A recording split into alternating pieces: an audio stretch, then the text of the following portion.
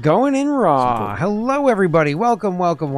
Okay, so right off the bat, before we talk about anything else or do anything else, let me just say that I've been trying to fix the audio, but there's no way with the OBS to increase the output audio. So all you can do is fiddle with the input. So in OBS, there are different input audios that are there. There's one channel is my microphone, one channel is Zoom, which is all three PCs together. And then one channel is the music. I always leave the music tiny. I always have me turned all the way up because everybody says I'm quiet, despite the fact that I am maxed out. And I have them, near the top. Nobody usually complains about their volume. It's usually mine or their music's. So what I did in OBS, because there is no output increase, is I increased I added like a filter for a gain to give us each 10 decibels louder. So, see, there's somebody right off the bat, still too quiet. It's like... Don't ever listen to the one-offs. You gotta listen to the masses. That's true. Fair enough. Winter Warriors I don't trust them. I mean, I get it. It's one of those things where it's like... One, it's summer. Two, if you're fighting, then why are you at a Twitch stream? There's just nothing to trust about that username. Everyone else will tell us that our volume is great. Watch. Oh, so actually, the person that just first time in chat... That is literally the quickly appreciate your answering on YouTube. I believe that's the person that made the comment about volume on YouTube. And I saw the comment. I was like, I'm trying to fix it. So I increased each of our decibels by 10. And just as an example, if you're looking at like the volume meter on OBS, it's mostly green and then it's yellow and then a little bit of red. Now when I'm speaking to you, it's predominantly sitting in red. So it's like the volume, it's coming out as loud as it possibly can. With my increase of 10, right? And when Jake speaks, it like blasts red and everything turns red and the thing's like, oh my God, what are you doing to me? So, but, all right. Cool. As it should. You're as loud as any other stream that I'm listening to right now, Scott. Your audio is coming in just as loud at the same volume level. Yeah. For me. I don't know. So like on Twitch, I don't think it's too big of a deal. I think it's kind of one of those, I'm sorry, play with your own settings at home. It's the YouTube where, because unfortunately we grew up with this as children. We're all old enough that we grew up with cable. Like you're watching TV, especially if it was like late night and your parents are sleeping and you're like, I'm totally not supposed to be up right now.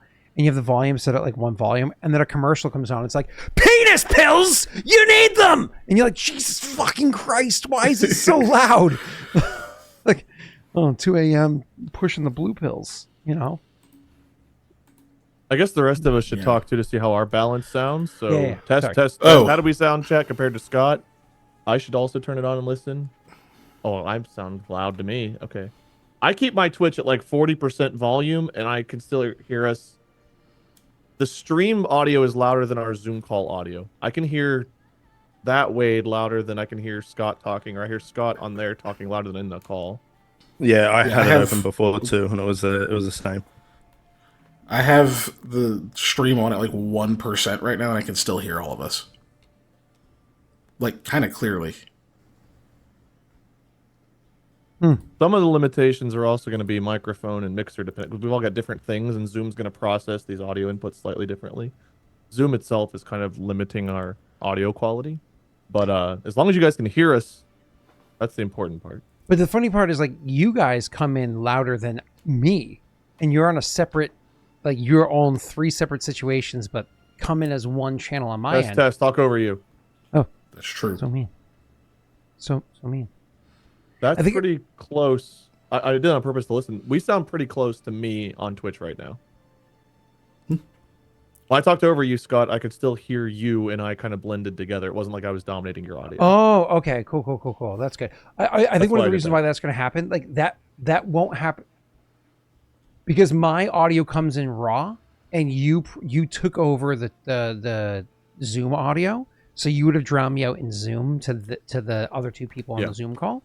But like to the viewers, you and I would have been the same, right? Separate channels. Apparently, Jake and Keegan are a little bit louder than you and I, but you and I use mixers, which I think caps our audio level.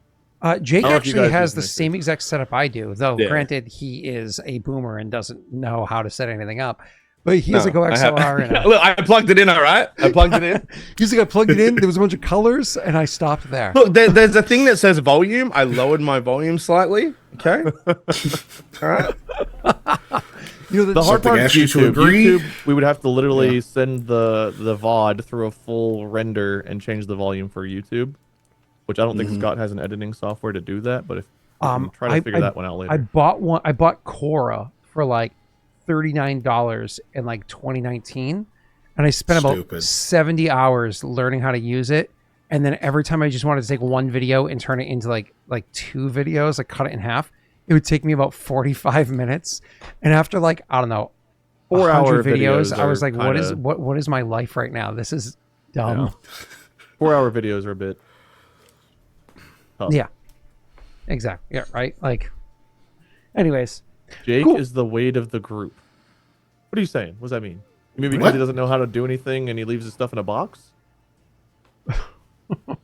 That does sound like me. That sounds too right. Hold on, wait. I'll only believe Jake is the weight of the group if Jake, do you have a caulk that you can just grab just off cam real quick? Not going to answer that question. Go ahead, he's going to grab it and just bring it on frame for us real quick. We gotta get it's deflated. On track here. It's deflated. If you really like weight, it's gone. It's very Scott. deflated. I don't even have that anymore. I forget you threw away your cock. Oh. Yeah, it shriveled up and it didn't make the move with me. No.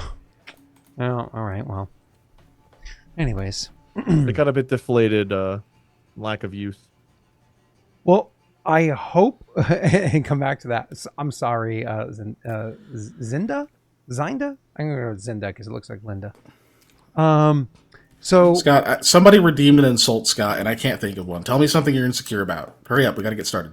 I've been so like sitting around with my brand new kid and eating so much junk that I'm getting dad bod, and I'm like, I really need to start walking or running. You want me to fat shame you? Yeah.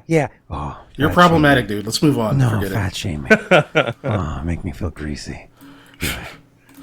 Oh, here's another one. Listen, actually, whoever redeemed that, you brought this on yourself. I'll tell you. I'm washing so many bottles and like breast pump equipment by hand, like literally like 8-9 times a day. So much so that my hands. Yeah, now you have to do Brits as well as yours. My hands are all like cracking and bleeding and stuff. So I have A and D I have to put on, and so my fingers get all like moist. That on top of the preparation H, you're probably really busy. Is that? I'm trying to give Keegan ammunition. Keegan, is this good enough for you? We should just move on. We've done it. The thing has happened. Are you sure? Use lotion in the future. I don't know what to tell you. Let's go. You're old, you're crusty, you're disgusting, and your personality sucks. Is what Keegan's trying to say. I could have just been like, Scott, fuck you. All right, let's go. Let's move. Let's go. Let's get it rolling. Is that an insult? Like, is fuck you an insult, or is that a request? Oh my god, dude, your existence is an insult. Move on. Okay. Oh. See, always redeem these for Wade. He's got them. Listen, I'm naturally mean. It's too easy for me. I've had to be in customer fun to service redeem it for someone 10 nice hours. and watch them struggle. Like when we were doing the Friday campaign and Katie had to do it, and she's just like, "Your socks are uneven." It's like, Katie, it's not really. Okay. I sometimes roll down my socks so they're like just beneath my heel. So that's still on my toes, my Dude, foot. you are a heel. Move on. What can we play? I'm just going to start being quiet and like waiting for Scott to talk when somebody redeems it, because he just sort of roasts himself if you just wait long enough. Okay. Don't worry, we all love that about you. All right, boys. It's the first time it's happened. It's session 3. So we're not doing redeems in the sense of like spending a nit yet. That is not a thing that's we turned on yet to finish that conversation of exactly what we're doing. I've just been busy for being able to set that up. But that being said, what are we doing with hype trains? Hype trains, what we've done in the past is a hype train. I don't know, but it's September, so gift subs are discounted right now. Ooh, I didn't know that. I think they're discounted in batches of 5. They might be individually, but someone said that subbing is not discounted right now, but gift subs I believe are. So your normal subscriptions are probably the same price, but if you guys do want to gift subs, not necessarily even here, but just in general, I believe gift subs are discounted. I think subs are 25% off right now too. Remember when they used to be like BOGO? Somebody said something about whatever. So now they're back to the price they were a month ago. 25% off. $5. You're not wrong. I think it went up. What? Oh yeah. Oh my God, you're not wrong. Oh, that's. It's like in jewelry stores. So fun thing about jewelry stores is they would jack up the price slowly over the course of like late October to early December. The prices would go up, and then they would do these huge sales for like, November and December. But like it was just effectively the same price as it was before. And then they price slash like mid-January, and you're like, you fucks. But Look, it's the price you all know and love. yeah. Anyways, where were we? Jesus. So yeah, hype trains. Do you want a hype train to be an individual plus equal to the level of the hype train? Like, what do we want to do with this? So greasy. That was a painful sneeze, man. Yeah, blew him across the room. So That greasy. was like the motion. I have really violent sneezes. That wasn't necessarily just the sneeze. That was the whole jerking motion it sent me. I did not just like sit still and achoo and it. Just like a cartoon, just fucking Achoo. All right. see your stuff fly off the other side. Jake, I guess that's a attack. good I'll thing. let you answer this question, Jake. What are we doing with hype trains? You decide. Oh yeah, that was the question. Oh, what do we do with them in the past? I think we just They would offer a auto-win the power up to season. a certain or some type of thing to like a certain player, and you would have polls on them. Remember? Oh no. You're talking about something entirely different. You're talking about what's it called? Limit breakers. That was one campaign we did. That Oh for, yeah. That's and it became problematic. the other one was But British people usually advisors. are, if so- you Huh? remember. So it'd have to be something different than this campaign. Warmonger it was advisors, and the limit breakers were Inclimate and Regicide, I think, right? They may have gotten limit breakers. I don't recall that. Or they were going to, but I never know they got were- them. Oh Yeah, I know they were maybe. called that in Inclimate, but I didn't really Yeah. watch all of So that. greasy. Okay, so What do you want to do with them? the other suggestion was it just being like a flat bonus for a die roll of choice. That's kind of really useful. So Kind of like what was done over on Mass Effect. Yes. You're talking about like that? Okay. We kind of overdid it there because we got like what a +5, 4, 3, 2, and 1. We got Yeah, all it of was them. I it think was a, one it was a probably- scaling one. So right now it's currently it's a hype train level 3. It's level 4 is worked on, but level 3 is completed. So here that's just saying single +3. Over there it would be like you have a +3, a +2, and a +1. You know what I mean? So Sure, we could pull together and get like a +20 every session, guys. Yeah, we could pay for it. Get rich. Like true Somehow, for capitalists. some dumb reason, spend it on Scott. Profit? yeah, thank you, Lilac. Okay, so what about let's make the math simple. That way we can just move on from this and get into the session because it's almost 1:15. We like to start by 1:15. What if whatever level hype train ends at, you take that as a bonus, but you can use it twice? Sure. Yeah, I like that. Yeah, That it sounds has to be fun. used that session. But you can use it That twice. session, so, right? Yeah. So if you guys finish level 4, which it's 91% of level 4, if you finish level 4, that'd be 2 separate +4s for this one session. And they would have to call them out. I would say call them out before you roll because this is Pathfinder. Pathfinder you call before you roll, not after. Does that sound fair? Yeah. Yep. Or sometimes it's before result is revealed, but Well, yeah, infrequently in this version, but yeah. Okay, we'll do that after roll before result is revealed. That's fair. yeah, I like that better. Cool. Of course you That makes do. it even more special. Yeah. Makes it more special. Toe Beans, you're welcome, but I don't know why my gift subs always have to go to usernames like Toe Beans. All right, there's got 20 No seconds offense, left, but like 9%. some. But, gentlemen, Eh. I'm going to throw it to you, Jake. Want to give us a quick recap of last session? Bang it out in 30 seconds or less. Wade. Oh, good old What? Jake recap. Thank Say, all right. It's September, We man. I'm got just lost being in the generous. forest. Found a tree that smelled great. What do we do then? Something was going on, and like we were getting all our stuff was like soaked with water. Then we got out of that area, hunted some food, found an empty camp. After that, we followed some tracks and actually found the bandits. After doing our best to not hurt any of them, we ended up killing 2, I believe. Injuring 1 and 1 surrendered. That's where we are. Yes, sir. I'm going to put this back on the screen for everybody. Right. Where's Zara? Here. Boom. All right. That's where things currently sit. The highlighted ones are the DED ones. Beautiful. Thank you again, Lilac. All right, cool. So let's kind of dive into this. So your characters just finished that fight. You know what I mean? She was like, "No, we surrendered." Be like, "No, he didn't surrender," sort of a thing. She turns to loose the arrow, and then all of a sudden gets blasted literally from a crossbow bolt into her nose. So cocks her head back, throws her back on the ground. She lets out like a somewhat scream of pain, but like quickly kind of like gurgles away the pain as blood from her nose, sinuses, and everything are rolling down the back of her throat into her lungs. So she only gets like a half scream from the pain of that before she then starts drowning in her own blood and dying. And you have Aldo, who's just kind of like reeling from that situation. You have Mikhail, who had thrown down his sword to show that he's not going to fight anymore, and he's like, "I'm sorry, I stole your stuff." And he's like, "Excuse?" And picks his sword back up to check out that situation. And then you have Koa, who is like, "I'm coming for you!" And he ran the guy down. He totally wasn't, it's not that he couldn't hit the guy. It's he was showing the guy, "Fight me. Fight me, bro. Fight me." And then as soon as the guy turns around to fight him, he murderizes him. And then he hops on his horsey.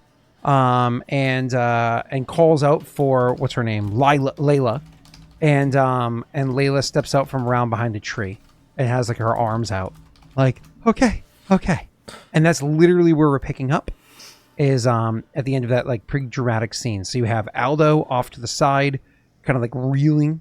You have Mikhail, attention now pulled up because Layla comes into the corner of your vision. But looking down, and you have Koa, who's able to slowly ride his horse over to Layla. She's not so far from you. You have to gallop to slowly ride over towards Layla. Are we supposed to be bringing all these bodies back, or was there something particularly we needed for proof of death? Yeah, I think we are. We got to put these bodies on the horse and the mule. You do not need to bring all the corpses back. It's you got extra money for bringing people back alive. Yeah, how do we prove the two that we killed, or do we not need to? You don't need to. They'll be able to get details out of the people that are alive anyways. They did not ask for that. So if you came back and you're like, there were 17 of them, they'd be like, okay, well, let me ask them. Did you start the they session? didn't make it. I'm sorry, what did you say, Keith? In World Anvil, did you start the session? Oh, I did not. Let me do that right now. Thank you, sir. And is our note taker running? Good. I am not. Okay. And I don't have the monitor for it. And so now we start with your characters where they left off last time. I will throw the attention first to Mikhail, because he's the one that is closest to the person he's going to interact with. So, Mikhail, I will throw it to you as I start the session. Wait. Oh, you're talking about my boys close to me, or Layla? My boy. Oh boy. Who is Jasir, right? Yeah. Yes. There he is. Yasser. Yes, yeah. So yeah, I will kind of, now that he's sitting on the ground, I will kneel down in front of him and just go, "Where's your dad?" He looks to you and says, "My dad? The one who kept calling you his boy? It's not my dad." Really not in the moods for semantics. He's not my father. He's not my... Do you know who I'm talking about or not? Nods and says, "Yeah, sorry. He's out trading." Shrugs. Whatever. I Where's my advise him stuff?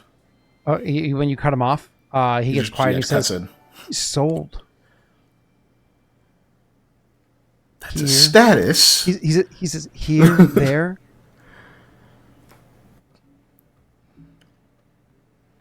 You could, like, his patience is obviously just like simmering, like almost out.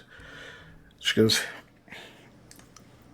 "I'm going to have a need for way more specific details, I have to deal with this right now. So maybe think on exactly what you're going to tell me when I ask you that again. It nods, but that's it.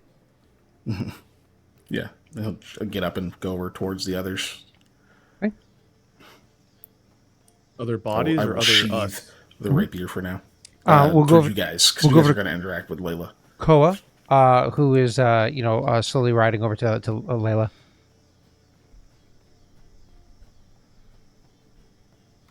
So you are Layla. He'll like yell out as he approaches. She nods slowly.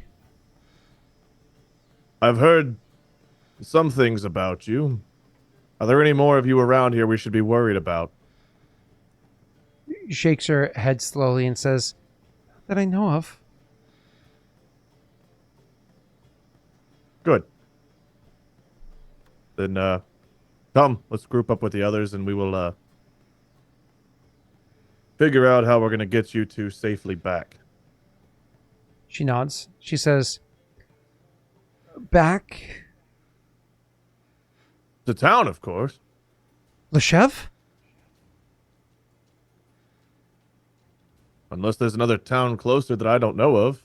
Oh, thank the heavens, she says, and like her arms strapped down by her side. Okay. For a moment, I thought you were bandits. Oh, okay. And she like walks with more confidence toward you. You thought we were bandits. No. We were sent out here to take care of you because you are the bandits. I'm not a bandit. I'm. Oh, you said you heard about me. What have you heard?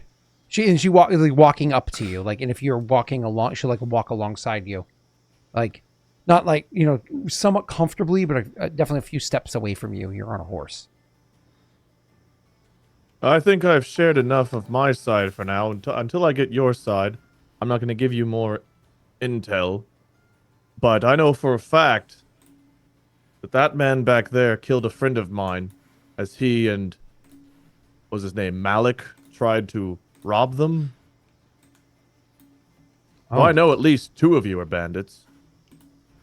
Oh, you're the one. Wait, you're saying that Malik killed? No, I killed Malik, but what was the other guy's name? The archer's name? There was Samir. Samir, yeah. Samir fired an arrow that killed my friend, as Malik came and tried to abduct his daughter. You're saying Samir's the one that killed Phill? You knew Phill? Yes, Samir killed Phill. Not personally, but I mean, he was known by a good number of people in Loshev, and so it's been talked about the past few days. Well, yeah, that's why we were sent on this expedition, was, the murder of Phill. Oh, I have nothing to do with that, she says, like taking like turning towards you, but taking Other a than couple steps breaking back. bread with his murderer, I get it, sure. Well, that doesn't make me an accomplice. I wasn't involved. That's not for me to decide, but we'll take you back to Loshev and they can sort it all out.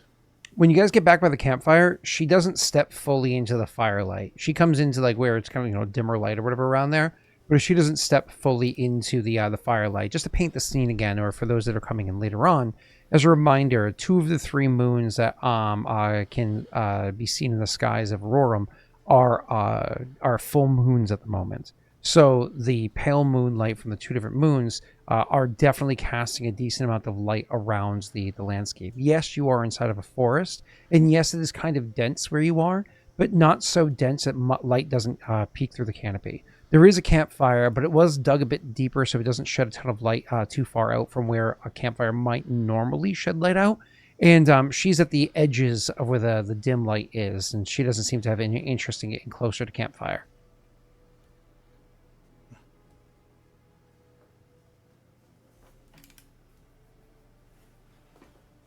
You don't have to stand so far back. The fighting is done unless one of you decides to try something. Speaking of which, Aldo. Beautiful shots. I underestimated you. Where is Aldo at this point? Has he approached the fire? Has he hung back? Like, where is Oh, Aldo? we're all here. My bad. He is sitting on the ground exactly where he was. It was right next to a tree. So he's sitting against the tree, out of the campfire light. He's just sitting there. Okay. I would go check on him. So you'd probably say that, but then as you say that, you're scanning about and seeing that Aldo's not there. So maybe like the tail end of your line there, Wade, probably trailed off a sec. And then you went like that now coming to Mikhail's attention. Mikhail will walk over Where is Aldo? I'll go check on him. I see him. All right. Walks past one of the bodies and just what? Never mind. I'll go over to you, Aldo.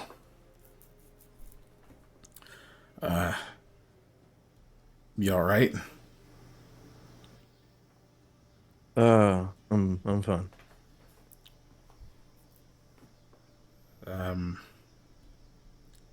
Well, I guess two things. One, thank you. And sorry I brought you out here.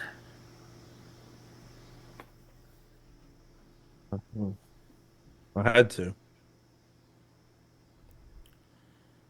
You didn't have did. I had to. I don't know if you'll believe me or not, but when I stepped forward, I thought I was helping.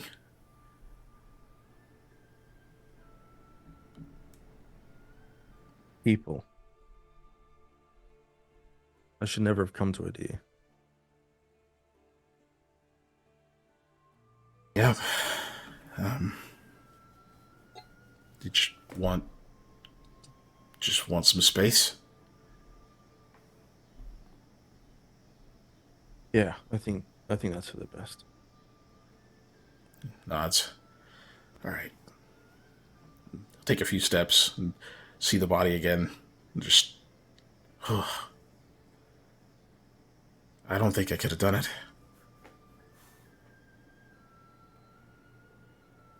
I had to. He'll make his way back over to the fire. Yeah. And says he just needs a little bit of space, some air. That's right. This is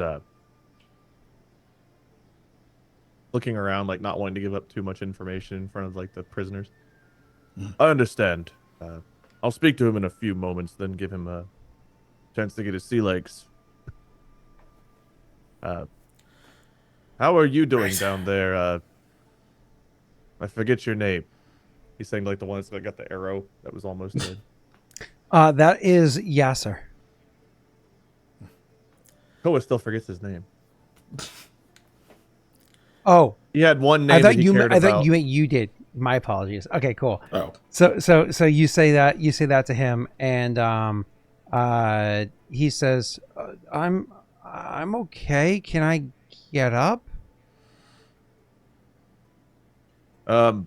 Based on where that's lodged, I wouldn't recommend it. Okay.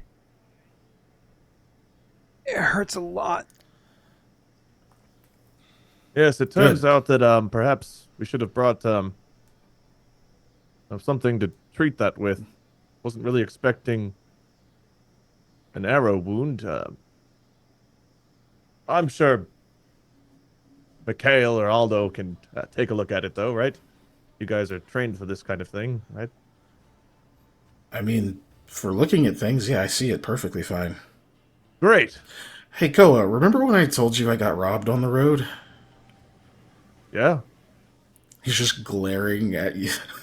I think that, whatever. I keep... Yasser. Jasir, yeah. I keep getting Samir and Yasser mixed up. He's just glaring at him. Just wouldn't want to be you right now, then. Perhaps you don't want Mikhail here to be your medic. I can rip it out, but odds are if I do that, you'll bleed out and die. So let's hope that once Aldo regains his senses, he can help. Please, I definitely don't want to die. Remember that feeling next time you think about robbing someone, then. You see, Layla, you have a thief here, you have a murderer dead over there, and he'll just now probably notice the one that's got an arrow perfectly like in the middle of her face. You can see she's staring at that one. What happened here other than Aldo? What did she do?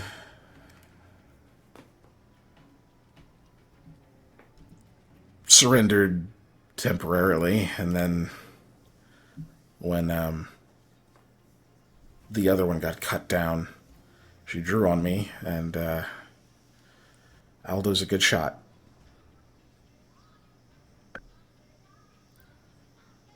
Martyr endures, he's a good shot. I told Phil's family I would avenge him, and I did.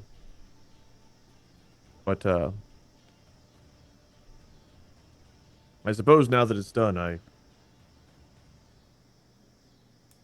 kind of wish I could have asked him questions instead, at least first, maybe.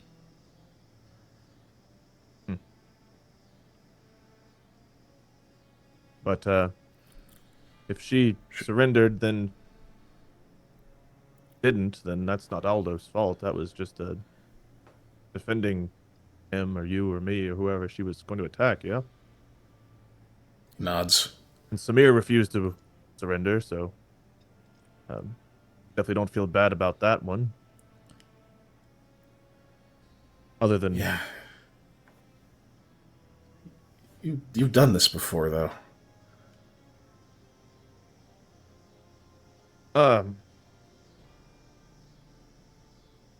A few times.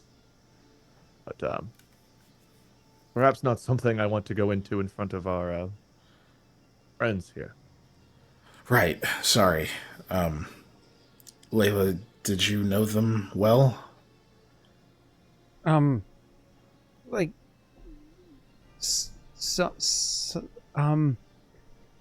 and she like doesn't. She's like literally. She looks up at you when you say her name, like with a start, and then she starts to try to answer, but then like her eyes just keep wandering down at the woman with a bolt through her face, and she's, trying to decide how much she wants to answer while also struggling to come up with the words. He'll get up and go and like sit to where he eclipses her view of the corpse. Mm-hmm. Also, She'll so blink he like can once put or his back twice to and it. then look up to meet your eye. Obviously with the light, kind of at your side, it's difficult for her to fully make out your face, but you're smart enough and have a stage presence enough not to have the light directly behind you, right? Not to mention you do have your floating lights you can have illuminating wherever it is that you'd like. Anyways, continue, sir. Say, I'll repeat it. Did you know them well? She says, I wouldn't say well, friends, but not close friends, she says, and it's almost like in a questioning way, like, did I answer the question right? Yeah. Then what were you doing out here in the middle of dangerous, cursed, haunted woods with people you don't know all that well? I was asked to. By And then Dan? she like perks up. She says, I'm here on official Loshev business. One of the guard personally asked me to come out here and to deliver this message. So I'm not a part of any of this. I was explicitly asked to run out and to make word with them. So Rewind here. Deliver what message? What? Step back. Return. Go backwards in language to deliver message, and then tell us what that message was. Oh, okay. I was confused because we don't have magnetic strips yet. So, Eat my ass, DM. she's like, well, I was gonna ask. And you are not in my idiopan, Daleric. Anyways, so you say, you said step back, and then what was the line again? Wait, sorry, what were you asking about? Who? Deliver what message? Oh, she says, she's the R2 and I'm Luke. Yeah, she says, I was told to warn them that there might be dangers out in the forests. I mean, more than just the rumors of the curses or some of the animals out here, that there might be, well, bandits out here, hunting for people, and to instruct them of a place where they could hold up for a little while. And so I was coming to tell them that. What other kind of official business has the guard put you up to? She looks over to Yasser for a moment, then looks back to the two of you, and says, "Well, honestly, that's it. It was kind of a... This request was not an easy one," she says, seeming a bit uneasy. I mean... Can I get a sense motive? Yeah. All right. I forget that that's a thing. Fuck. No. So she's like, it was not an easy one, but I just was supposed to come and inform them that. And I was supposed to stay with them for just a couple days until someone can help me navigate my way back. What do you mean the request was not an easy one? Of course, coming out here is not easy. I understand that. But why would you agree to do it? Well, why do we agree to a lot of things? She says, like, seemingly like perturbed, but kind of under her breath, even though you hear it. She says, it's dangerous coming out here alone. And I head out. Well, I'm just glad I found them. And then I found them, and she like looks like she wants to say something, but then looks down at her feet for a second and chooses not to say it. And she looks up and says, that was it. We're supposed to come, give the word of where it is they could... now. Hmm? Can I sense? Yeah. Now? You can give you give the word of where it is that they can hold up for a little while, and then someone is supposed to help guide me back.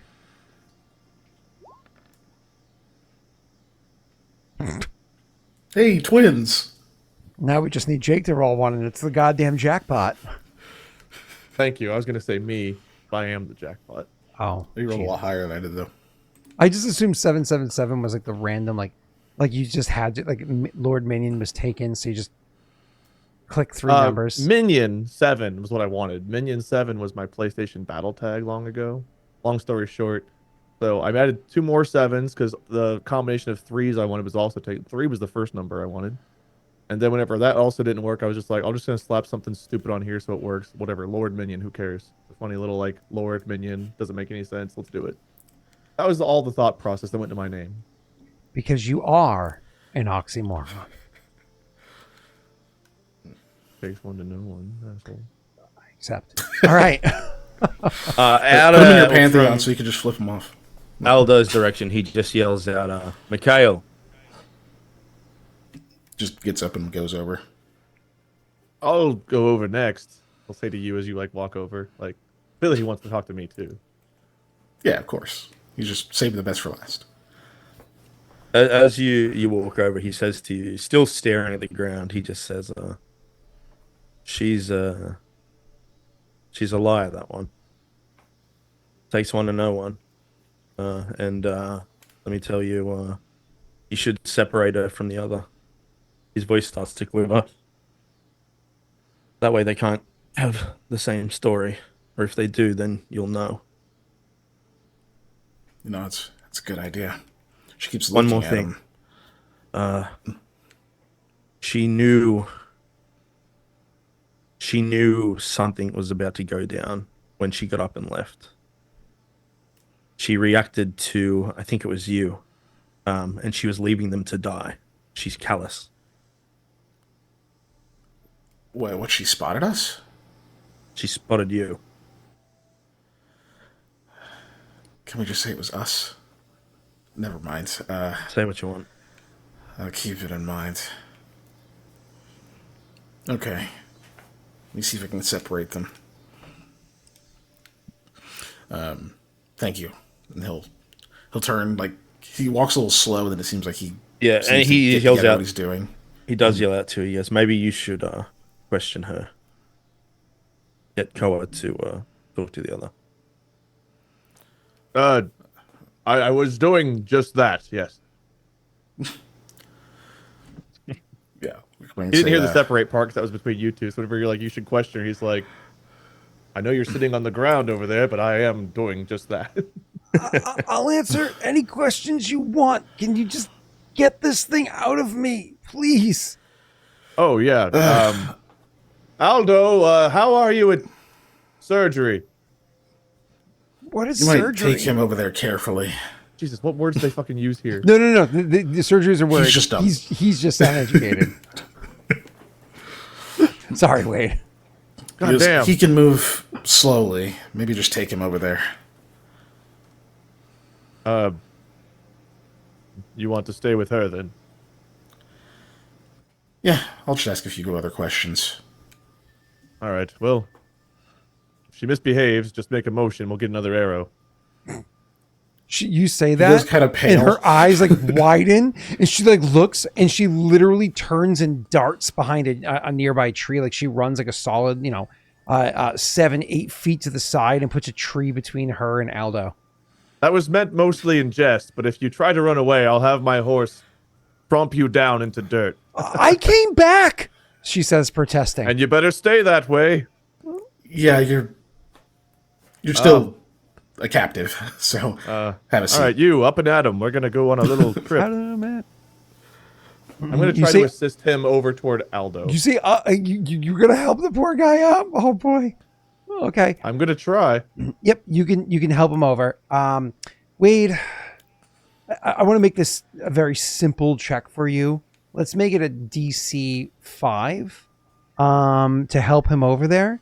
I'm trying to think of a DC 5. Can I use ride? Because he'll be riding on me like a like piggyback, you know. This is a dexterity check, DC 5. I'm glad you elaborated. Am I still fatigued?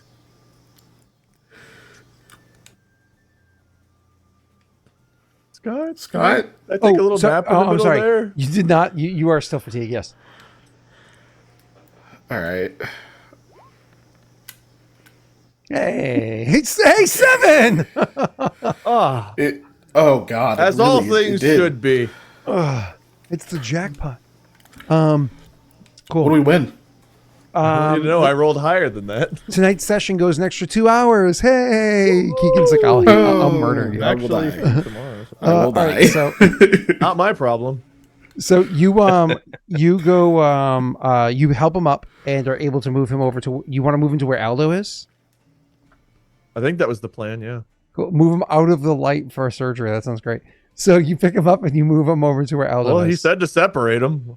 Yeah. Listen, this is not my strong suit. I don't know about that stuff. Besides, Keegan Plus, just I throw can the see dancing fine lights over over there. You can have Yeah, like I'll move the dancing lights over there for however much longer they last. I can also see just fine over by all this. I don't know what all the fuss about the light is. Oh, fair. Okay, so Aldo, you're gonna roll to pull that out. But while you're doing that, I'm gonna bring my attention to Keegan. So you're with her. I assume you walk over to the tree that she ran behind. Now the distance between you and them is like it's a pretty healthy distance between where he is and where she is. Let's call it about 45, 50 feet or so. Like a good distance. So you can have a conversation, and you can walk further away with her if you want.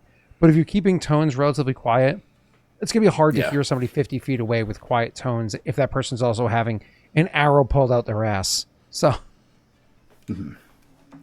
Okay, so he'll walk over and just kind of quietly says, "Why didn't you warn them?" She like shifty eyes. Before she answers, like even when she hesitates, she just goes, "When you spotted me." Go ahead and roll. Are you trying to be persuasive? Are you trying to like, I know, answer now? Are you trying to be like, just talk to me, I'm your friend? He's kind of trying to be like, stop the bullshit. Something's going on. Like kind of more persuasive than it. Like he's not trying to be like, fucking tell me. Yeah, no, I hear what you're saying. Yeah. I will take the diplomacy on this. Okay. All right. She says, I shouldn't be out here. I shouldn't be here. I shouldn't be involved in this. I mean, she gestures from around the tree, but pointedly not looking. She doesn't get quieter either. She gestures towards the dead woman on the ground and says, I shouldn't be involved in this. I shouldn't. I'll put a hand like on her shoulder and be like, relax. We're just talking. You put a hand on the shoulder, and it's actually like your calming tones and everything. She actually like pulls her arms tight, and she like rolls in like she's expecting you are going to give her like a calming hug. It's like leans into you, like you're going to give a calming hug. Yeah. She kind of like pats her back a couple times and goes, we're just talking for now. She actually starts to sob. Oh. I don't believe her. He will just wait. Like anyone who like sees his face in the distance, he just looks like not confused, like he's expecting something bad to happen. I can't tell if this is like a type of manipulation or if she's actually like. There's definitely the type of person that puts on this kind of show to manipulate. If only we didn't roll such shitty sense motives before. So you give her the minute or two to figure this out while Aldo is trying to get up the courage to look at this man's ass and his lower back where the arrow is in, and he's assessing the situation, peeling back clothes, whatever it might be, getting prepared to whatever he's doing. His or the other guys? That's Aldo. Oh, sorry. And so she eventually she kind of catches her. She says, I'm sorry. I did see you, but I'm not supposed to be involved in any of this. She's not calm, but she's not loud or angry or hysteric or anything like that, right? And so she's like, I'm not supposed to be involved in any of this. Listen, my boyfriend asked me to come out here to go deliver a message, but who goes traveling in this deep of woods by yourself with a map? Why does he have a map to come out here? I asked him, and he said he couldn't tell me, which is some bullshit. You know it's bullshit. She says, but he asked. Anyways, it caused an argument, and eventually I just agreed to come out here. And when I finally asked why, and he wouldn't answer, I asked him. I asked him straight out, are they doing some shit? Because I know the people he was asking me to go talk to, and he just gave me a look that said that he's not going to answer the question. So I knew they were up to something. And now she does get loud at this point. And now your friend is saying that they killed Phill. He doesn't stop her. What did you say? He doesn't stop her this time. She says, and now your friend is saying that they killed Phill? Like, I don't know Phill, but I know his reputation. He was a nice guy. Her tone starts to drop down a little bit. And she says, so I'm out here trying to warn them that they're getting attacked by bandits, which I assume there was at least some truth to that. And so I'm not about to be out here and die because, I mean, if I came all the way out here by myself, then I'll just find my own way back. It's just... And so when I saw you, and she looks helpless. So you saw who you thought were bandits and decided to just go it alone in the woods you were afraid to go alone in? They're not my friends. That's not the whole in your story. Why would you run off by yourself into the woods if you thought bandits were approaching? You knew that we saw you, and that you saw us, so you isolated yourself. Yeah. I went away from the danger. Instead of warning people who had weapons?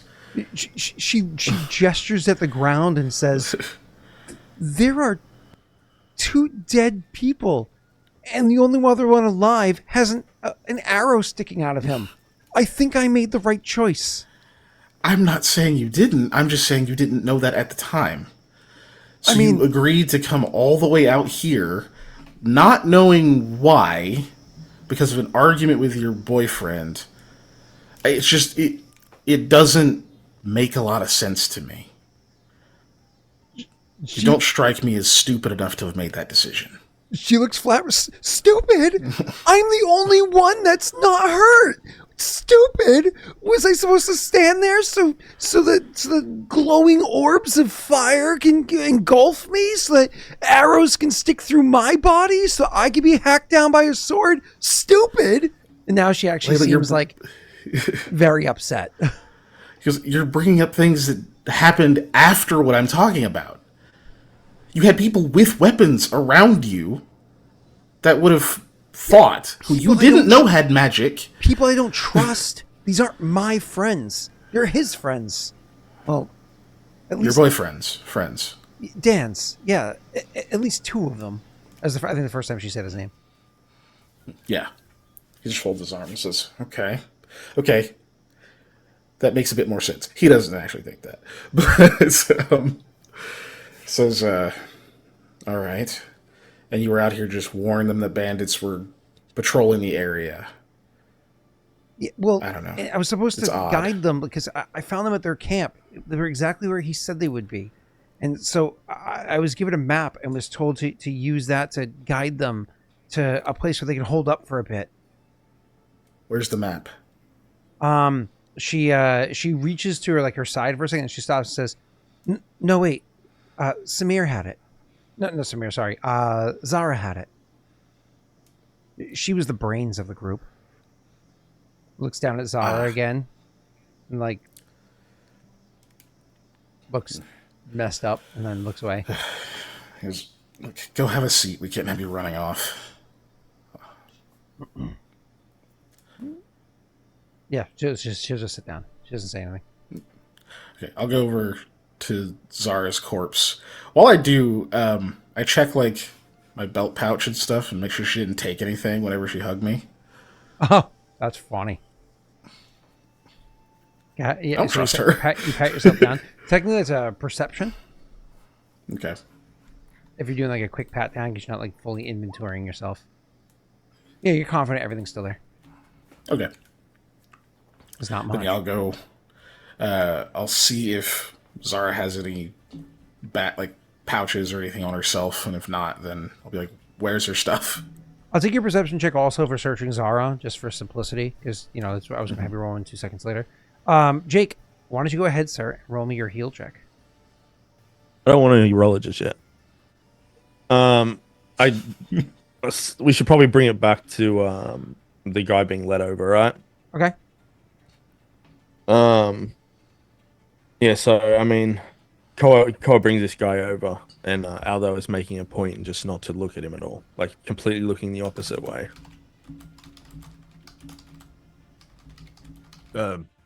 Aldo, over here. In case you forgot. Mm-hmm. Yeah. Might need your hands for this one. And then all of a sudden the four orbs kind of float around over where Aldo is, and I don't know, Key can describe if they're rotating or whatever they're doing, but the area lights up. I think I would actually have to cast it again. It's pretty short. You're short. Oh! My character's short. Got him. It's 2. Can't you do it?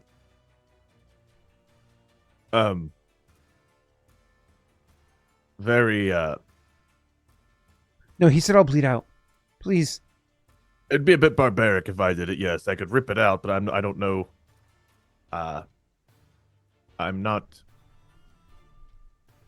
a wound. Sure, you can kind of patch up a little bit, but this, how do you remove the arrow without it? You push it through more. You rip it out. You wiggle it.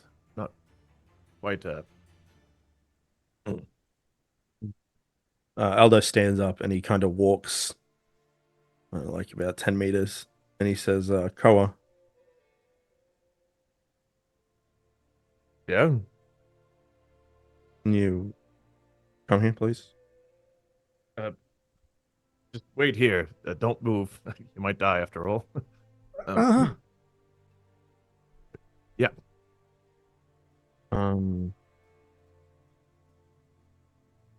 I am not a doctor. I've Yeah. never done this before. I've seen an injury similar.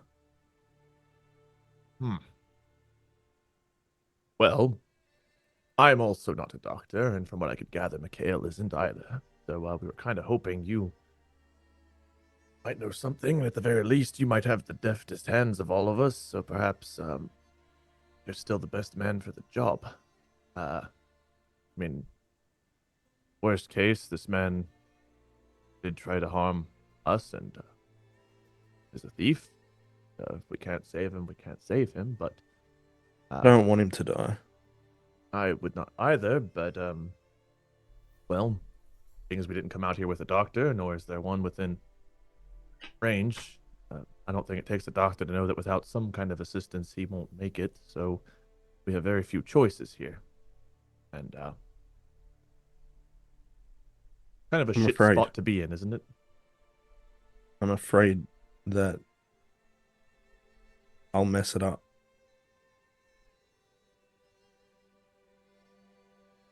He like pulls his hands up and you can see like he's like visibly like his hands are just shaking.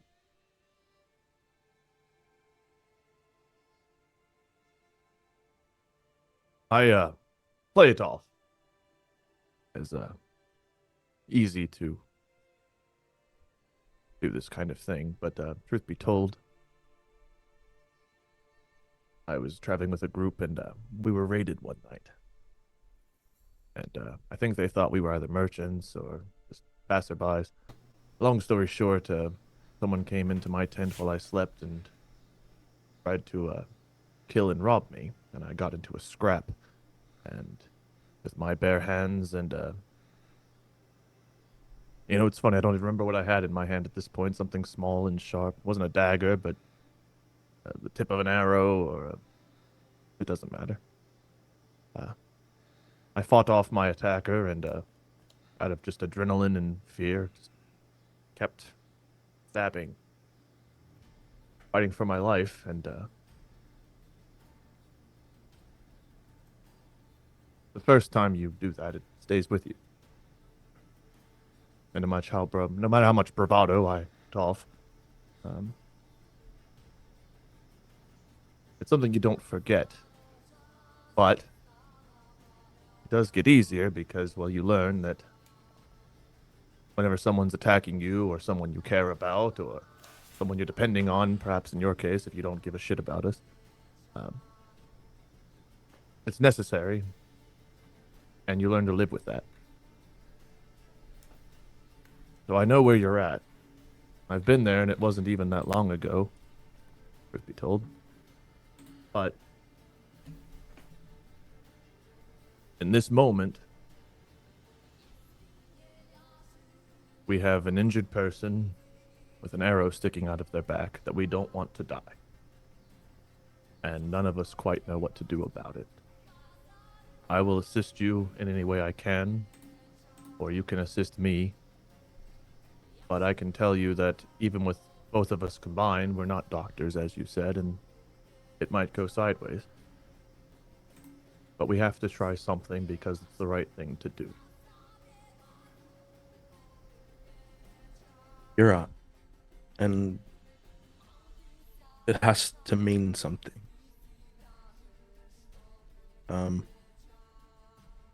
I'll give it a go. Could you do me a favor? It's something that's on my mind. The one you slew. Can you bring him back to the light and search both of them at the campfire there and check them for tattoos or something? Yes. Check I her can as do well. Thank you. Now, should we help? I forget his name again already. Or should I do that first? Because I don't know if time is of the essence here or not. He is bleeding a bit, but I'll talk while I work. I'll talk to him while I work. And you see at that he gets the wineskin, he's shaking, and he pops it open. He just starts to drink, and then you see him try and visibly compose himself. Maybe stop shaking as much. He takes another swig, takes a deep breath, And he says, I'll do my best. That's all Whatever any it's of us worth. can ask. We were sent out here to do our best, and well, having 4 alive would have been ideal, I suppose. But we are where we are, and none of this is your fault, Aldo. You were a prisoner assigned a shit job. We dragged you out here, and if you need to blame us or blame Dan or blame whoever, that's fine. But just know that we know it's not your fault. You were put in this predicament, and I do appreciate you having our backs, even though I know you didn't want to. He just nods. I'll, like, slap you on the shoulder, like, kind of uncertainly, like, I don't know if this will help or not, but they're there. That's funny because I was like, in my own head, I was like, Aldo really needs human contact. And I was like, I wonder if he's going to do it. Yeah. You see, as you touch him, he kind of almost like leans into it. His head kind of drops back down. And then when you remove your hand or whatever, he just looks back up and he goes, well, let's get to it. Let's do our best. All right, so I will go over to what's this guy's name again? Here. Which one? Sorry. Jasir. Yes, sir. Is Yeah, it? yes, sir. Yes, sir. Yes, sir. Yes, sir. So, like, yes, sir. Yes, sir. So you kind of like wave him over, or does Wade you help him over? Oh, I'll go over. I walk back over to where the lights are. I Yeah, we're assume. walking Okay. around. Oh, okay. You got it. My apologies. So you back over, and he looks at you like a hopeful look in his eye. Well, yes, sir. Let's see if it's your lucky day. His hope is lost. I get prepared and kind of wait for Koa to, I guess, leave and go and do the stuff that I asked him if he'll do it. Oh, I mean, yeah. He was waiting to see if you wanted a hand with Yes or first, or if you wanted to do it by yourself. If you like nod, he'll go and start gathering some ear and getting everyone together. Yeah. So as he leaves, he turns and he just starts talking to him. He says, "All right, yes, sir. You have a bolt stuck in the side of you. Let's see what we can do to get that out and get you home."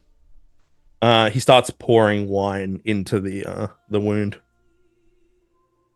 Might sting a little bit. He lets out his best impersonation of a wolf howling at the moons. It's not a very good impersonation, but it does carry through the trees very well. Yeah. Are you saying then Yasser he'll- has that dog in him? Wait, shut your That mouth. happened. That happened too. And then he'll offer the wineskin to Yasser. He will absolutely take like a big drop, swig of it, and then after he swallows, he coughs, and he's like, "This wine's shit." Beggars can't be choosers, Yasser. He snatches it back and takes a swig himself. I've had what he's drank. He's being a fucking prima donna. So yeah, as he makes to get ready and probably gets him into the right position and angles his face away and all that stuff, he says, "Yeah, so you're gonna have to help me here because I'm not supposed to even be here, and if I wasn't here, you wouldn't have ended up like this. Can you tell me what you're doing here with these people?" Yeah. I was supposed to see if they had anything they needed to trade out. That's all. So sometimes they have some stuff to trade, some pretty decent things. Sometimes bits, sometimes baubles, but there's also who's ma what's it's and more. It's just grabbing whatever they had, but we can't do that in the town because they don't exactly pick it up the way that you'd want to have any oversight on. I don't ask questions. I just take it, and then we sell it here and there, and come back, split some coin, you know. How familiar are you with the others? I mean, we drink together. Speaking of, All of he you? like looks at your wineskin and weakly holds his hand out. Yeah, I hand it back to him. I say, all of you? He thinks for a second and says, at some points, yeah. Just say you had a working relationship then. Yeah, more like that. You know, what's that word? Accountances or whatever it is. I see. So you're like the thief and the fence of the group. Whoa. Actually, I suppose he looks back over his shoulder towards where Mikhail is. I suppose, yeah. And Samir, what was his role? Samir, he was. Wait, hold on. Just make sure I'm not mixing people up. The one that actually killed Samir. Aldo was Samir, correct? No. Aldo's alive. Aldo. Phil's dead. I meant Phill. Sorry. Jeez. Yes. It was Aldo the whole time. This is Phill in the campaign. Plot twist. Phil never died. Samir's a trapper, a hunter. Him and Zara, they've been friends for forever. They know these woods better than anybody. I mean, people don't really come out here. These woods are, most people think them haunted. Whether or not, you think it's true or whatever, but Gaba Zalam is known to be haunted woods. Yeah, okay, that's understandable. What about the other one? The one at the campfire. What's her job? Layla? We'll get to her. The other one. Oh, he said Zara. He said the two of them did he? are like the hunters, trappers, and know the woods better than anybody. Yeah. Then he says, and Layla? He says, I mean, she's all right, I guess.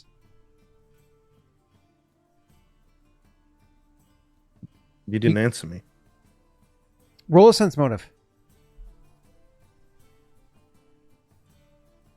Please don't roll a 7 or lower.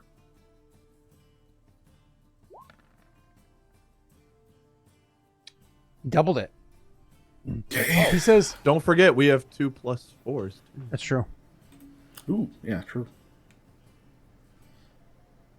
Oh, do you want me to use it? That's up to you. I'm not going to try to influence either way. Oh, I need influence. Okay, I'm asking for party input. I put my hand on your shoulder and I tell you no matter what you do, it'll be okay. He doesn't want to be Celsier and just use all of them without asking. You know what? It's Yeah, probably go for it. important for us to find out information on her. Yeah. I just don't know. This might be the first successful sense motive so far. All right, yeah, let's do Be it. nice. Okay, with your 18 total, you can see he like thinks for a moment and then he says, actually, we're pretty close. We spent a good amount of time with her. She's, not that anybody's really friends with her or anything, but she's around a considerable amount. She's pretty involved. He is absolutely lying. If you had to guess, he realizes that she has importance in being like the girlfriend of a guard. And so by overstating her importance, maybe like in getting herself out of trouble, she can help pull him out of trouble. Like it's definitely like a maneuvering. Yes, sir. It's probably not advisable to outright lie to the person trying to save your life. Let me give you another chance here. As he kind of like pokes him a little bit, eliciting a little bit of pain. Oh, like near where like as you're looking over the things. Ah! Yeah. Okay. Okay. Oh, all right. She's Dan's girl. Your friend just always brings their guy or the girl with them everywhere they go, and you don't really have anything to talk to them about. They're just there. It's one of those situations. Fair enough. When did you just all set out together? No. You just meet in the forest from time to time? When do you Yeah. know when to come? I met them back at their camp. Well, they met me. I was at the camp first, and they joined in with me, and I was happy to see them for the treat or whatever. And then they were telling some crazy ass story, and I was like, well, maybe I'll just lie low there for like a day or so, and then she came in and said that bandits were hunting us, and they seemed all panicked, and so I we broke camp and we head out. That was last night. Right. Okay, yes, sir. And did you know Samir was a murderer? I know you're a thief. I don't think you've killed anyone. No. Ask Mikhail. He can vouch. Hale? Did you know? A murderer? I mean, he doesn't exactly seem Please. friendly, but I didn't think a murderer. Honestly, if I thought anybody was a murderer, I thought it'd be Zara. She's tough as nails. Well, I thought she was. At that, you kind of see he kind of winces and looks to the side before he comes back, and he says, "You have any tattoos, yes, sir?" I don't. No. Oh, wait. I mean, yeah. Where? I lost a bet. It's, Where is it? because you get the arrow like in his, his side or whatever it Yeah. is. He literally turns around and drops trow, and you see like there's literally like what is it, two kissing fish tattoo on one of his ass cheeks, like two fishes like going like kissing fishes. Oh, rather artistic. He's like, yeah, I know. All right. Well, we're just about ready to see how this goes. Last question though, and make you're sure not to exactly answer well. inspiring confidence. I thought you were saying like if I answer your questions, you'll do a good job. Oh, I will. Don't worry. I'll do the best of my ability.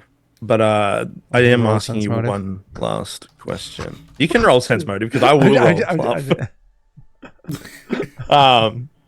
He says, last thing, Dan, what is his part in all of this? Whose part? Dan's. He says, I don't work with Dan. I work with them. They're friends with Dan, and so I drink with Dan. But I don't work with Dan too much. Well, Dan knows what I do, but I don't do it in Loshev. I don't take anything in Loshev. But he doesn't ask questions when the cart comes in, and occasionally he might vouch for something that might appear in stock, but like he doesn't, like I don't take anything. It's a mutually beneficial arrangement. Things appear there that ain't too expensive. Maybe he gets first dibs, and he lets me go by.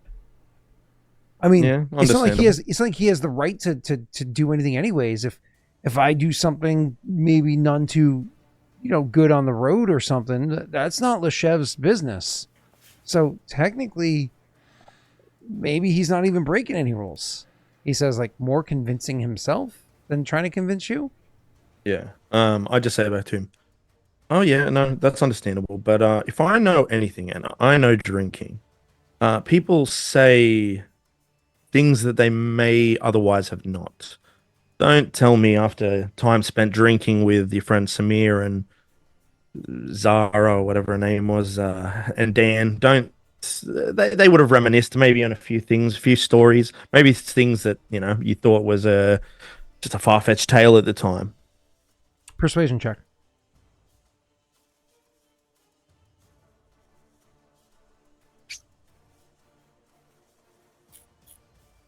I was looking for persuasion, it's diplomacy. Oh, my apologies. Eventually, the addition blindness will go away. Oh, okay, thank you. Jesus. Are you happy with your 25? Jesus, I'm Nat 20. That's happy. awesome. Good? Yep. DC was 26. He draws a slow breath, and then he like leans on the tree that's nearby because he's like in a lot of pain, and he's like, okay, okay, listen. I'm going to tell you, just believe me, okay? No. They have never let a story slip. But listen, let me explain.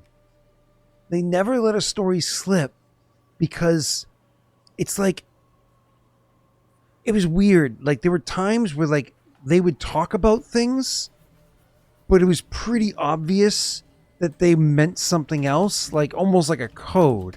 Like, oh, I got 2 barrels in. I thought you said you were expecting to bring 3, but no, one of the barrels got away, only got 2, like that kind of a thing. But like very practiced. Never ever let anything slip, but very obviously having conversations that like we weren't supposed to hear. Like very obviously. And when I say they, this was specifically it was Samir and Dan would have these conversations. And Malik. Samir, Dan, and Malik would have these conversations. They would Layla would be there, you know, but I don't think she, you know, has 2 pennies to rub together, you know? And Zara, well, she either wasn't paying attention or weren't around much when they were talking. I knew that they were up to something, but I just didn't ask questions. It's not a part of my, you know, it's not my business. It's not my town. Okay. Well, the council members, he says, and he spits that out in like almost like a very like disgusted manner. We'll want to talk to you, so let's do what we can to see your arrival back in Loshev. So yeah, I'll make my roll, I guess. All right, pause. Now, enough time passed there. We can actually go back to Keegan's 15. Keegan, you go over to her and you start patting her down, and we'll put suspense on whether or not, you know, he's okay. Because just so chat knows, he's at 0 health points. And if Jake fucks up that roll, he hits -1, starts bleeding out, and then nobody here has the ability to save him from there. So, anyways, Keegan, so you sir, go over and you start patting her down to see what she has on her. Now, as I said beforehand, she had a short bow on her, but truth be told, like the short bow was like a decent short bow, not like super fine quality or anything like that. It was a decent short bow. The reason why I say that is because like most people that like are out here, banditry, so on and so forth, they might have a weapon they either purchased or acquired by some ill-gotten means. But even if they are somebody that was trained, captain, you know, sorry, like a town guard or whatever it is, that doesn't mean they know how to properly care for their equipment. Like, no, hers has properly had its linseed oil rubbed onto it as at the appropriate times. She doesn't just have like a good bowstring on there. Like she has backup bowstrings with her that are good quality. She probably does her own fletching because like the arrows she has on her are pretty good quality. The armor that she wears, which is very simple leathers and not completely over her body, just in different spots. That's again well oiled as well, well maintained. So you see this kind of like stuff on her and various other signs that suggest this is somebody that knows how to live in the wild, you know, different herbs and whatnot that would suggest like, you know, repellent for this or basic kind of medicinal properties of this, that, or the other thing, even if only colloquially believed to be true as opposed to scientifically proven to believe true. You get what I'm saying? As well as like, you know, various herbs and spices you would use for, you know, cooking like bushmeat, you know? We all know Jake knows what bushmeat is. Hey, but so the when you go searching over, like you find all these signs that again suggest that any tale of her being a trapper, yeah, that all makes sense, right? But to what you specifically were saying, she actually does have on her person a bit of parchment, like actual parchment, right? Whereas before, and I think you guys were given papyrus, where it's like folded up a few times, so not even well maintained. But scribbled together, showing a map of a path from Loshev to the to where they're their camp was, and then even showing there with a couple of like like X's of like land where likely there are landmarks she's meant to look for, though no descriptions or pictures, just like like a dash line, X dash line, and eventually it kind of curves northward, and you can see there's a couple of different spots, and there's like a little circled spot on the map that's here. Now understand, this is sans like maybe words of how long to travel a direction or whatever it is, or something like that. This isn't a very detailed map. This isn't a map per se. It is, but it's not a map in the strict sense. It's more of directions, how to get somewhere. Like old school, you put MapQuest in and took that, right? So anyways, so she grabs that and will you grab that off of her person, and you're like, cool, now I see where they were. You don't know what it is, but I see like a path to get to where that was going to. Anyways, also on her person, because again, she is a trapper, you do see that she has a couple of other, maybe not on directly on her person, but the pack next to where she was standing, sitting, lying dead.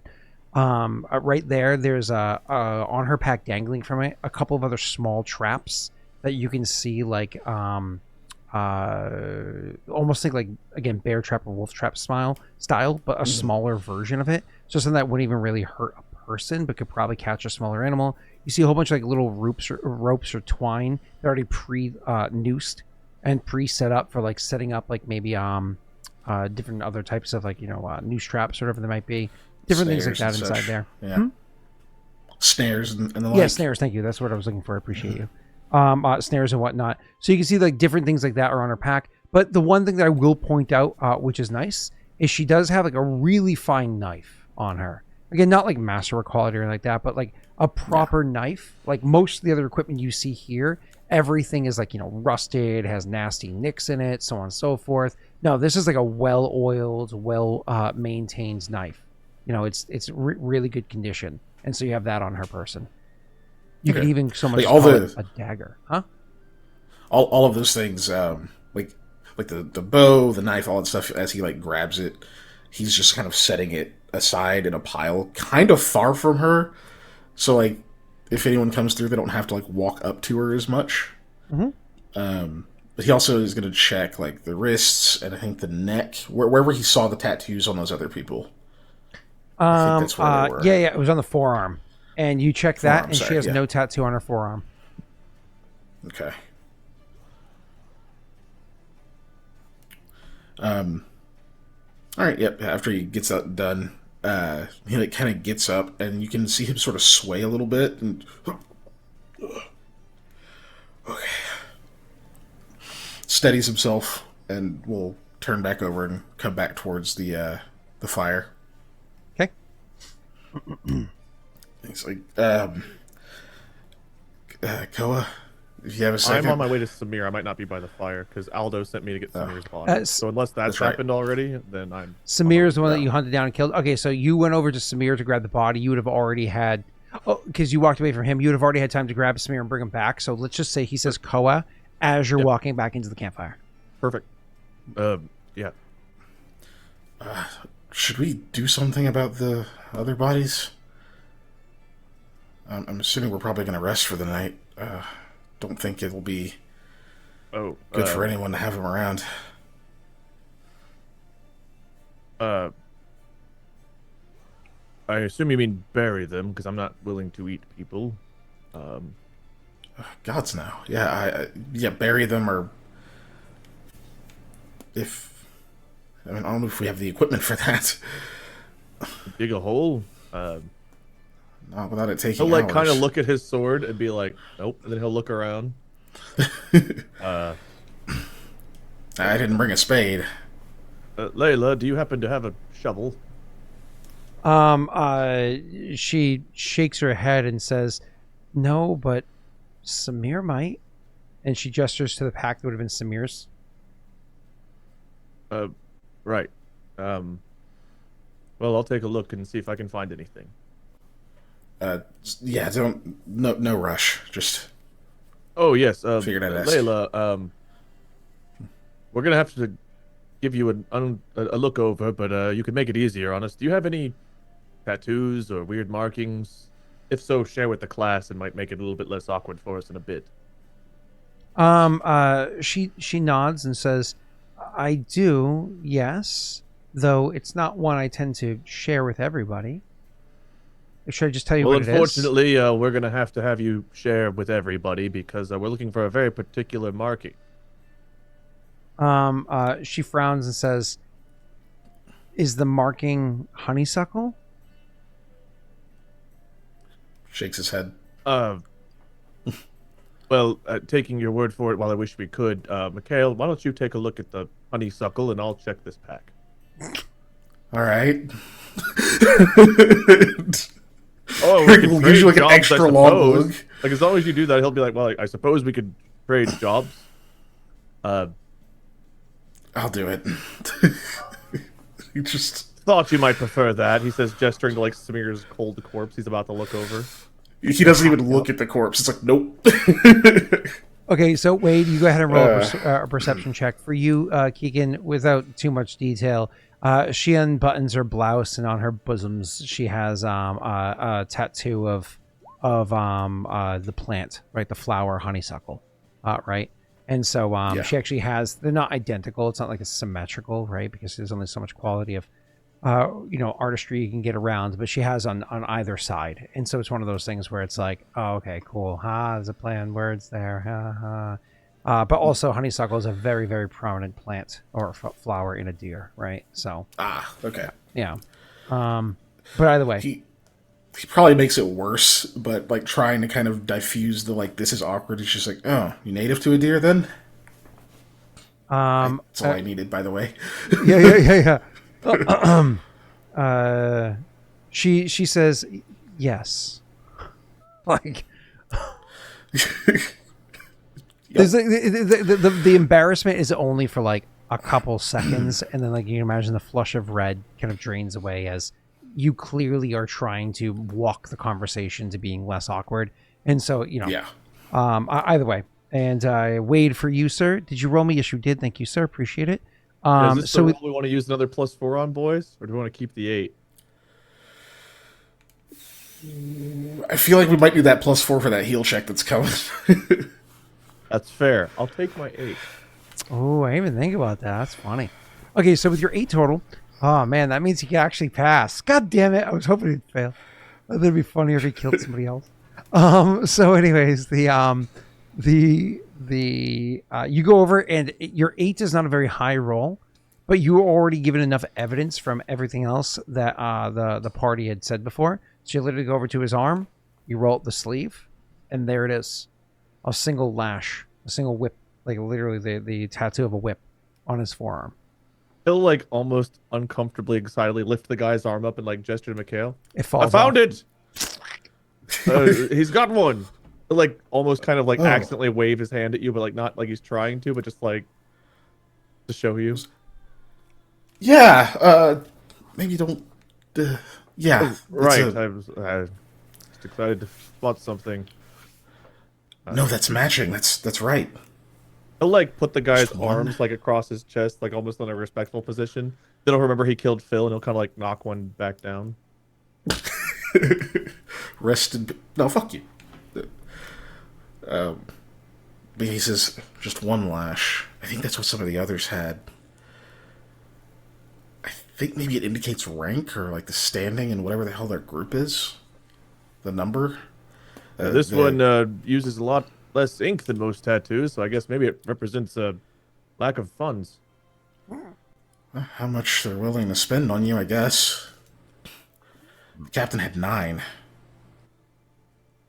Not much we can do with that here, but we know they've got at least one member. She's clean.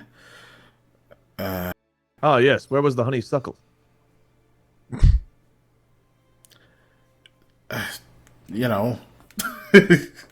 Oh. He'll just say. Kind of like motions to his chest.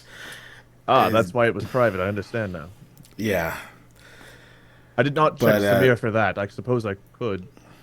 I guess we could look, but it doesn't really do anything for us. Let's see. Zara didn't have one the one you already took care of was Malik? I'm sorry. Yes, I was distracted. I was remembering a girl who had flowers across. Anyway, yes, Malik. He was the one I killed that night. Yeah. Yeah. Beautiful flowers, though. Quite a laugh. Didn't notice any tattoos on Malik when you fought him? Well, it wasn't much Not of the a girl. fight. He grabbed Phil's daughter. I swung my sword, hit him across the back of the neck. He collapsed, and we brought the body back. I didn't really search him for tattoos. I wasn't really thinking of the importance of that after everything went down. Understandable. Yeah. It's usually on the forearm. I just don't know if maybe seeing it. We have one confirmed member, and I know Dan must have talked to others. I need to talk to Layla some more. And try not to kill him. I need to figure out where the hell he sold my stuff. Oh, well, don't worry. I left him alone with Aldo, who's going to perform surgery. Aldo, roll your roll.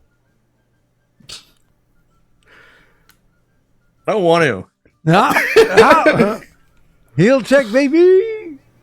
Can I just say it's really saying something when I have the highest heal at a +1. I'm just A plus yes. one is crazy. That's nuts Yeah. for that. I want you to roll forget two. the plus It's four a is lot better reserved. than what I've got. Yes! Yes! Yes! Yes! Oh my god, yes! What a Yes! plus four help. Yes! It'd be at a 6, Yes. which No. Yes! Oh I my think God. the first aid DC is 15. Huh. Well, I'm not for looking, I'm this, just I trying was to remember. sitting at a 10. I think I told you guys that last session or after last session. I said it at a 10. Did you?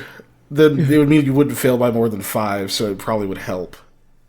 Oh boy. We don't have I crit think that means you fumbles. won't hurt him. He just Oh won't, no. he just won't He's recover. yeah. I was saying the scenario. I said the DC lower, but yeah. So anyway, because there's no other way of helping him here. So anyways, Well, there is. If he's But- still alive after the failed surgery, there is one more thing we can do. I mean, so it's not like he just auto dies, right? So I will say that he's over there is like blah blah blah, and like you can hear the you know, what's the word I'm looking for, like yips of pain or the cries of pain or whatever it is. But Aldo had seen this before. I mean, it's not the first time somebody has been shot by a crossbow bolt. Certainly in the eyes of a Galdarian, right? You know what you're supposed to do. You're supposed to, because you're supposed to push it through. You don't pull it out like an animal. It's broadhead. You're supposed to just push it through.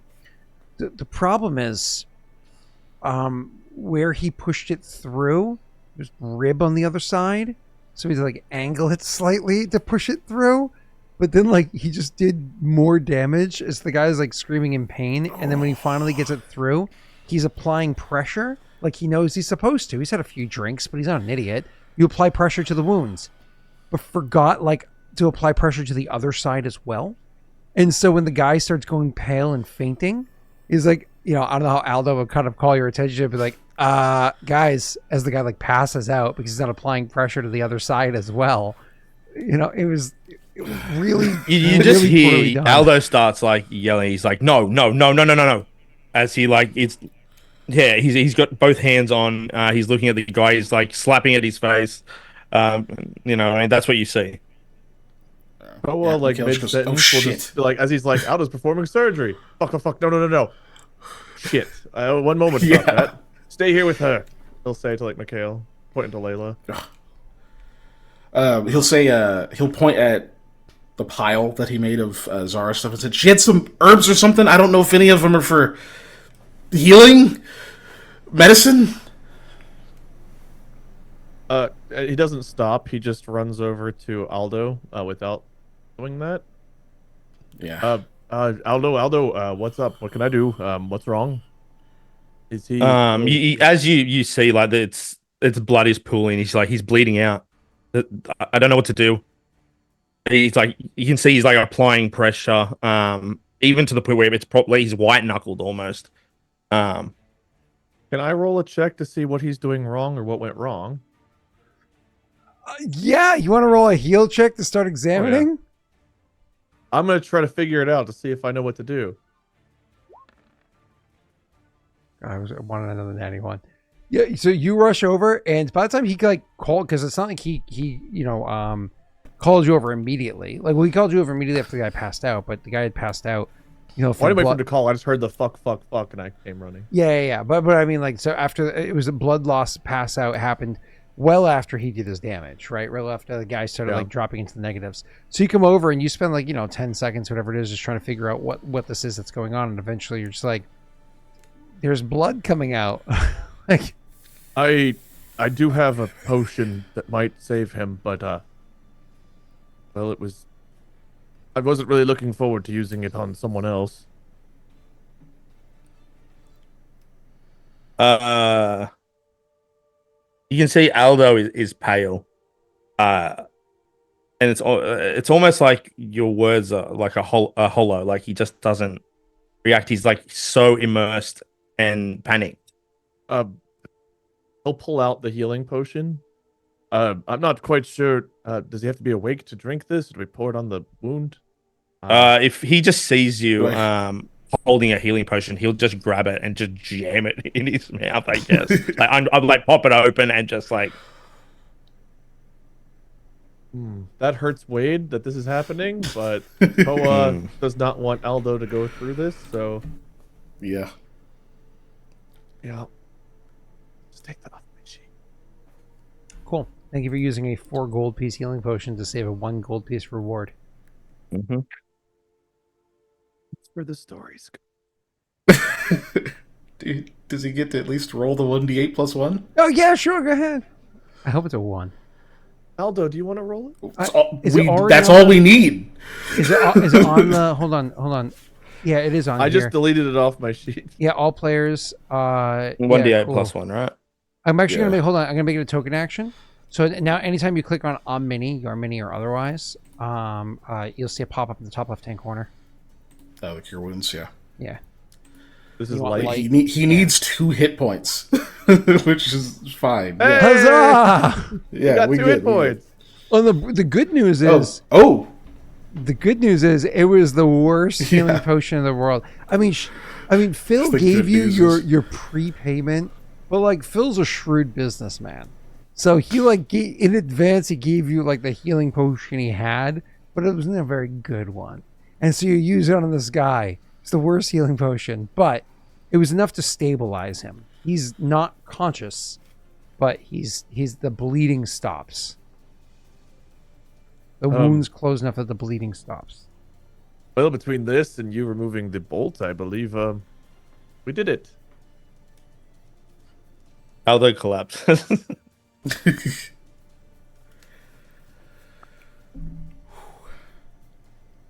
One by one, I will carry them over toward where the fire is.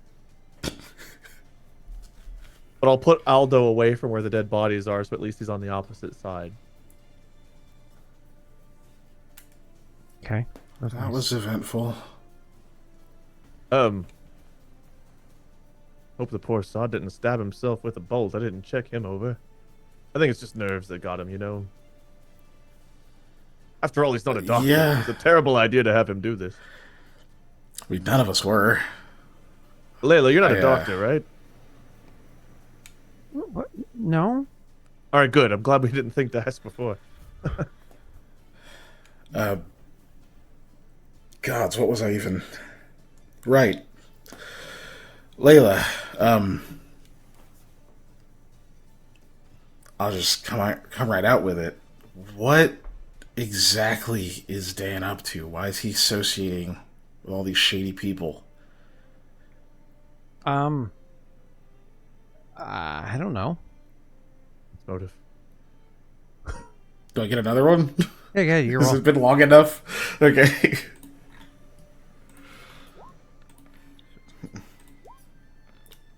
Dude, no. It's not a 7 this time. Well, Where is it's this? 7. Aldo's not paying attention. Aldo will be up in a minute. Hey, you know what our last 3 rolls are? I was 6, afraid of 7. 7, 8, 9. No, dude, but I'm 9. Yeah. You have to say.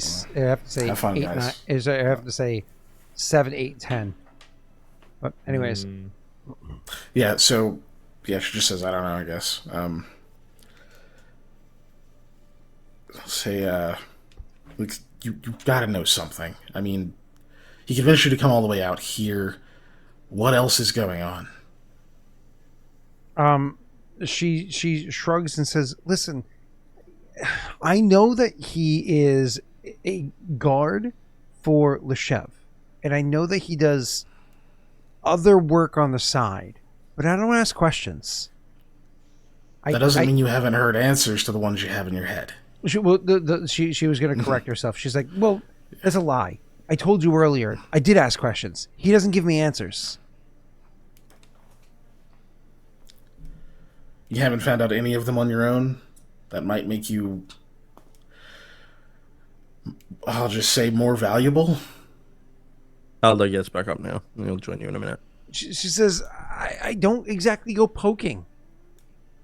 Sometimes it's better just to not. I'll hand you my water skin, Aldo. He takes a drink and then it's like, oh. And then he takes another drink. It should still be the good water. I think mine is. Yeah. Thank you. But, nods. Any luck with the tattoos?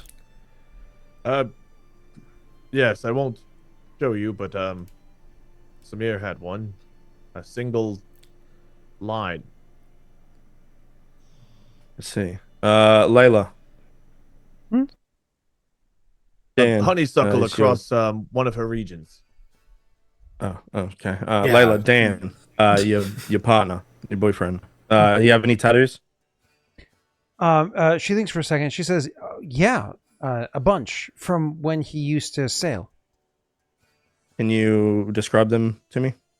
Oh God. Honestly, he's not young anymore, and he got them a long time ago. So, you know, What about the ones on his forearms, specifically? he's you know, those sometimes you see like old guys and like their arms are like a whole bunch of like a dark like gray and like blues and reds, but like it doesn't really make much shaping sense, you know, because there's so many of them. Just use your best guess. I think there was a mermaid, there was a boat, there's an anchor, there was a skeleton, there was a dagger, there's some bird. I can't make out what it was. What is a mermaid? Oh, it's a woman, from the waist up, and it's a fish from the waist down. That's half a waste of both. Ooh, She's like,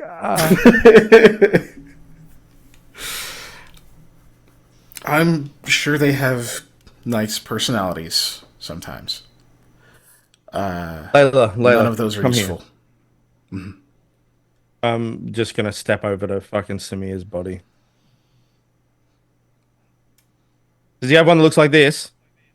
go over. She's like, goes over and looks at the rigid arm as you pull back. And she's like, oh, maybe. Imagine it wrinkled and old. Come on. He's not that And old. Mikhail said that there could be more than one line, perhaps a bunch of them. All I could say is maybe. I don't. Great. Has he talked to anyone that clearly had one of these that you know? Oh, maybe. I mean, yes, Samir, but beyond that, I don't know.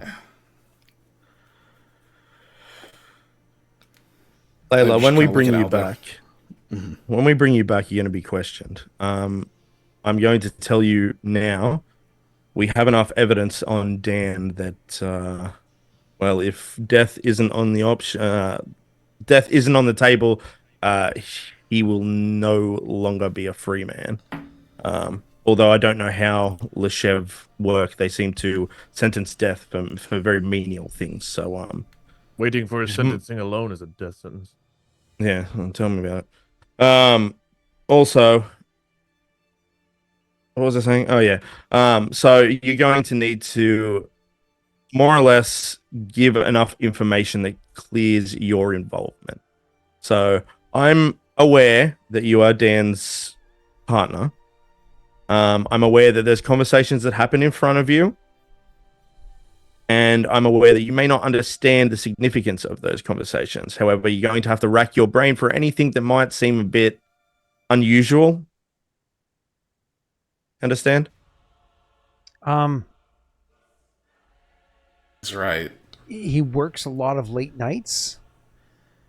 Well, I mean, you did come out here to deliver a message from him to explicitly warn these people that we were coming and counter to what the council and the other guardsmen wanted. So your criminal involvement's already quite established. So you have to have enough information to counteract that, is what they're trying to say. Yeah, we know basically two things about you. That you've been with Dan, and that you were associating with people we were hired to get rid of. I know what my rights are. There has to be process. You know don't what get your to make rights those are? decisions. No, we haven't made them. See, your name, Mikhail, can you grab the letter? Your name's on the list of people to be brought in or killed, Layla. So I would have handed you that. You didn't just have to grab the record. Yeah. So you say that, and she looks and she goes, "Okay, he spends a lot of time at the docks, but he doesn't work there.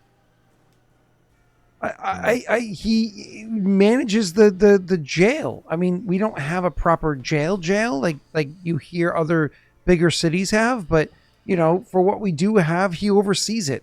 I know he does that. Aldo's quite familiar with your jail. She looks at Aldo. Then you know. Pointing that out. Of course. Save us time. I know that he hangs out with people that, you know, some of the other guards, you know, don't really like the idea that he does, and he's not friends with a lot of the other guards. She just like looks like at a loss. She's like, I've asked questions and I wouldn't get answers, and so I stopped asking questions. I said this already. So something prompted you to ask questions, though. There are things that you thought, "Hey, that sounds a bit strange." Yeah, like going out in the woods in the middle of the night to tell people that they might get attacked by bandits. Why would you ask your girlfriend to go to the woods in the middle of the night when there are bandits in the woods? Because he's throwing you under the bus rather than himself, Layla. You're going down from the murder of Phill. You're part of that group. Saying, but I don't have any more information. I think your taste in men is quite atrocious, and you should probably find yourself a new boyfriend. You know, I was thinking this, like, why stay with him if... She crosses her arms and says, you know, guys, this isn't a therapy session. I understand the conversation that we're supposed to have, but I don't need relationship advice from you as well. Well, clearly you do, because you're going to be charged with murder because of your boyfriend. So, I mean, maybe you should listen, you know? Which is also not a bad point. I'm trying to figure out what the motivation is to stick with him. He's not even attractive, to be honest with you. You haven't said a single good thing about him in this whole time. Because he said his arms were blotchy. Watch people get murdered in the middle of the woods. I'm not exactly happy with him at the moment. He's an asshole. He's old. He's ugly. Mean. I mean, I didn't say any of those things. Oh, you did say his arms were blotchy, and he was like kind of an old guy. And either way, I said he wasn't. So fine. This is the first time he's asked you to do something extreme without giving you ample information. Nice, though. That's one thing he's got, I guess. I mean, yeah, I've delivered a couple messages before, but usually innocuous things. Such as?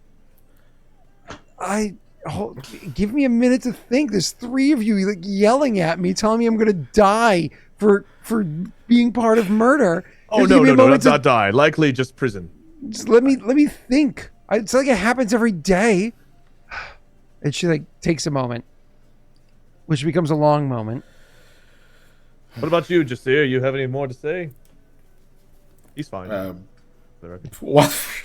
While she's doing her thinking, Mikhail will start playing his lute. Okay. Just kind of passively. Sure, go ahead and roll a persuasion or performance. Let's get a natty one out of the way, boy. Oh. I mean, it's been a long time coming. Oh, it's actually I'll a take really it. good performance. It actually does a good job of soothing her. After like Just see your Beetlejuice like float in the air and wake up and start like jump into line, rock your body in time. So Can we make that happen? No. Okay. so you sir, after like 2 songs ever go by, she calms down enough that she can finally say, she's like, I remember one point in time I was told to go tell somebody that this is something that stood out in my mind as being strange, that the books were cleaned. That's what I was told to tell someone, that the books were cleaned. Now the person I was meeting with, they were a sailor.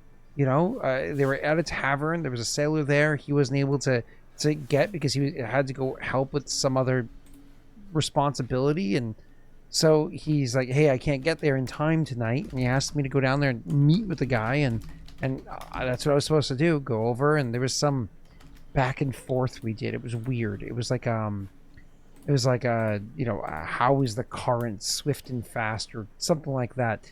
And then after this weird back and forth, I just had to let him know that the books were cleaned, and that was it. That's all I know. That's it. Like beyond so there was that, something bad in the books that had to be removed. I think he was having her pass a coded message. Yes. They're saying things that mean other things, but only to them. Well, I think the message was the books were cleaned, and then the river being swift was the code. Unless the books are cleaned is also a code, which I suppose is possible, but I thought maybe it just literally meant the books were clean, because perhaps they were dirty before in a way that was bad. Criminal even. You're not entirely wrong, at least to my train of thought. Said it in a very unique way, but... just following my thought process. Did you deliver any items or letters? Oh, he asked, did you deliver any items or letters? Oh, yeah. Letters during I've that delivered. process. Yeah, I mean, but different people. I've been with him for like, God, 4 years already, and there still isn't a... Yes, and I've delivered stuff before, but again, you don't really think anything of it. It's like, hey, can you drop this off over here? I mean, I ask him to do stuff for me too. It's a one, so you don't think anything of it. So don't ask me who. I don't remember. Don't ask me where. I don't remember. You never got curious and opened up one of the letters? Oh no, he's a guard. What if it's sealed or not? Or what if I looked at something that could get me in trouble? No. The sex must have been good or something, because nothing else about this man stands out as being worth your time. She flushes. 4 years, man. Like that. I understand. I'm going to go search the camp and gather up all the stuff that's in the camp. Sure. Weapons, items, bags. I'm going to tip everything out, go through everything. Sure, absolutely. I'll help when I see you doing that. I feel bad. Perception. Both of you guys roll for me. I'm just going to keep an eye on her and just see her. Yep.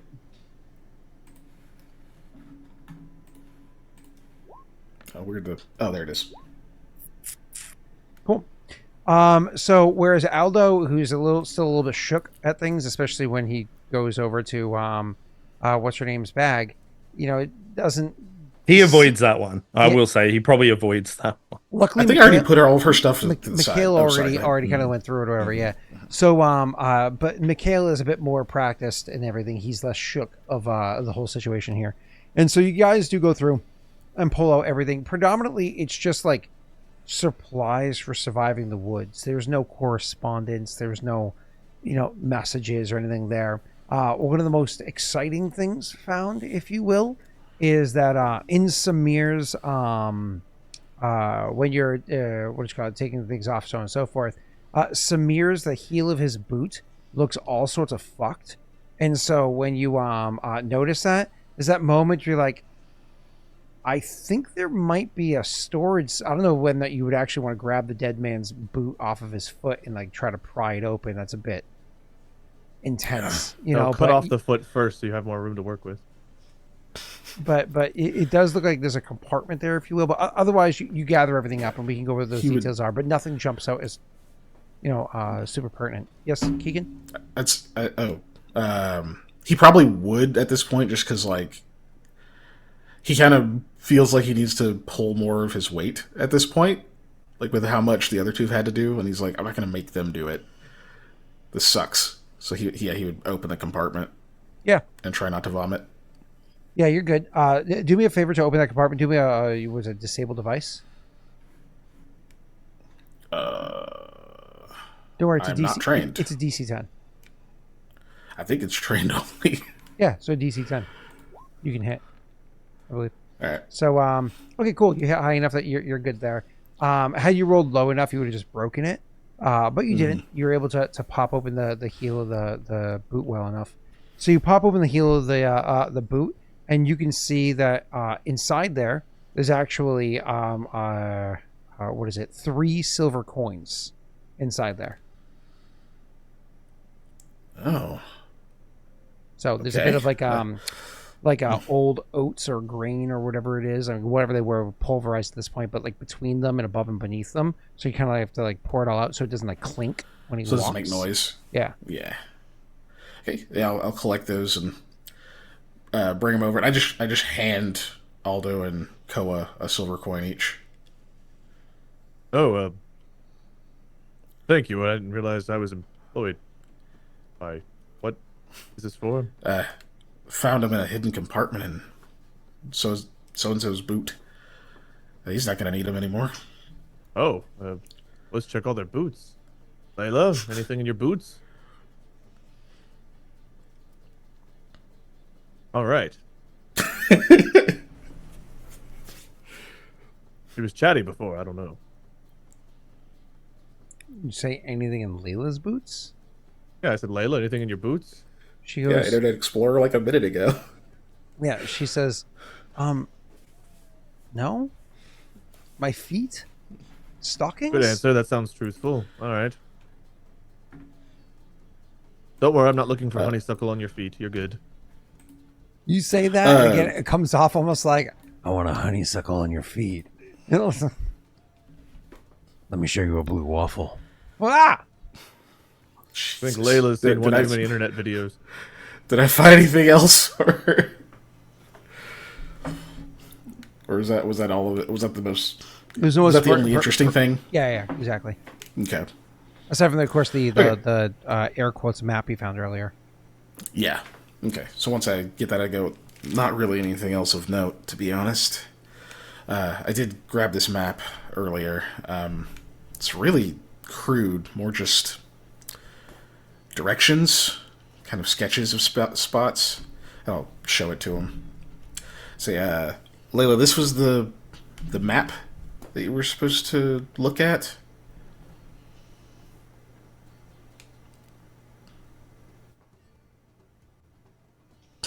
Layla, I really need you to focus up. I was catching up on reading other things. I was catching up reading other things around. I've been ignoring it a lot. So, all right, back to you. So you say more or less, where does this go? Is that what you said? Yeah, I was going to start asking her about it. Yeah. Yeah. So she goes, yeah, I was told that's where they can go and lie low for a while. There's just a old place that they can hold up there. Okay. Never quite made it there, or have you been there already? No. She goes over, walks over to you, pointedly not looking at Zara, and looks at the map and gestures towards the camp. She says, "That's where I met with them, and we left there last night." She traces her finger along and says, "We already passed that one there," and you look at where the next X is on there, and she says, "We should be seeing that one pretty much just after daybreak. We could get there, I think, tomorrow evening if we kept walking there. Maybe even slightly faster." Huh. Probably good to at least check it out before we head back. I don't really want to give him a reason to send us out in these woods again. What do you guys think? Looking at the map, is it a lot better than the one we had to get here? Again, this is less a map, more of directions. So Still, a lot like, worse, it's a one lot- would say. It's way better for specifically going to a certain location. Way worse overall. Okay. Oh, Is that's that the trick also, location Alex. the Hold- previous hold it this camp? way. Say that again, Jake. Is that location the previous camp, the one that they'd abandoned? That was where they started, not where they're going. She had to have directions to get to the camp, right? Correct. She has directions to get to the camp, exactly. So theoretically, Wade, you can use her directions backwards with your map and your compass and I've been unerringly drawing find along your the way too. Huh? What was that? So I've been drawn on the map along the way too. Yeah, I after the remember. first, I remember. I think you drew a dick on there at one point for the Petrie. Oh, well, it was Aldo and then I tried to erase after he proved himself a little bit. Oh, okay. He did start by stealing all of our wine and being a whiny make- baby, so... Refrain from true. drawing the hairs on there. One thing Aldo says is we're gonna have to bring Samir back. Yeah, we are. All of him. Well, if you want to cut off his arm, be my guest. But Be less weight, Yeah. but I suppose we put him on the mule, Night Storm, we could buy. Just, lugging around an entire... It's fine. Yeah, we can do that. You're a long way from Yeah. university. Yeah. So, Let's just Yeah, hope we get back quickly before, right. Yeah, that would be bad. But, we gotta get Samir back, and then he looks at. God damn it. Yes, sir? Yes, sir. Yeah, or ja? Yeah, with like J like a Y, Oh. like a Spanish Yes, sir. Spanish J or whatever it is. Yeah, sir. He says, and he's kind of dead weight right now. Alive. But yes. Weight-wise, well, the four of us walk, and the two of them will just hang over the horse and the donkey. Yeah, the living one can go on the horse. The not so living one, I guess we could put on the donkey. and Layla will have to bind your hands a bit just to make sure you don't get any wise ideas about grabbing a dagger and stabbing one of us in the back or something. What? What? You're wearing armor. He is. Just so you know, sometimes a blade can pierce through, or you can find the little weak spots, and plenty of ways to still hurt someone. I Good came information that you're giving back. her. Did We're not and finding your mouth not- and legs and throwing you over a horse. I'm just saying your hands are going to be bound, so that way you can't stab one of us. That's all. We'll unbind you to eat and such.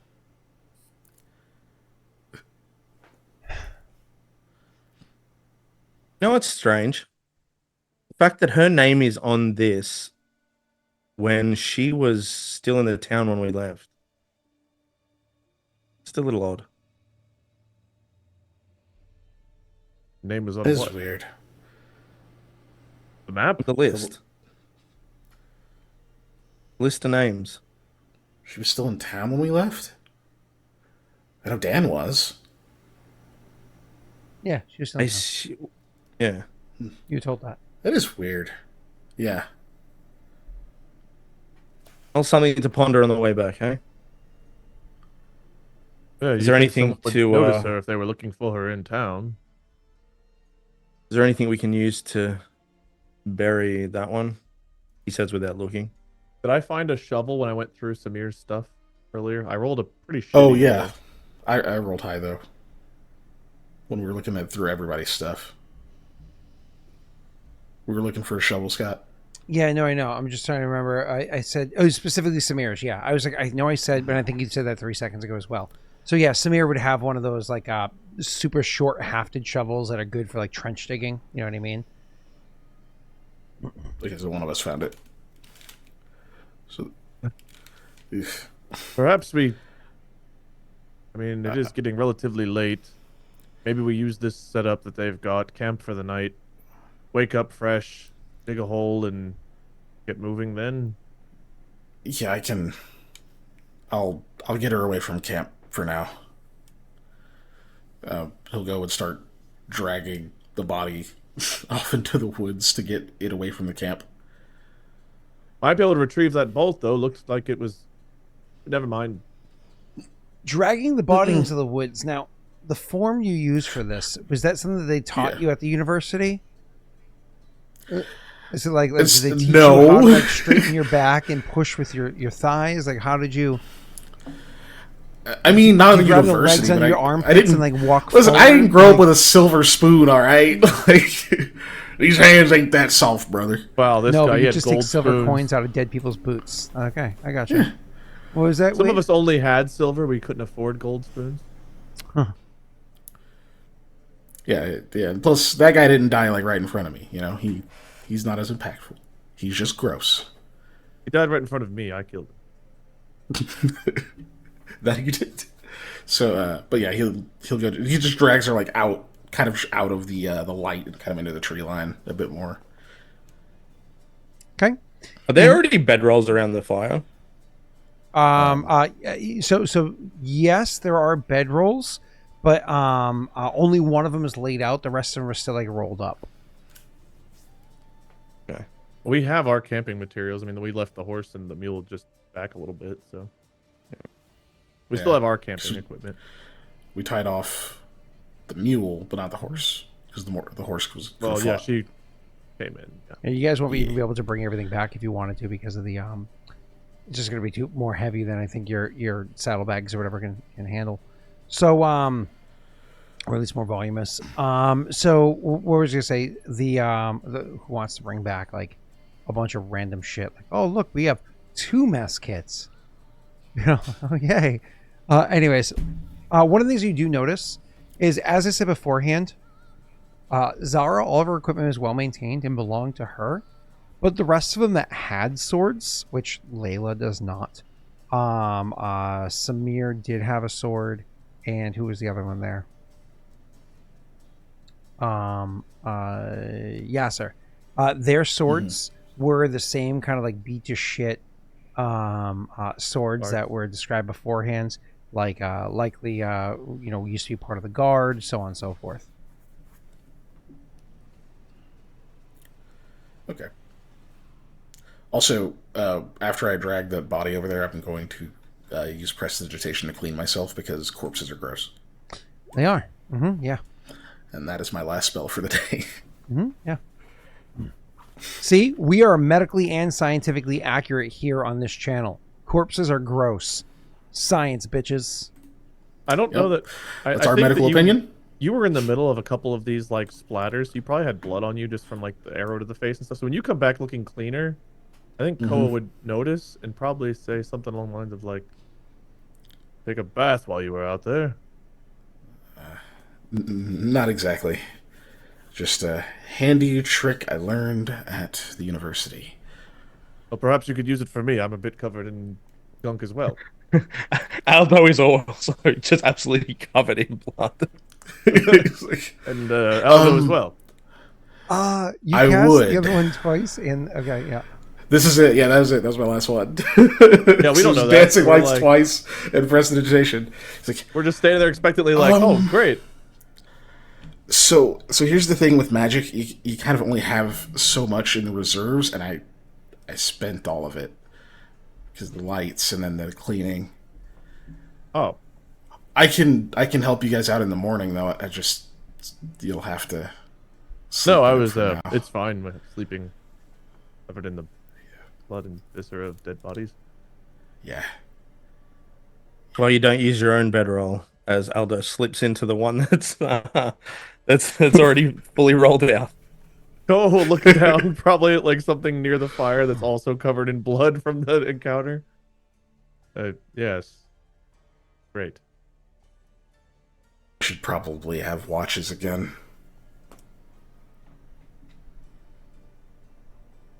Right. Aldo, that one was my. You can keep it. Doesn't say anything. Like purple and has fake jewels on it. She goes over and take Zara's.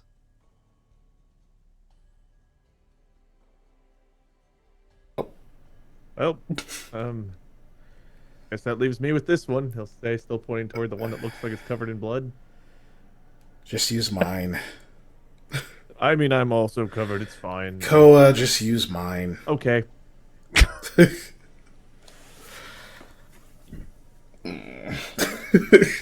He like doesn't watch as you're like squishing your way. Okay. So you guys do your watches overnight. Let's see if there's something fun that happens throughout the evening. I'll have first person chat rolls me a D100. If it's low, it's good for me. Otherwise, you guys get, your watches throughout the evening, trying to see if anything happens, staying there at least until, morning break, whatever it is. And 44 is no good. Nothing happens. You wake up in the morning. It's an uneventful evening. So each one of you wake up and Wade, your character fatigue? loses the fatigue. Around breakfast time, you're finally feeling that, return. The other person was fatigued too. That's gone as well. I think it was Jake. Thank you. I rage. Okay. You're fatigued now. Fuck. I rage longer. Cool. So you're fatigued longer. So you guys get up and in the morning after like you're done eating whatever it is that you're doing, because there's now lots of supplies around. She's like, so are we heading back to Loshev or following the map to that place? Good question. I mean, I thought maybe we should go to that other place just to be good to know it's there. Could be something important. How far was it from here? Maybe a day's walk. About a day. Yeah. One more day. Rations might get to be a trouble again. Aldo, we might need to hunt another deer and actually properly tend to the meat this time, now that we're not in a hurry. Go. It extends our trip 2 days, so feel free to overrule me if we're low enough on supplies. I mean, obviously We're already an expert here. there. We don't want to have to be sent back, because it seems like something they would do. My sentiments exactly. Okay. Well, let me do what I can here. To me, Where's it's the really worst going to of it? smell when we get back. Yeah, I'm not looking forward to that part. Layla, we should be expecting any more people there, an ambush, anything else? What are we walking into? She says, I know that it's an old place where they can lie low, but truth be told, like I said, he hangs out with a bunch of different. Fix that. He talks to a lot of different people, but this is his group. These are the people that he spends time with. You think That they'll was be a there? Good non-answer, so there might be more people there. I'm not exactly somebody he spends a lot of time with, aside from drinking occasionally. And you guys Oh. look over, see Yasser's awake. Hey, was it Hard Knocks Dice? Thank you so much for the raid. Appreciated. Yes. God, our You're awake. coughs are gone, right? Yes. Kind of forgot about the cough. Yes. Can you clean us up, Mikhail? Doesn't seem to be Yeah. water around here. I gotta get the worst of it. I can't get your whole selves. I'm not quite that skilled yet. Worst of it's about this. You're not part going to seems accidentally pretty gross. blast us away or anything, right? This is safe? Perfectly. He actually All seems right, pretty you sounded confident. confident enough to either you're a good liar or honest, so... do it. Alright, you'll both Look away. you'll both get a almost kinda prestidigitation. Okay, when you guys prestidigitation on, let's say it's Aldo first, from what they see, can you do me a favor? I'll describe the effect if you'd like, but you want to describe your casting of it, because they've never seen you do this before. Yeah. Yeah, this is I've terrifying to hidden us it. because I've seen a little bit of magic. Your lights were one thing, but now you're like casting something on us, and it's like, oh my god, this is a lot scarier. Yeah, you can see that he kind of moves his hands in a very precise way. Like, it looks very practiced and like very fluid. When he speaks, it's this not commanding, but this like almost like a stage voice. It's very present, and it actually projects really well as he says it. You obviously don't recognize the words. They're just these like sharp. These just like sharp, not really sharp. These, maybe I should say heavy would be the word. There's like a force to the pronunciation of each of them, and they seem to match the emphasis of his motions as he does them. And then, I guess, Scott, you said you wanted to describe the effect. You said they don't understand the words. That's actually a hard maybe. Does anybody here speak Canaan? Gnomish? I assume not. Nope. But okay, but that doesn't mean that you haven't heard. I was going to say, I thought I was Gnomish the only one who before. spoke it. So that doesn't mean you haven't heard. So that you hear, it's not like you know the language that he's speaking, and so you don't like, oh, that's Gnomish. But it's like you can hear Canaan is the language that it sounds like. It has like, because it sounds like Gaelic, right? So it has this like a harsh sound to it. And it's like, okay, so think about somebody that doing very fluid but pointed gestures directly at you while forcefully speaking Gaelic, like to your face. No one doesn't speak that either. So again, it's one of those like it's a bit like, okay, what the fuck are you doing, right?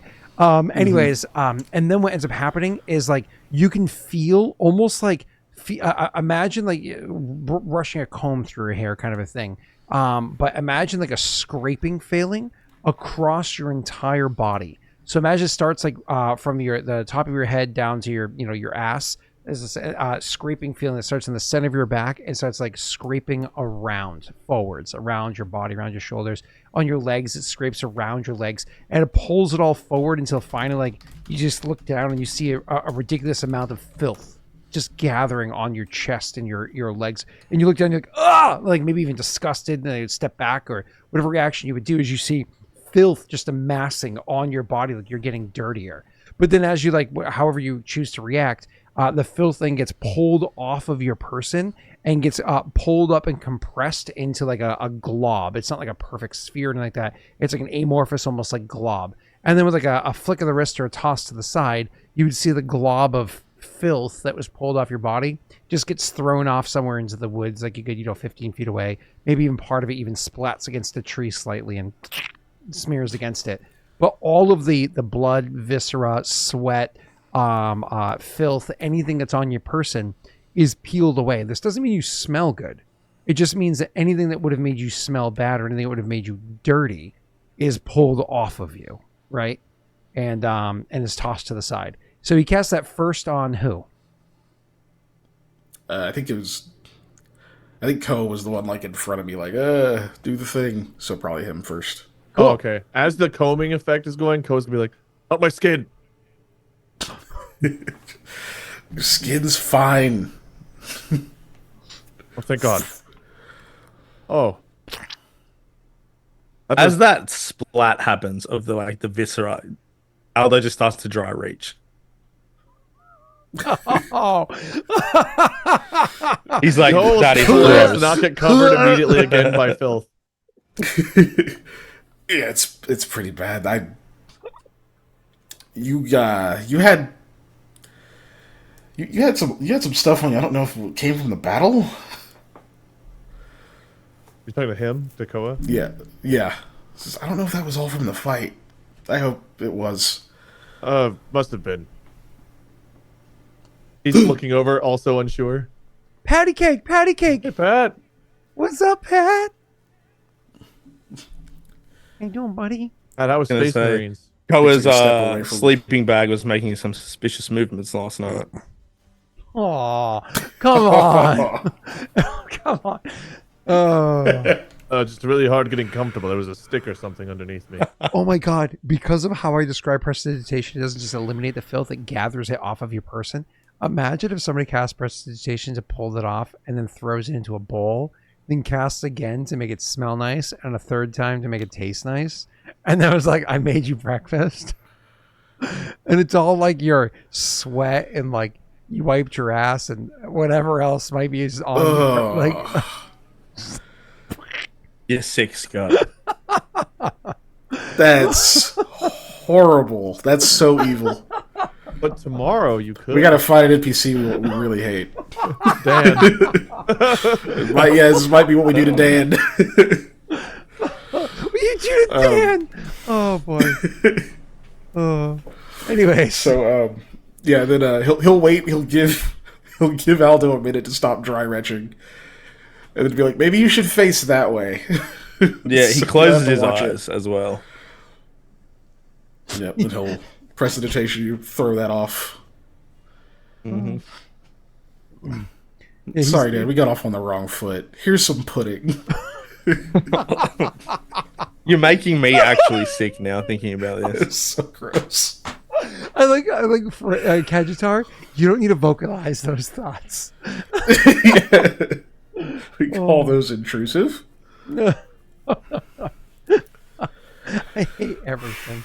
All right, cool. This is your fault. You brought this up. Welcome, Raiders, to Pat's fantasy. Pat misses this. Pat's begging to eat that pudding. Mm-hmm. All right, let's go to this place. Let's just get it over and done with. Sorry. Red hot pudding liquors. Oh, so gross. All right, back to game. Where were we? Yeah. So you guys are clean now. Yeah, you clean and you decide to hit the road and go that direction, right? There's no more conversation around it. If that's the case, Wade, you can roll me survival. Otherwise, Yeah, I don't think so. It sounds like we're all in agreement. Yeah. They're going. okay. Ooh. All right, that's a sexy roll, sir. Yeah, you are able to follow the path, and because of the direction she had there and the map that you already had before and everything, Wade, let me ask you a question. Would you stay perfectly on that path, the directions that are there, or would you be like, I think we can cut a corner here because this is like a needlessly long direction. Let me cut across to save us time. I mean, if I'm relatively confident that we could, then I probably would, or at least I'd throw it up to the guys. But like overall, I would imagine that the map's probably already kind of doing that. But if there's a very obvious like, it's like, why are we just go across here? Like you're If up on a there's hill, something like that, and you're sure. like, we're gonna head east then north, and like when we head east, we're gonna be heading northwest. Why don't we just head north from here? The only reason I would slightly stay east? with it is if there's like a path. If there's like an easier to follow path, and it's kind of like, okay, well that might be better for the animals and everything else. But if it's not, then like, yeah, No overt path that you notice. sure, then yeah. Ko was confident in his abilities. He would try the shortcut. Everybody, roll me a So perception I'm- check. Okay. Somebody brought up a good point. Did we actually bury that body, or did we just leave it and hope everybody forgot about I it? assume you buried it. I assume Yeah. it took you a considerable amount of time. It's one of the reasons why they were so filthy in the morning when you had to clean them. However, I don't think you buried 6 feet deep. Let's be honest. That is a What? considerable amount to do. Thank God Mikhail's with us. Okay, so because earlier I was playing a video game with Tesh, and Brittany wanted to nap, so I was watching the baby. I have a monitor, like a camera, to see like where the baby is right now. And Brittany's cell phone was there, and apparently at some point in time it was like, oh hey, let me see if there's a face there. And so it's like flash, flash, flash, flash, flash, flash, flash, flash, flash, as it's like trying to see a face. And I'm like, oh my god, this is so distracting. Anyways, so where were we? Yeah, you guys will make your path there with your 22 total perception check. That's funny, the 2 nat 1s and the 22 total. 2 of them see nothing. Like, I'm confident in this path. Let's go this way. Yeah, whatever you say, man. I just murdered somebody. And as you guys are making your way along there, it's actually Mikhail who notices it before it's too late. So you guys are following this path, and not path, but following this new direction to save a significant amount of time, and you are doing so. But at one point in time, Mikhail, similar to when you guys were stepping into the camp, you are able to give Koa a heads up, like a hey Koa, to stop him. Koa was about to step into, and it wasn't super obvious because it just looked like he was walking through some more like grasses, leaves, weeds, whatever they were there. You gather his attention just before he steps in, because what you see is that while there is like a almost like imagine a bed or a large bed of decent sized leaves that are going across. You swear you see something slightly beneath it, something that's a bit, harder or more firm. I'll give you more details when you investigate, but first, feel free to roleplay that if you'd like. Yeah, he'll notice and go, hold on. What is that? Leaves. No. Doesn't that look weird to you? No, it looks Hold like on, I need to get a. He like goes back. Goes back to the donkey, and he's like, "Can somebody grab my good stick that I found?" The donkey's looking at me again. You know, I'll just get it from over here. Okay. Just give him a bite of food, for God's sake. Any of them, any of the gods. I don't. What if he bites me? What if he thinks I'm food? Why does he always look at me like that? And go over and start kind of investigating the thing with a stick. If I go to get you a bite of food out of my hand, you can tell my hand from the food, can you not? So can he. There's a considerable amount of briars that are down there. Like, so right beneath the bed of leaves. So imagine like ivy, right? How it has broad leaves. It can grow and almost feel like a field or make like a pretty large area of ivy. Beneath that ivy, there's lots of vines, right? Imagine that, but instead of the thin vines that you typically find underneath ivy, these are more like the thicker vines that you know ivy grows up the side of a tree to like murder a tree from up top. So there's like thicker vines, but beneath the bed of leaves that are on the ground, all right, like alive leaves, and of the vines that are down there, there's like decent sized spikes coming out of them. These spikes are upwards 2 centimeters in length. You know, not consistently, but up to 2 centimeters in length throughout it. It's like, ooh, you could have stepped in that. That would have been a bit nasty. Finding it, you could probably circumvent around and still save yourself a considerable amount of time, Wade, but that caught you off. Perhaps this is why the map was drawn as such, to avoid things like this. Good eye. I did see it. I just wanted to make sure that you... Oh, fuck it, I totally missed it. I didn't notice it at all. Yeah, I think we could just get around it if we go that way. God, look at you, learning to navigate from me. I'll, like, clap you on the back. Good work. Yep. I'm gonna say it was all in the stick. Oh, shoot. We didn't make another piss tree. We have to landmark. Also, I have to pee. I actually we have a map that we're mostly following. I guess I'll draw some lines with spikes on them here. You want to? Yeah, draw another piss tree. I'm gonna make one. I'll be right back. I'm not going to draw that. So, Wade, as he's going off to take a piss. One of the things that happens is he goes off to the side to take a piss, and you're stopping and waiting, and checking your notes or whatever it is you got to do, just to make sure, because you're now going to detour from your detour.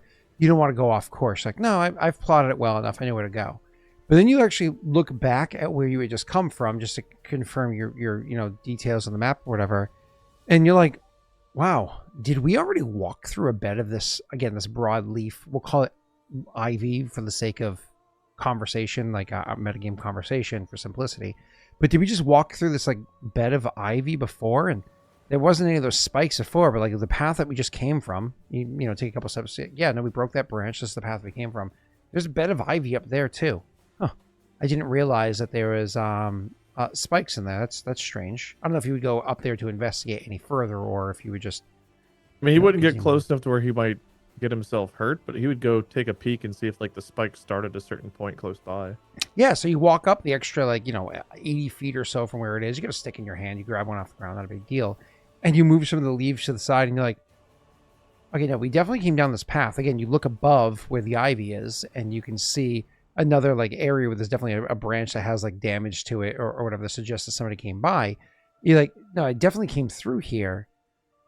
And there's definitely vines here with spikes, but you don't recall walking through that. Like, okay, that's strange. Maybe luck? He'll walk back over like, Aldo, Mikhail, you're coming back now, I see. I just took a hike back a little ways, and well, the path we traversed, it also has these vines with spikes. So we either walked over them, or they came in and laid down after we passed through. I don't remember seeing anything like this before, but they're definitely there, right where we came from. Sounds lucky. Yeah, so perhaps they're either not a danger at all, or I mean, maybe if you have a really good pair of boots, but I think those could punch through. Check the rations. Make sure the rations don't have spikes. He pulls out like a piece of his bread. Oh, you mean like the wet area? Yeah. Good thinking. You check that. But I don't think we could have all walked over these, us and these heavy animals, without any problems. No, That's one of pretty us odd. should have impaled ourselves by now. Scott, does the bread have spikes? No. Oh, thank God, the rations don't have spikes, at least on the outside. He'll rip one open. Or the inside. I'll take a bite. I don't feel cut. All right, now we know. You drew the picture. I'll tell you how right? it is on the other end. Oh my Looking god, that forward took me a to minute.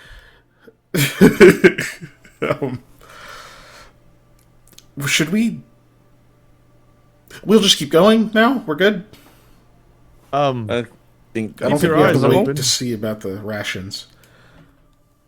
If things get more viney or spiky, we might be in trouble. But yes, let's get through here. I'm pretty confident that we can still navigate through on the map here. We just have to watch out, and if we have to make any more fine-tune adjustments, it should be fine. But we're trying to get here. We're currently here, and you can kind of see how we're navigating around these vines. I'll just keep an eye out just in case. On the way back, maybe we should just stick to the path. Perhaps they knew something we didn't about this, you know? Yeah, Layla, did you know about these traps and stuff? I've never been here before. She didn't even warn you that if you went off the where it was drawn, you'd be in danger, or?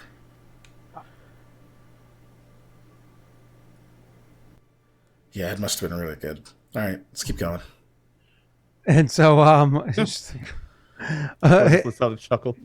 and then you finish going, and again, you do get there, well before sunset. You actually did shave some time off of the trip with the way that you went there. Though you did see that strange experience where apparently you went through ivy and didn't notice that they were spiky or whatever before. Anyways, so you do eventually make your way to the spot that was marked there, and luckily it is a little obvious where the spot is because it's actually kind of some ruins. That's a bit of an overstatement, if you will. There's a few walls that are still standing, and a couple of archways that are still standing, but certainly not proper ruins. Like Made a of what? big. What are they made of? Oh yeah, I got you. But certainly not proper ruins, like a massive structure and like that. It almost seems like there were probably a couple of smaller buildings that have collapsed, and what it's made out of is actually that stone that I've described to you multiple times now. It's like a grayish stone, but almost has like veins of ore, kind of like naturally in it, which is. Again, a strange thing to find. Now, when I say that there's, part of smaller buildings that would be made out of this, I do mean like part of, like maybe a whole wall is still up, and then only a third of, say, the intersecting walls would still be there. The rest of it collapsed and leaving what you would expect would be stone all around the ground, but you don't see it there. And so there's a bunch of dirt, which suggests that maybe the dirt has piled up enough so high that it's even covered whatever stone has fallen along the way. If you dug down, you'd likely find it.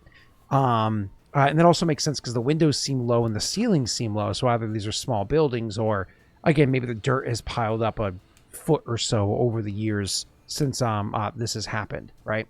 Which isn't so strange to think of in a forest, a deciduous forest where you're always having leaf fall, so on. Anyway, so this is what you come to is a group, not in any specific pattern. It looks like at some point in time there would have been buildings here. And that's what you guys walk up to and immediately without any investigation done yet. That's what you walk up and you notice or what have you. So, again, back to you guys here.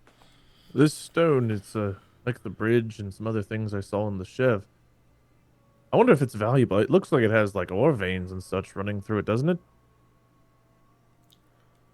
It does. Little. No, you see, like right here, he'll point out something very obvious. I mean, yeah, I don't. It'd be a lot of weight, though. And a lot of I don't know You if gotta it's leave it. not valuable necessarily, but I mean, it looks like it could be or should be. And that old bridge is maybe not in great shape, but it's still standing and it's made of this. This must be some hardy material. We'll mark it down on the map. Never know when this stuff might be useful. I met a guy before I was arrested, actually, who was interested in ruins and such. Maybe he'd pay for the knowledge. I do not want to be part of an expedition to go 3 days into the woods to haul back giant chunks of rock. No, that's why I said maybe he'll pay for the knowledge of where it is. Mm-hmm. And then you just turn down that job. Yeah, you just turn that one down. I mean, depending on the pay. Right. Well, everyone's got a price. So this is where they were meant to like kind of hole up and lie low. I mean, I can see the appeal, I guess. Make for a good camping spot. Decent visibility. I wonder what else is here. He just kind of starts snooping around. Gotta roll we should explore the area. You say snooping around? Is this are you sneaking? Are you doing like a stealth as you do this, or are you just perception looking around? Does it look like there's a lot of places to hide? It kind of sounds like there are. There's a bunch of small broken buildings. So when I say a bunch, I mean like what you can tell from here, just like the quick minute or so of you since you've arrived. There's like 5 or 6 here, but there easily could be like a couple dozen just scattered. Especially if these are ruins, right? This could have been like an old city or something. You never know. Then he is. He'll actually kind of say back like, obviously, if someone's here, they're gonna know we're here, but I'm gonna move as quiet as I can just in case. Don't want something getting the drop on me. Good thinking. I'll see if there's any signs of anyone being around recently, and yeah, you two take a look at that. What you can find, I suppose. That sounds like a stealth and perception, and that sounds like a survival. Jake? Yeah, I'm gonna do the same as Mikhail. So we're gonna snoop around and see what's around. And are you leaving her with him? With the horses? I assume the horse is going to look after them, Wade. Yeah, I mean, I'm not going to be venturing too far, so it's kind of like I'm going to go look, see what I can find, but I'm not going through every building. It's kind of like a general sense, but I won't be gone long enough to where it's like she probably has time to unbind and run. Not that she would, but horse is definitely on guard duty. Keegan's crushing it. Just waiting for Jake. Okay. What is stealth and perception? Yeah. Yeah, that's all right. You take a wall down while you're trying to sneak. The literal rogue, 91. You know, like, all right, cool. High for a one. So, are these the slums? Does he get a bonus? That's it. That would be included. Wade, with your survival there, you don't notice any tracks of anybody having coming in. That doesn't necessarily mean nobody came. It just means like you didn't have enough time to search the whole area wide enough. You could easily have like 3-4 people in nearby, but if they're even slightly cautious with how big of an area this is, you haven't been able to find signs yet. So just assume like as I'm talking to them, your character's still looking, but you definitely haven't found any signs yet. All right, cool. Aldo, for you are looking around, but you're not being. It's not that you're not sneaky; it's that you're not woodsy, right? So like your footfalls are pretty quiet. You're able to use in case like somebody's nearby. Like if you know where your target is, you can absolutely stay out of line of sight of them, no problem. Problem is, it's 360 is where somebody could be looking at you from. It's hard to protect yourself the whole way. That, and you are mindful enough not to step on crunchy leaves. However, when you step on a rock, a rock that you didn't realize was beneath a couple of leaves, and it skits out beneath your foot and tumbles to the side, making some clattering noises, or you slowly step down and it breaks a branch, you're like, fuck! Like, this is why you like cities. This is why you like being at the very least in a town, some sort of civilization. Out here isn't your forte, right? Anyways, so you're looking around trying to find details, but, well, if there's anybody there, they'd probably slip away long before you saw them. Speaking of seeing them, Keegan, it's actually you that as you're slowly and quietly making your way along, you swear you saw movement. You swear you did. When you took like 2 steps forward, braced yourself against the wall and looked out, you're like, oh no, you didn't. It's just stone over there. There's nothing but stone over there. So you continue making your way quietly and whatnot as you can. and you come up to one of the other buildings. It's probably like the 11th building or so that you see. When you come walking around the area and you see the strangest sight, like so there's definitely like stone everywhere, as I said, but then you see the strangest sight. It must be somebody must have been by here recently. It's got to be some sort of a prank or whatever, because there is right there, like it looks like a kneeling statue. You coming up behind it, but it looks like a kneeling statue, but the kneeling statue has clothes on it. It's like the weirdest thing because it has a tunic on it, and even more strangely, it literally is wearing pants. Like, how the hell are you getting some sort of fabric leather, like whatever pants on a statue? It's fucking weird, right? Yeah.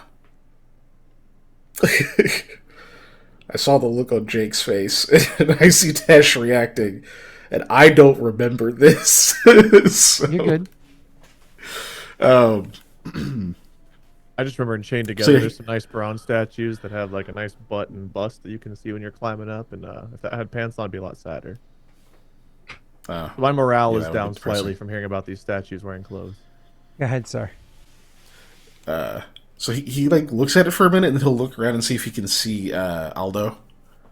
You can't see Aldo from where you are, but you think you just heard him say "fuck" from not too far off. You're looking at the statue from behind. You haven't gone and like investigated it yet, but continue. Sorry.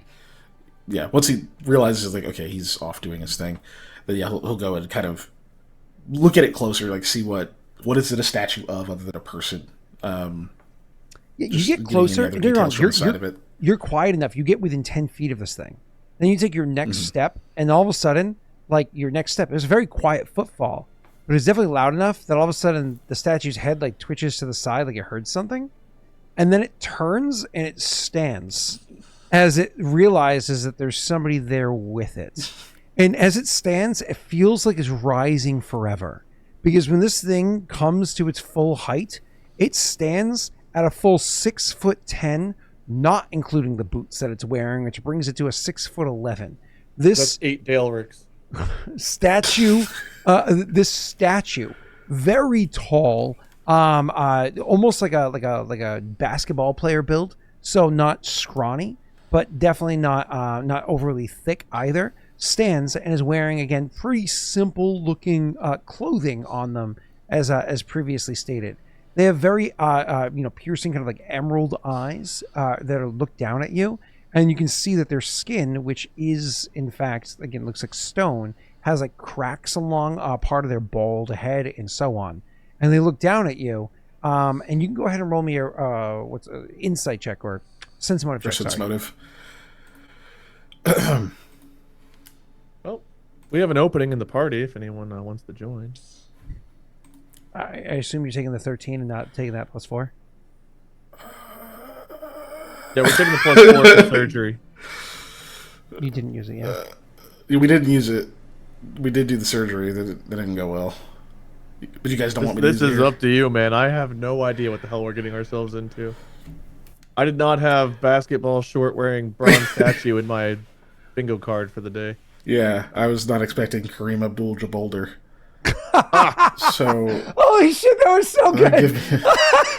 Give me a 17 if I can use the 4 right. Oh my god, that was so good. I kind of want to use it. I don't know. What do you think, Jake? Oh my god. I know what's going on, so I will refrain. Oh god. I already knew what my reaction was going to be, but fine, I'll use it. Okay, so you take a 17 for sense motive. You actually see that as you get that, it's really hard to read this person's expression. Really hard, because again, they're like stone-faced, if you will. Yeah. But what gives it is the body language is static. Not even defensive, just standing there. But the eyes are gentle, curious even. As they look down at you, way down at you, because you're like 1.5 feet shorter than them, their gentle, curious eyes are studying you. You are able to react first as you're seeing this person, but you get no sense of, animosity off of this creature. Okay. Then Yeah, as he's like spotted and like rises up, he's kind of standing up and like tilting all the way back, and when there's finally a pause, he just goes, "Hi," or and he'll say it in what is it? The heck is the language here? What have we been speaking? Perrin. We have been speaking Perrin? Okay. Yeah, it's This is in common. Perrin. And then he goes, or then he says it in Canaan, Sure. probably next. Well, you say hi in Perrin, and Yeah. they'll react, and so you see that you can see their chest, growing, like heaving, as they draw a slow, deep breath, and then says, "Good evening."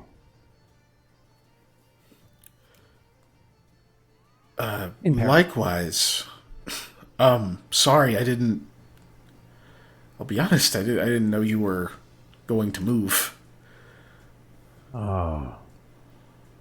Looks down at the statue, holds a hand out. Their hand is made out of like a gray stone. The statue is a gray stone, granted with the marbling through it and whatnot. Then looks down at the clothes and looks down at the clothes, which are brown and green in color, so definitely would stand in contrast. But you thought it was a statue. Then he nods slowly and looks at you and says, "My apologies. I was having a moment." The apologies are mine. I shouldn't have assumed. My name is Mikhail. It is a pleasure to meet you, Mikhail. I am Kithul. Pleasure to meet you, Kithul. I've never met anyone that looks like you. Unfortunately, neither have I. I'm sorry to hear that. Family's important. Since you seem non-hostile, which is great, I have two others with me. Do you mind if they come and meet you as well?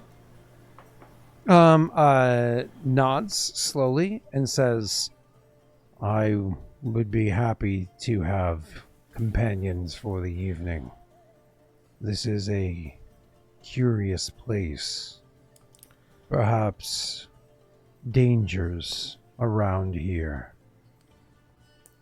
He kind of turns and like remembers, like, oh wait, there's like a lot of, we have baggage. He's like, actually, we have stuff with us. Maybe you could just come with me. Looks around for a second and says, "Yes, I will join you." Excellent. Do you mind if I ask what you were looking for here? Seems pretty deserted. He's like speaking at like a normal volume, so if people are listening or whatever, Yeah, he says, they can tell he's talking to someone. "Looking for? No. I was listening and following. Unfortunately, all I find is whispers of danger.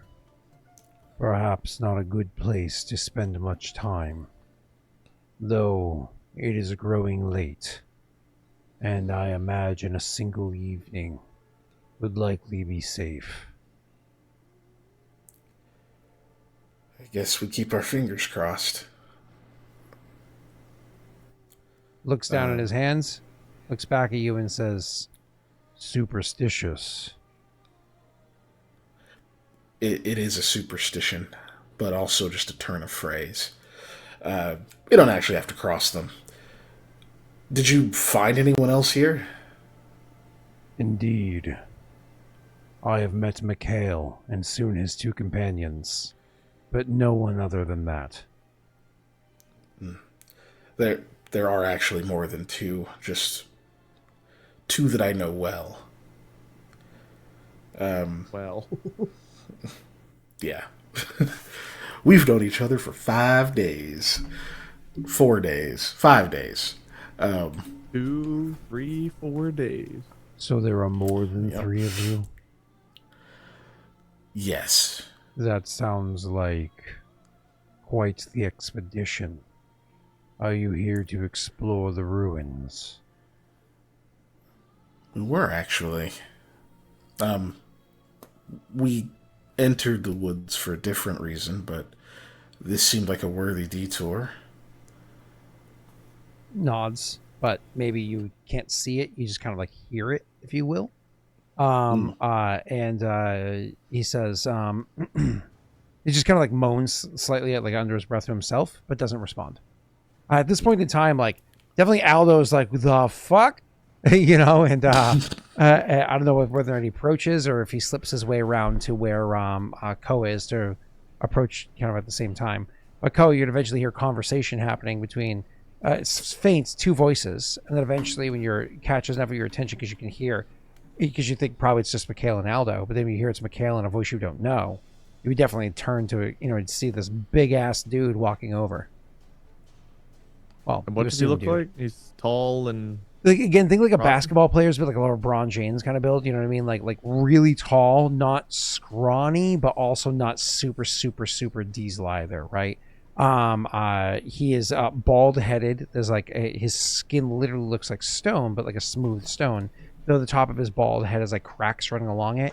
His eyes are like a piercing emerald green, like literally look like they have a sheen to them, like an emerald would. does he resemble any races I know? Like obviously not a stone dude, but like does he look like he's chiseled to look like a human or a parent? If you had to choose a race, you would say human. You know, 2 eyes, 2 ears, nose, mouth, you know, so on and so forth. But definitely, because the word to use is chiseled, because he does have, well, there's a smoothness to it. The angles that his skin is set, and it does seem pliable as he speaks like skin. The angles that it's set in the different facets, if you will, of it, definitely is not like any human flesh could do, right? Human skin is like a bag thrown on a, you know, bunch of meat. This looks like it was carved, if you will, but again, pliable like skin. Friend, I'm hoping. Yes, this is Kithel. Kithel, this is Koa. You're a tall bastard, aren't you? He just gives a slight nod and says, you wear the colors of the free folk. Which is funny to say because you're wearing a ridiculous amount of colors. They don't really have colors. Yes, my family migrated down from the north and we joined up with them a few years ago.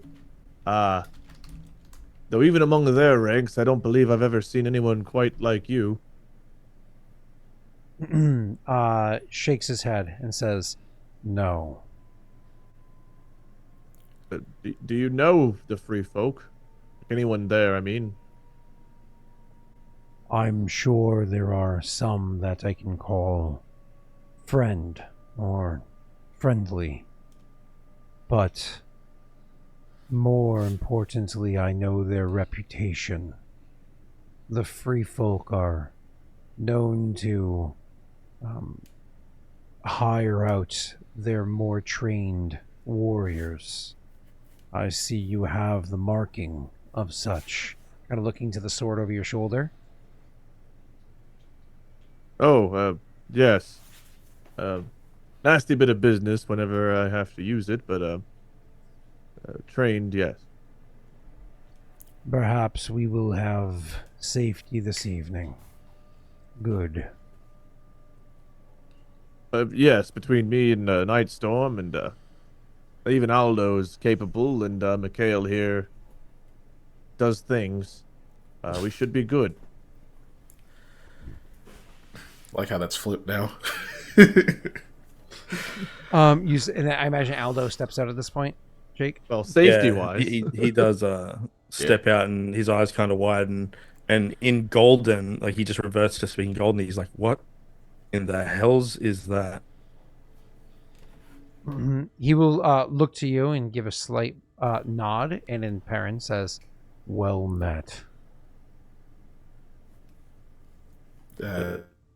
Their name is Kithel. Hello. You say their name is Kithel. He actually will look to you and says, I've spent a considerable amount of time contemplating that. I choose to use he and him, but thank you. His name is fair Kiffle. If I may ask, I have a crude map here, and this appears to be kind of, well, pardon my turn of phrase, but in the middle of fucking nowhere. So what brings you out in the middle of these woods to, well, something that once was? I was listening. You have a map guiding you here? So then you are here for exploring.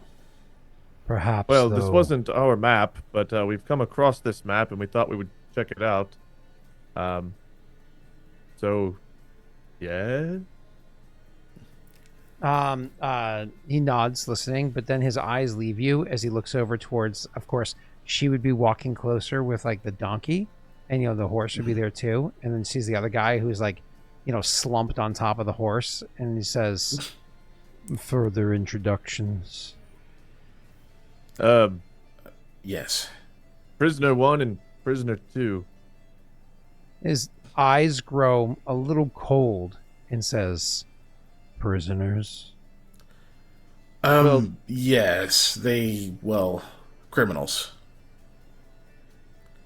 He We're, looks at the three of you with you can see his eyes, they just feel colder as they are looking over you with more I suppose discerning look this time around. Whereas beforehand it was kind of taking things at face value, but more of a discerning look to you. Mm-hmm. The task we had, these folks were known to have been assailing some people in the area. One of them was even a murderer. Not these two. But, that we know were of. tasked to come and get and retrieve them. These are the only ones we could take alive, unfortunately. Not an expedition into the ruins. Not intentionally or originally, but once we successfully put an end to the banditry and we got these two to peacefully come along, though that one, he'll point to like the unconscious guy, Yessi or whatever, did get hurt. We tried our best to stabilize him, but he's been out cold all day. Poor fellow. But he'll be fine, I think. Anyway, point being is they had a map that led them here, and we were curious where it was they were going. We wanted to make sure there weren't further troublemakers, so we came out and, well, figured while we're here, why not, what's the word you, expedition a little bit. Exactly. Just like you said you'd heard whispers of danger, well, so had we. Different whispering, I imagine. I must be honest. I am wary now of your company. I think our numbers will bring safety, but I think your employment is concerning. There's already been blood spilt in your hands, and death brought by your actions. Well, allow me to see this injured one. Oh, that would be fantastic, and yes, there was blood spilt, but it was in defense, really. He, listens to your words, doesn't respond, just gives you a nod, like acknowledging that you spoke, and then turns to walk over to the other individual. Now, when I say he picks the man up with relative ease, don't think this guy is like super insanely strong. And it's like, I picked up an adult, no problem. It's just that he is himself very large. So while he's not like incredibly strong, it's just a matter of because he's so big and the other guy's so I get small. it. He's big, but he's no mortifer. I understand. He's able to, move the guy with relative ease, to the ground. And we'll go to look over the wounds. And you can see that he does look it over with a bit of, there's a gentleness to his touch, despite how literally his fingers look like stone, like statue fingers. There's gentleness to it, and there's like precision to the way that he like moves and checks with the different injuries and whatnot. And he says, seems as though this was an arrow or bolt. It is not healed naturally, though. There was another means of healing here. He looks to the three of you, and oh, sorry, you're gonna say something? Yes, I was, I won't bore you with all the details, but long story short, I was escorting a merchant to Loshev, that's a town we came from. Along the way, bandits popped out. They shot my friend and killed him, but he'd given me a health potion, a healing potion, and some other stuff, as you were. We came out here to find the bandits that were that had done that, and then some more. Healing potion that he gave me, we used as a last-ditch effort to save this man's life whenever removing the bolt seemingly didn't go well. A healing potion. Uncommon, but convenient. I'm glad you chose to save this man's life, guilty or otherwise. He looks over the wounds a couple times and says, it was given last minute, not early on. Had you administered it before pulling the bolt, it would have gone more smoothly for him. But he's alive. Partially forgotten I had it. You see, I've never really used one before, and whenever I saw that the bolt removal didn't go well, I remembered it and was like, well, we could try this, I suppose. Well, there is a flower that grows not far from here. I'll collect some. It won't do much to aid the healing, but it will help to ease the pain for him while it's going through this first part. I'm sorry for your loss. Vengeance is not the best course, but we all pain. Well, I wasn't given much of a choice. He didn't surrender. Whereas these two, well, he was forced to surrender after taking the bolt, and she surrendered up front, so of course she remained unharmed. He looks to her and says, like just, expecting, but when she doesn't say anything, he says, "Is this true?" And she nods, like kind of astonished at whatever he is. And then he looks back and says, "Thank you for easing my concerns. Let us speak of the dangers as we prepare for the evening. But if you are not here for expedition, then perhaps beyond tonight, you shouldn't travel any further to the north, where I believe the expedition would take you." Expedition, you keep mentioning this. We're here and exploring and such. Sounds fascinating. I'd love to know more about this place. Delendra and Moretz can be with me, but you seem to have something more specific in mind that I'm not sure that the look to the other two, like you two, any of us fully understand. Do I respond or go back to him? Well, I'm assuming he's talking about exploring the ruins, right? Like that man that I spoke to in town, and he wanted to explore some areas or something like that. So I'm assuming he thinks we were one of maybe those. I mean, what even was this place? It looks like maybe some old houses, a small town, settlement, maybe just... And who knows how old it even is. I'm not sure what we'd really find here. I'm happy to look around, but I mean, how... I suppose I just don't know exactly what you mean and what we'd be getting ourselves into. It seems as this place is kind of done for. And you said something about something is further north, where an expedition would take us? It just sounds like you know a lot that we don't, so I'd love to hear it. You have asked many questions. Allow me to attempt to answer them, perhaps not in the order that you've asked. What is this place, or what was it? They are ruins. They were homes, part of a village or city many years ago. To who? This was part of the Mole Empire. This was a mole village, town, or city here. What? Are we familiar with Mole? It was the society of people that, like a hobgoblin society that fell centuries and centuries ago. Our characters, though, would they know? You know, to various degrees, but yes. Okay. Yeah. Mine would definitely be aware of them, not studied of them, but yeah. Yep. He continues saying, though the whispers I hear suggest that this is not the place of prominence. That is further to the north. It whispers, however, of danger, of genuine danger. I have been trying to find this myself to see what kind of danger it is, for I can hear the whispers.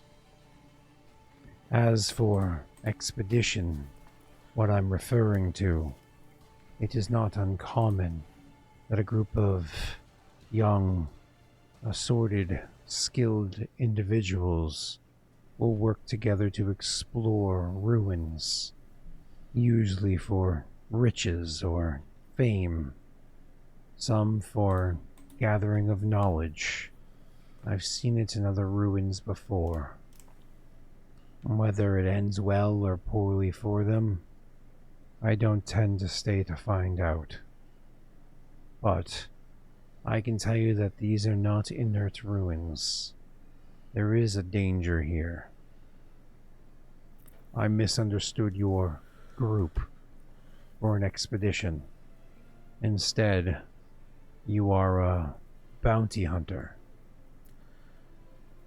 But this Not really. particular I'm kind case- of like a, what is it, indentured servitude at the moment. He looks at you and his jaw locks, if you will. It looks more stony, if it could, and says, Paradel. No, Loshev. no. Not in he Cleven. was there's a lot to explain, but basically to make up for a minor scrap that had occurred, he was told to come on this trip to pay his debt to the city. But there's a lot going on in Loshev that is perhaps uncouth or criminal in and of itself that we're trying to fully sort out now. For example, we know one of the guardsmen there is a part of a criminal conspiracy or something. There's a lot going on in Loshev that we're trying to sort out. Right. Which we need to be getting back to starting, I guess, tomorrow.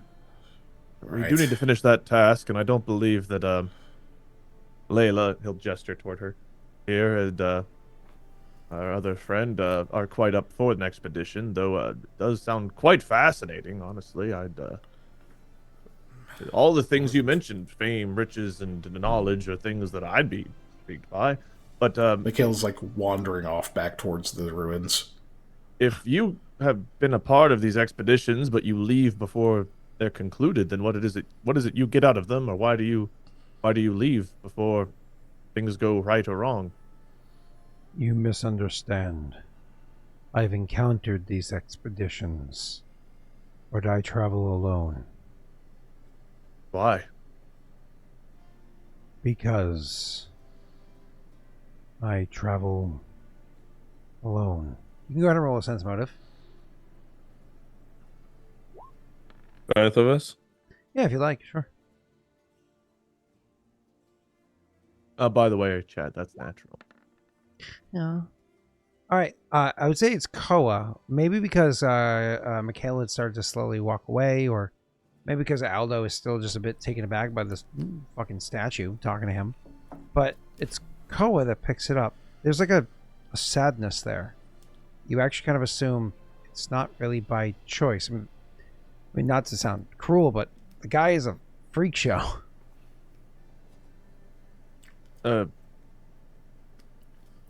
Sorry, I didn't mean to stir up bad memories or anything. Nothing bad. Just truth.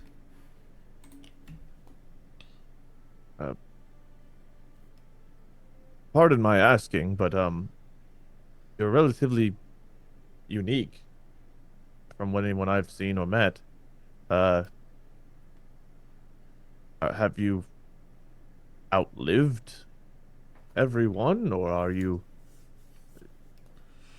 I would just like to know more about you, where you come from, perhaps how old you are, or where you were born, or I don't know. Just you and of yourself are fascinating. I'm happy to tell you about me. Don't get me wrong, but probably much less interesting of a story than what you might have to tell. Wandering the cursed or haunted woods, looking for ruins and answers and expeditions, following what you call them whispers and such.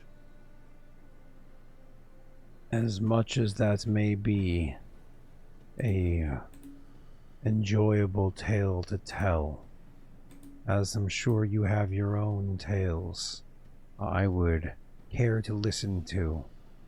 As I've said several times, there is a danger, and perhaps now is not the time to swap stories. Oh, sure. Is there a place nearby you know of that's better to make camp for the night? Let's stay on the stone. And then we'll swap stories, yes? Perhaps we should all take as much rest as we can, and we will set guard.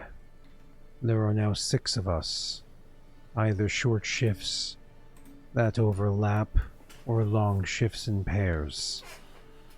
We should be mindful this evening. Well, we're familiar with the 3 of us and my horse, Nightstorm. She's also well trained and can watch out. So if you need a full night's rest, by all means, we can 4 of us keep an eye out. And no offense to our new compatriots here, but we don't fully trust them just yet, as you can understand with how we met. I understand, but unfortunately, we do not have the luxury. As I said, there is a danger. We should make use of all assets we have available to us, lest we find ourselves in a unsavory situation.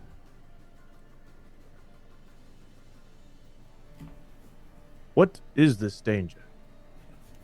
I'm not asking for a story, but just so I'm prepared as to what to look for in the night. We've seen strange things in these woods that we can't fully explain, and I don't know if you were speaking of that or something else. Finishing working over the man that's unconscious at the moment, but he was in and out over the past day or so. Right? He stands up to his full height again and says, because he's squatting down, which kept him almost at eye level with you as it was, but he stands up to his full height again, right? And he says, I'm not entirely sure, but the whispers tell me there is creaking and cracking. The whispers tell me that it moves like a breeze across the leaves. The whispers tell me that there is a sharpness. The whispers tell me that the strike happens when you are not mindful, when you are not paying attention. We saw some vines covered in spikes that looked relatively dangerous that we traversed by, and then we looked back and it seemed they had spread very quickly behind us where we'd come from. Perhaps that is what you're sensing? Does that seem natural to you? No, not at all. I mean, vines with spikes, sure, but not the way that they spread and seemed to come out of nowhere. It was really wet a few nights ago, too, like really wet, and all of our food got wet and seemed to almost mold instantaneously. Things that should have been dry were wet. He's giving you a look that is non-judgmental, but, you know, at the same time, wondering. No, I mean, like, it's wetter than it should have been wet. I mean, wet. Mikhail comes running back. And you probably hear him trying to explain. You just hear him like, Wet. I mean, like, there was mold wet. Like, our things that were dry were wet. I'm sure you're saying something really important. Where's the map? Dry. He'll produce it. It's like looking at it. Are there... Phill, do you know this area well? Are there rivers around here? There's. Did you find more wetness? There is a river. I didn't. Go ahead. No, he won't interrupt you. If you interrupted him, he would wait until you were done, and then he would speak again. Yeah, that go ahead was in character. Like, he stops. He's like, no, I want to hear what you have to say. Okay. After that, he says, to the west of here, a couple days travel, you will eventually come out of the woods and you will find a river stretching north and south. The northward travels to a town in Paradel called Lvov. It'll fork there and go beyond. To the south, it'll find its way to a lake. That is the river to the west of here. If instead you choose to travel east, I do not suggest you do so. These woods are dangerous, and traveling that far through the woods around here would likely spell your demise. But should you choose to travel east and survive to come out of the woods that way, you will find a river that stretches He hands to the you north. back the map and pulls out his journal. Where it stretches to the north, I do not know. Perhaps into Paradel, closer to Momley. But it will also travel south, and will meet with Hardgwen. Now, I came from the Closes east it. a while back, and I traveled fully west through these entire woods. And, is it only dangerous going west to east? Because that seems to not make sense. We encountered almost nothing going east to west. Perhaps you were further south. The Oh, woods yes, are we safer. were. They're safer to the south. And then he turns his attention back to Mikhail and says, and if you travel south far enough, long enough, you will find that the river to the west that stretches north and south, after it passes through the lake, it cuts eastward. The two rivers meet in Hardgwen. It makes a U shape or a V shape coming out of Hardgwen, encapsulating the entire woods.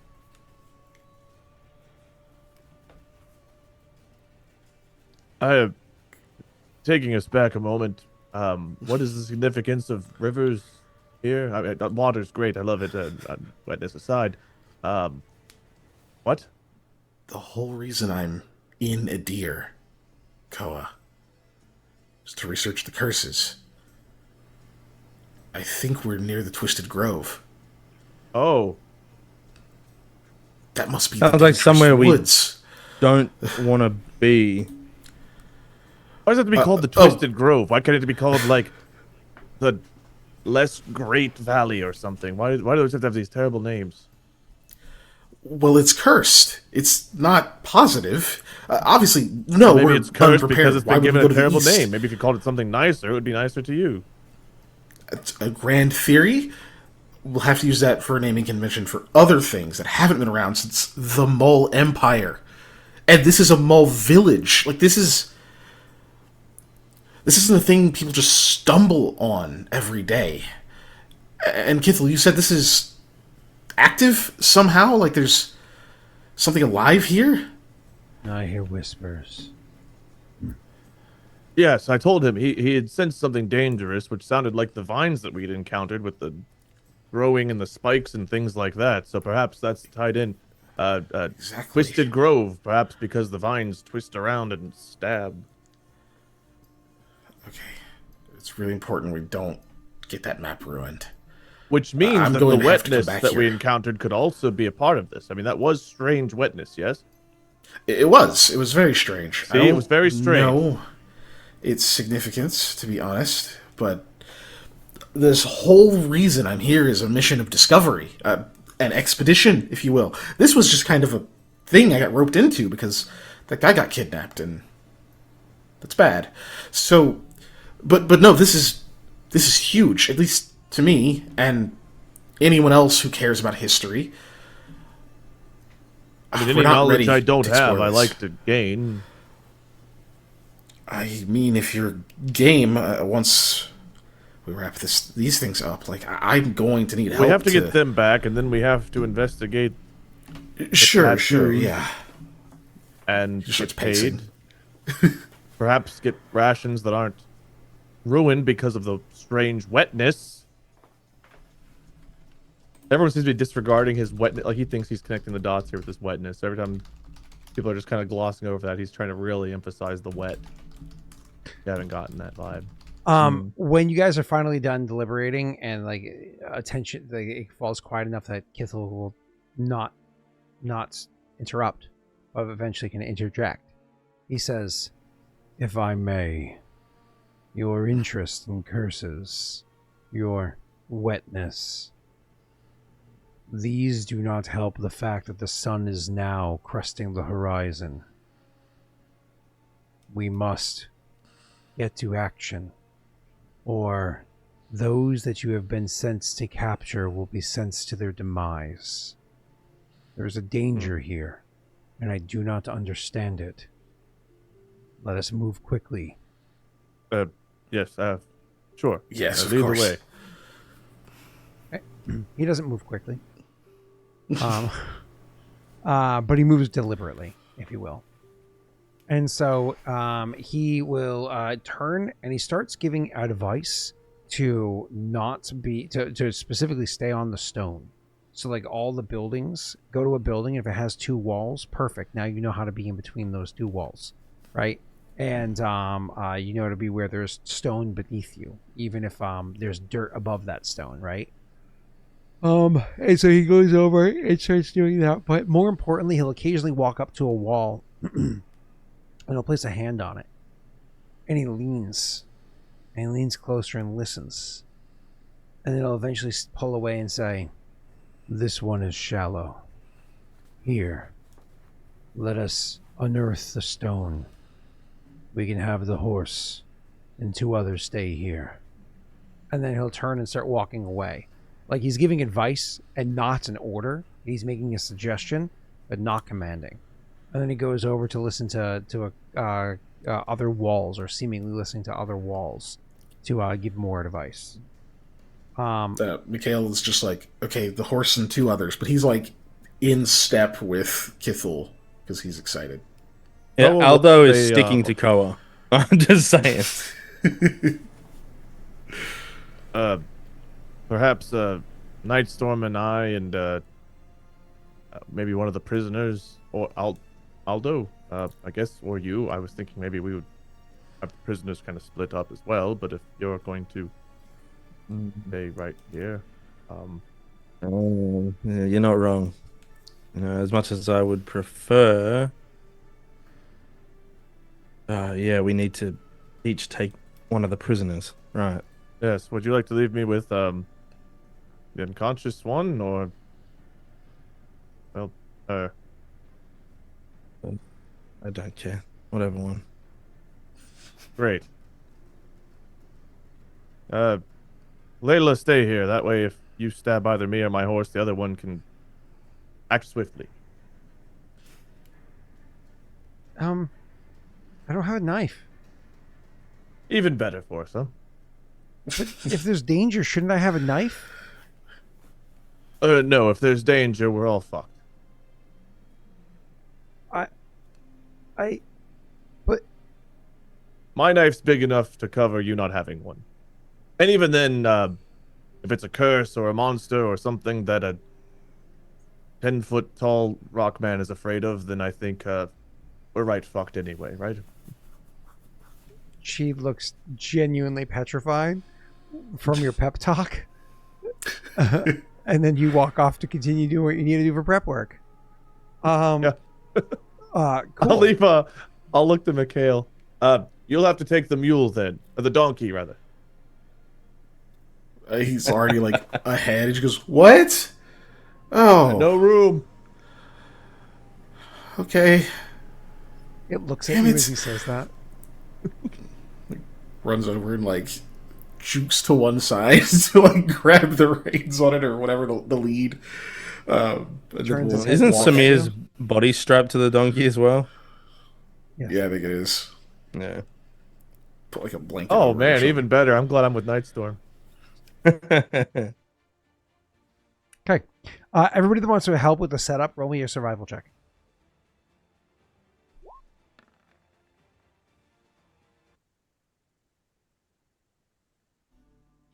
Okay, is that everybody? Nope, there's one. That's everybody. Fine. Yeah, I probably shouldn't have. Jake, Do I you even helping? get the help since I'm moving with Kithel? Yeah. There's still tasks to do. Jake, you helping today? Oh, there it is. Sorry, she's behind. Okay, it's appropriate. You guys try to do the best you Supposed can to be like, to how unearth- did you guys survive this long in these woods? No. You're doing weird work, like digging out the stone and setting up all these weird patterns, whatever it is. It's all very strange work, and in the end, it's one of those. Kithel says, perhaps we should have fires to give us protection, or perhaps we should take to the darkness to give us deception. I'm not sure which is the better option. I'm open to opinions on this. It's kind of tough to say. Like, what? I don't really understand what we're avoiding. You made it sound like a wind of some kind with a attack. If it's the vines, then perhaps fire would be useful because it could burn the vines. But if it's water, then water would put out the fire. And I'm not also sure. none of us can see in the dark either. I mean, it's not that dark. Could be. While you guys are soon. over, I'll be right back. Oh. Okay, let's deliberate some more, I guess.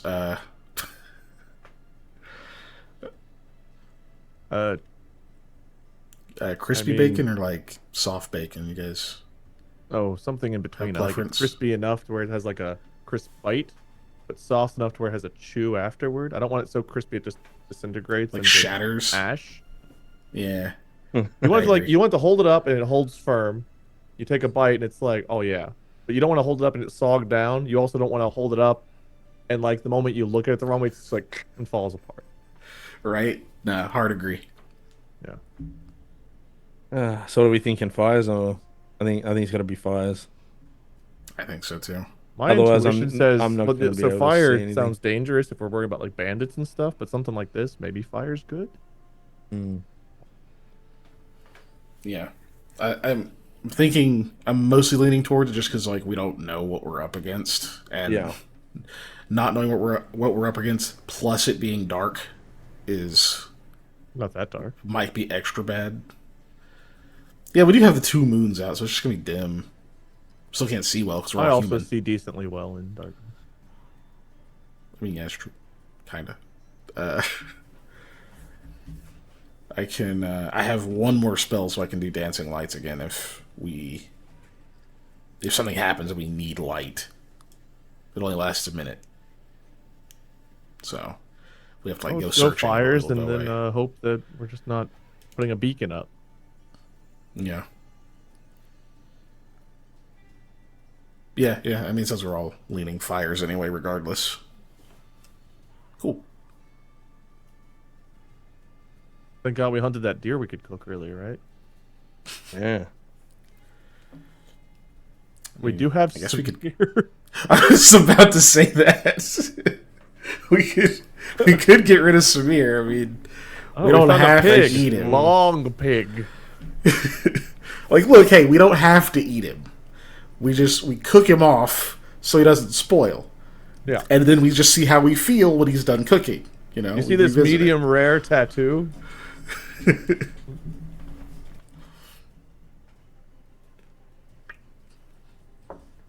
Okay, so you go set up whatever it is you can, and you go to take out your evening watches now. Before we just roll these out, real quick. We did do fires. We went with fire. Okay, with fire, thank you. We're gonna cook Samir. Never mind. Go ahead. Okay, so what was I say? So before we, the idea was everybody has a shorter but overlapping or you do longer and you do 2 at a time. Because there's now 6. There's a 3 of you, and there's a 3 NPCs. What are we doing?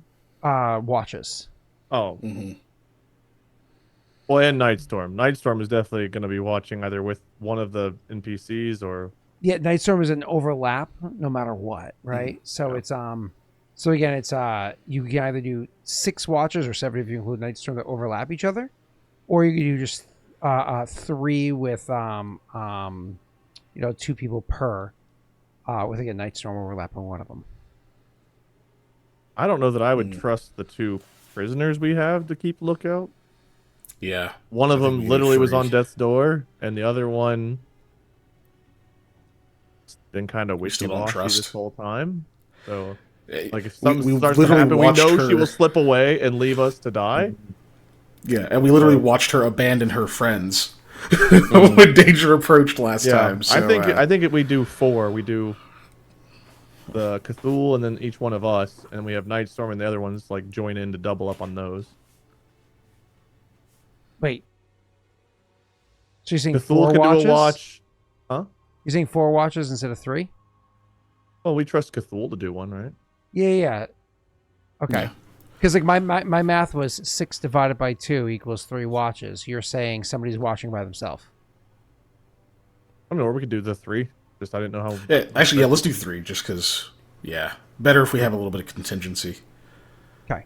That's why I was just trying to check. So how do you want to pair I would up? watch with Layla since we're here together, and also if she goes to do something, I think Koa is probably the most. Dude, you just apt want be to able see pick it her up. honeysuckle. The fuck? We didn't roll for hotness. I don't know if that's true. It could be.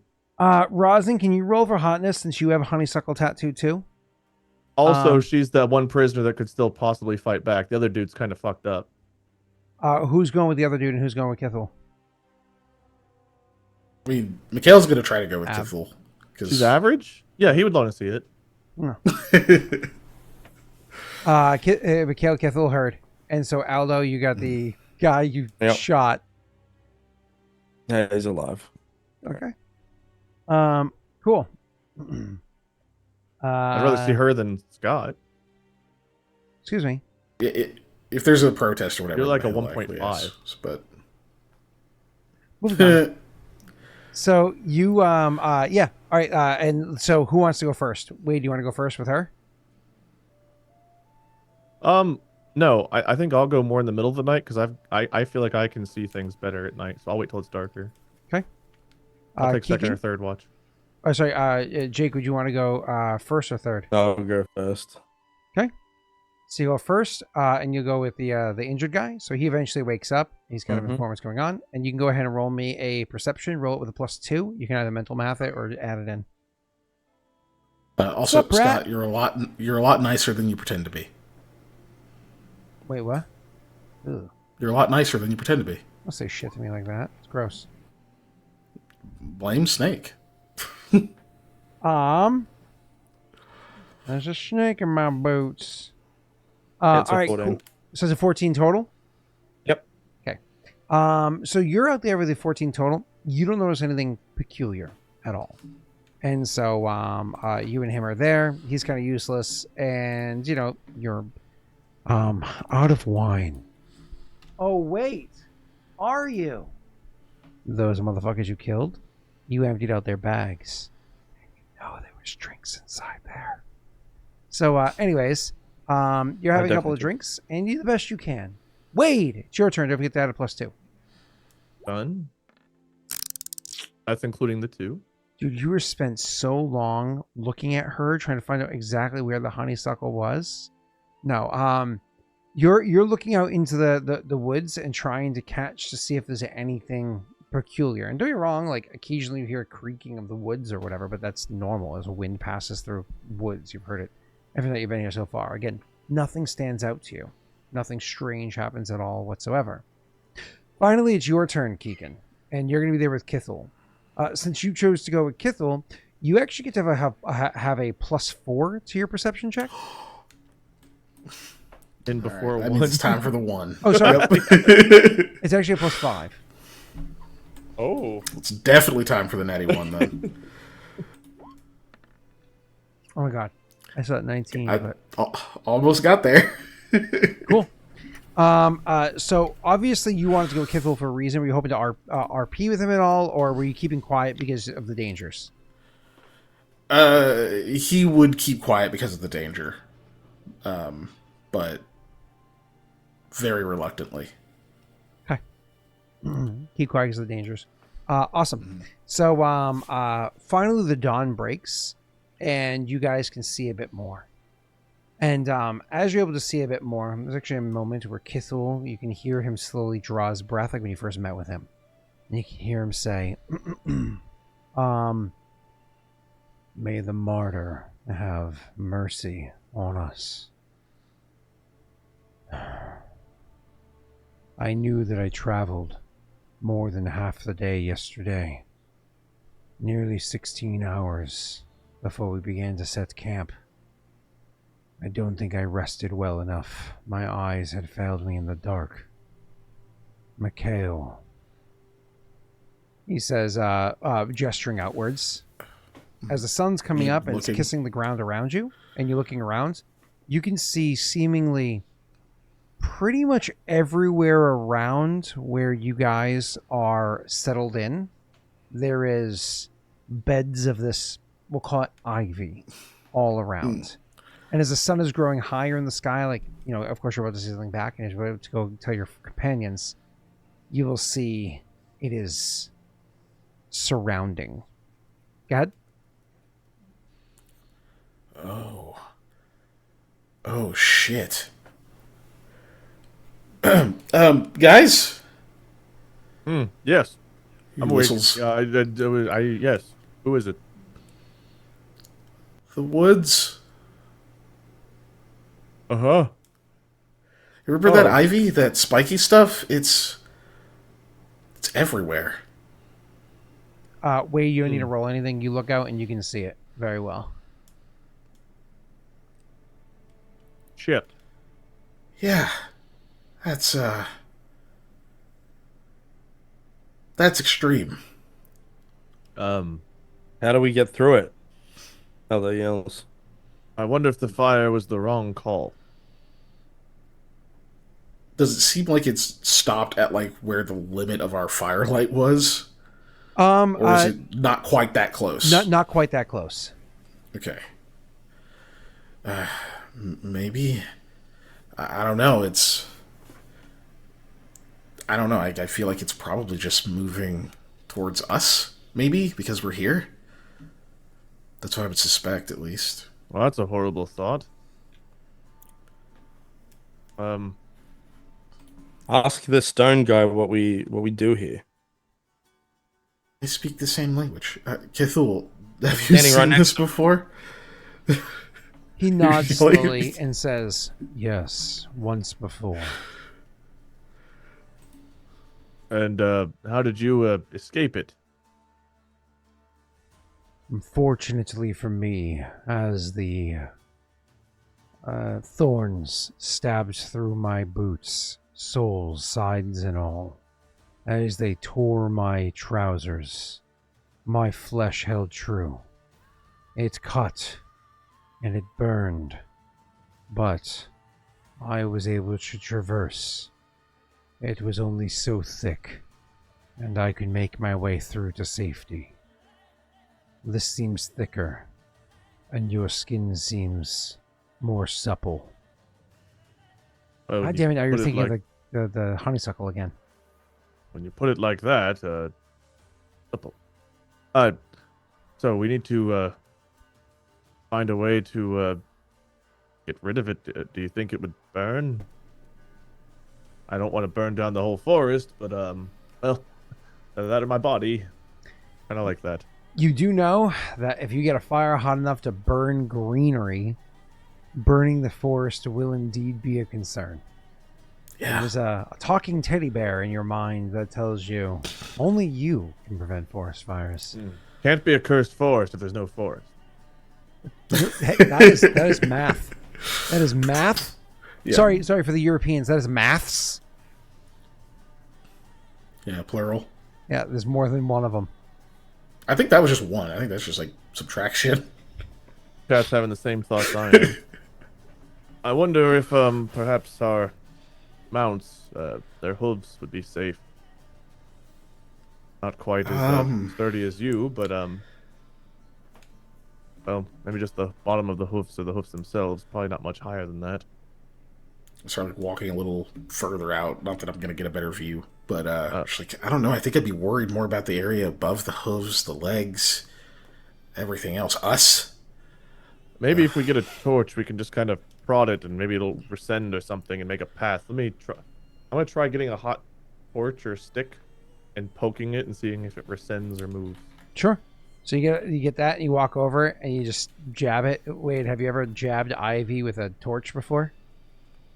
I can't say I have, no, because I do have a little bear in my mind. Not to do that. Is that bear taffy? No. So ivy is a very waxy leaf, so it doesn't immediately burn, but then it does kind of like shrivel up a bit, but it has no impact on the thorns whatsoever. I thought the thorns were part of the... It grows underneath it.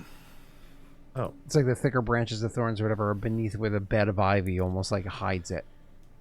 But wait, Right, I will say this. Roll me a survival check. Don't make sure you don't have that special modifier thingy on you. Perfect. You do get the idea though. While this is not a perfect solution, if you were to burn the bed of grass, burn the bed or like move very slowly, getting a fire out in front of you, which God, that could take forever to do. If you do that, that does mean you would be able to see where you're stepping, and theoretically you can step a bit more cautiously. Maybe not on as big of thorns, or maybe even avoiding thorns entirely. That could be helpful. You'd just be moving very slowly. Well, good news, lads. I've come up with two possible solutions. First of all, we keep a hotbed of fire in front of us at all times to burn this back so we can see where we're stepping, which very time-consuming, but possible. The other one is we lift one of the stones, drop it, walk, pick up a stone, drop it, and walk, all the way out of the forest.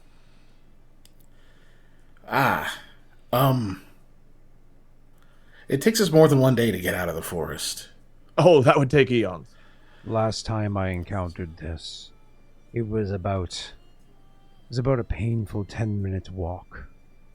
I'm saying 10 minutes, but I don't know the truth of that. It was anguish, but I did it. This time it may be thicker, as a whispering here that suggests more than last time. What I can offer is this. She seems light, and with his state, he's not too heavy either. I can carry one in my arms and the other on my back. I'm willing to take your two prisoners out of here of my own volition. I would leave the three of you to fend for yourselves. I'm willing to go first as well, though I'm concerned about putting them in harm's way as a test. Well, if it's not going to be more than, however long that would be, you don't move at the briskest of paces, then perhaps the fire method might be our best one. We simply grab a couple of torches or pour some coal, something to, get the, tendrils to pull back and shrivel a bit like this one did. Here, see? I'll show you. And then you can kind of see where the spiky bits are, and we can walk over it that way. If it's not going to be the entire time, then it is doable. It'll just be a little bit more time-consuming. So instead of 10 minutes, it might take us, I don't know, an hour, 2 tops. If we're moving very slowly and carefully. My eyes may not see color, but I can see the difference between water and wine.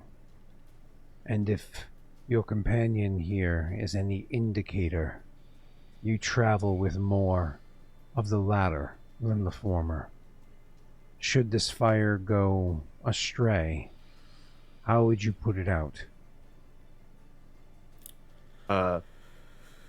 Well, it would have to be quite the fire to burn through the ivy and actually light. The waxiness is kind of hard to get through, so my hope is that if once we get through, it'll just be out. If it ignites, then well, I don't understand how this stuff works at all. I have already revealed to you my gender, and we did not do so with a party. Starting a fire seems unnecessary. Well, having our legs stabbed and ripped apart by tendrils also seems relatively unnecessary whenever we have an option. Do you have another one you're thinking of that I'm not? I will not weigh in any further on this. I think fire is unwise, but I will not tell you what to do to save your life. A decision must be made. I'm willing to go first, but I'm not willing to take those who do not choose to be here against their volition into the danger. I can travel Well, technically, alone. they were the ones that were heading here. We just cut them off, and we came here to make sure there were no bandits. So we were all willing to come here, just at different points. He looks at you Different unamused. reasons. Was that Keegan? He just says, yeah, for different reasons, but Welcome, readers. can you wait for us once you get past this? He nods and says, I can. And then he turns to the other two and says, I will go first. Are either of you willing to come with me? And actually, she's like, no. Nope. And, but he does. Jumps in his arms. He does. He's like, he's like, actually, I'm, if you're offering, I'll come with you. I figure if I get injured. And he looks over at Aldo and looks back at him and says, well, you seem to know what you were doing. And he nods and says, I can dress to some basic wounds. Yes. And he goes to help the guy up, like, as like, again, like a holding on to him like a piggyback. And he was just so high up. And he turns to you and he says, then I believe we've chosen our course. He said he could take both of them, but she just refused. Correct. And he said he won't take people against their volition because he's going into the danger. Mm-hmm. Yeah, Mikhail will turn to Layla and say, look, he's gotten through this before. We're going to have to figure it out. Are you sure? She looks at you, looks back at him, looks at you. She gives you an eye that says, like, have you seen that guy? And then she's like, yeah, I'm sure. Well, it's either that or else a bunch of thorny vines are going to rip through your legs. She frowns and says, all right, Aldo.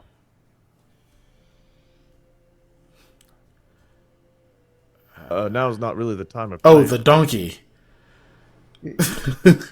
She nods, yeah. Both just... Oh, wait. Yeah, I forgot we didn't rename him. Her? Her. Yes. Correct. Well, no wonder she hasn't liked you this whole journey. That's not the usual effect I have. You've encountered many donkeys. No. Great. Nightstorm,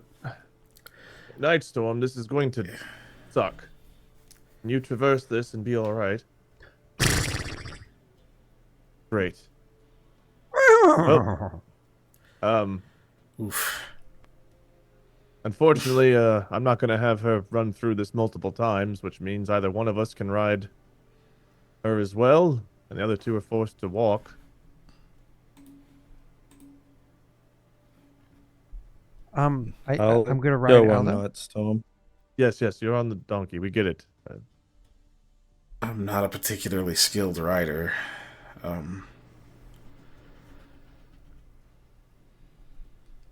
This is gonna suck. Neither am I, actually. You don't have to be skilled to ride Nightstorm. She can escort you out fine. Let's see. Yeah, it's true. So it's us three. Or there's four of us, right? Mm-hmm. But only one person can ride the donkey because it's got crap on it, right? Mm-hmm. Okay. And then two people can ride Nightstorm. Oof. Can you two ride Nightstorm? I think 2 people can ride a horse, like an actual horse. Yes, Yeah. but you just slowly. But yes. Mm-hmm.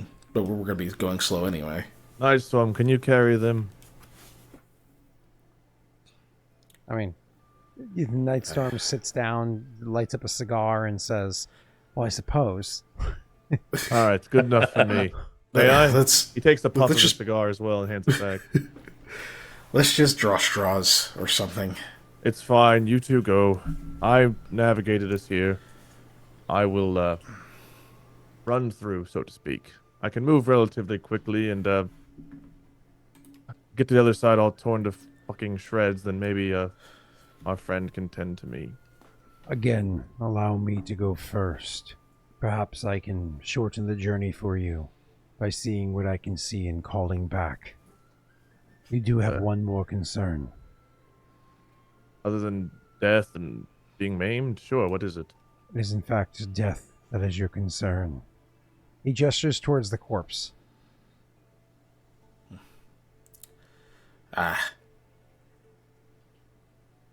Extra weight? I have an idea, but it might sound a little morbid. All right, we chop off the hand. That's one step. Chop off the other hand. That's another step. A leg is like 3 steps. Well, 0 when you're done. No idea is a bad idea right now, unless it is. We need proof of the tattoo, right? Which, that in itself is grim. Back to but I chopping off the arm. wonder if... Do you think the thorns would catch on the body? Oh. Are you saying to make a sled out of a corpse? Maybe to make a path, the horse pulls it. You know what I mean? I don't know. I am growing uncomfortable and nearly nauseous with this conversation. Yes, well, I don't want to die. So Maybe we could have it pull stones. Something heavier and sturdier than... But while getting lashed old and torn body? apart this whole time on her own, the longer she spends in there, the worse for her as well. You're not wrong. I'm going to begin my journey as to separate myself from this conversation. good luck. We'll find a way across.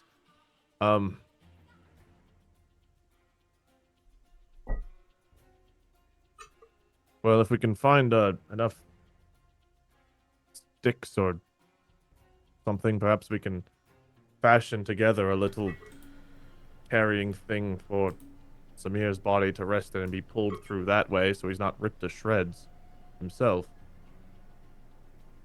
We have some rope. I think at this stage, bringing Samir's body isn't going to help anyone.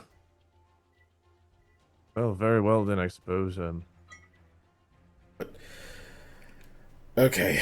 Just here, I'll make a sketch of his tattoo. There we go. That look good enough? I'm going to single go line. examine more of the vines and stuff. Does it look like if... I'm not going to reach out and, like, grab them with my hand, but does it look like if I could just, like, reach out and, like, pull it a certain direction, I could make it clearer? I mean, for like a single footfall. But like you also have the chance of accidentally stabbing your hand when doing so. Obviously. But what if I used Mage Hand? Sure, but like Mage Hand's not particularly strong. Duration. And it No. only has so much of a duration, so again it's single footfall each time. Some of them Its very duration slow. is concentration. Oh, there's So no as long as I upper limit? concentrate it... No. As long as I concentrate on it, I can do it. But if you get hurt, Then, yeah, I have to make a check. But that's what Yeah. I'm saying. If I use Mage Hand, I don't have to touch it, then we can maybe get through less or unscathed. yeah. And I have 3 tries if I lose concentration on it. It is a new day, so you would have 3 tries, yeah. So yeah, I kind of look at it and go, okay, I have an idea that could make it a little easier to pass through. I have a spell that can move things. I don't want to demonstrate it for you because I can only do it about 3 times. But I may be able to tug aside some of the thicker portions of it, clear it for each footfall. We'll have to move pretty slowly. It takes quite a bit of concentration for me to maintain it. And if I get hurt, well, it's like harder to concentrate when you're hurt. Like I might lose it. It's fairly complex. Sorry to break your concentration, but were they that close over there? She says, looking the opposite direction of where your focus has been this whole time. And you look behind you, and you can see that the vines are now not only growing up to where the buildings, the ruins are, they're actually growing between the ruins behind you. Now they're not but 50 feet behind you is where they start. Just do it, Mikhail. Don't believe so.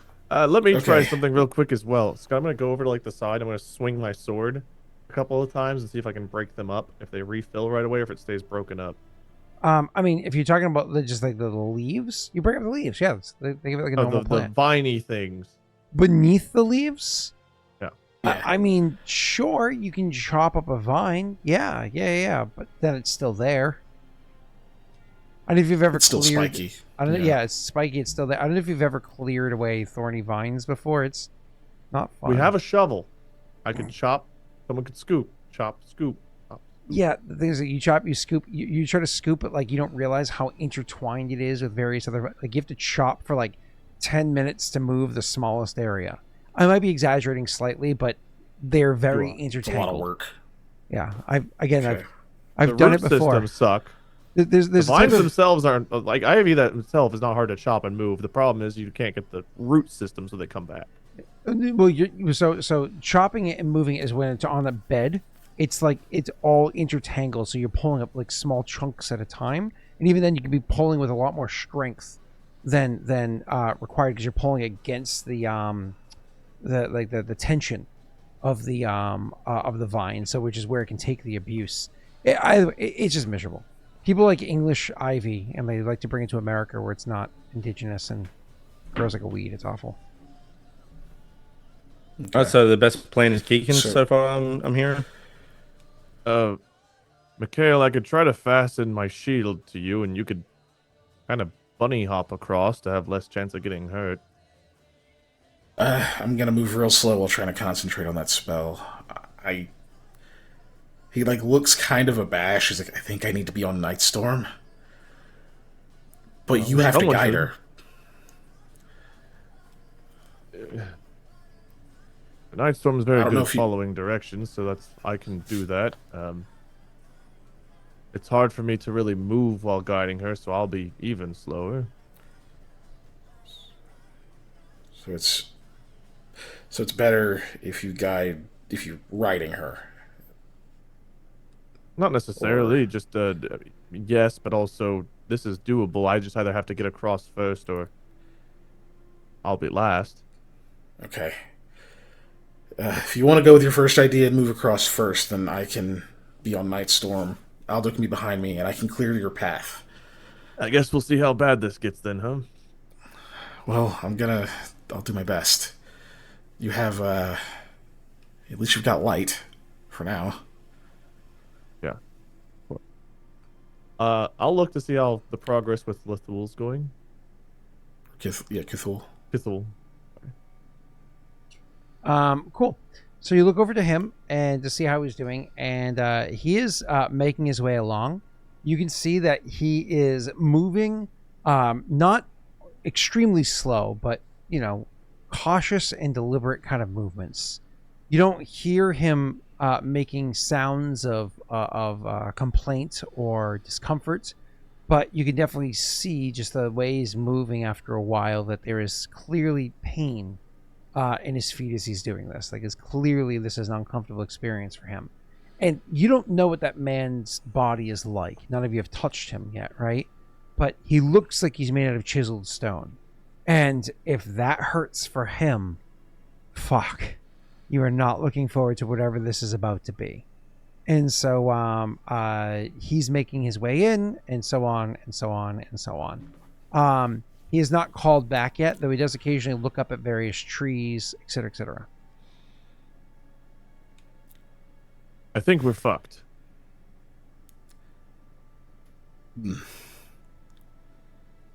It's that, or we just wait for it to come and consume us. That would be very fucked, yes. Yeah, so we fuck forward. There are worse ways, I suppose.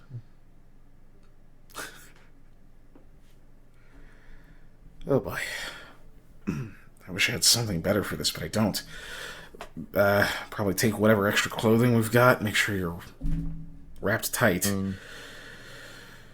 As much space between your skin and those thorns.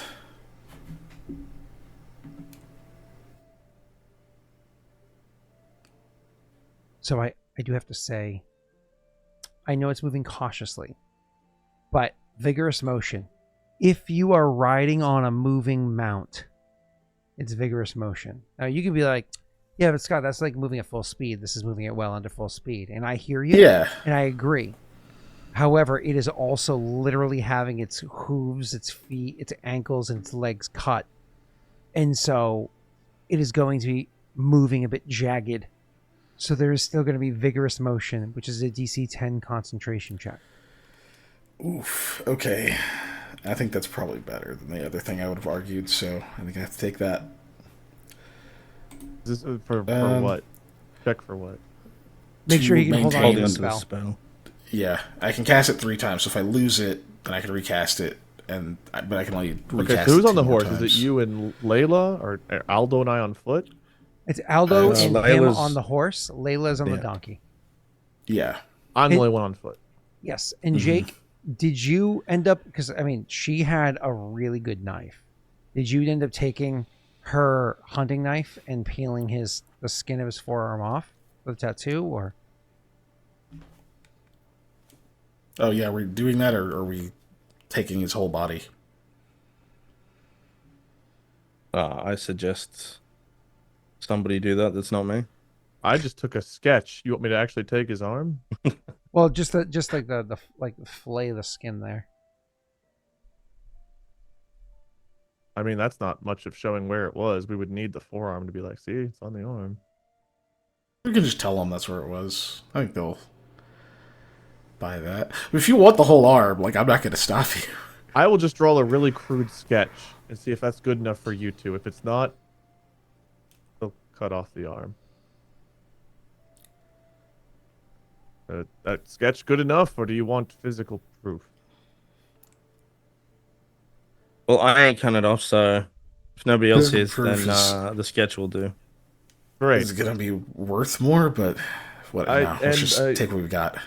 Yes, and the time is not exactly on our side, as that's encroaching, so we should get moving. Yeah. So we dump the body? Yep. Yeah. Yeah, like that sound effect in video games when you unequip something. It's the sound of dumping a body. How far away is Cthulhu at this point from us? Like, if we were running across this, Scott, would it take a minute to get across? Would it take? Oh, 10 minutes? Yeah. you don't know because you can't see how far it goes yet. That's what And I'm how saying, far ahead of away you is is he? He left a couple minutes before you, but he's moving slowly. Right. Yeah. So about how far away would you say he is?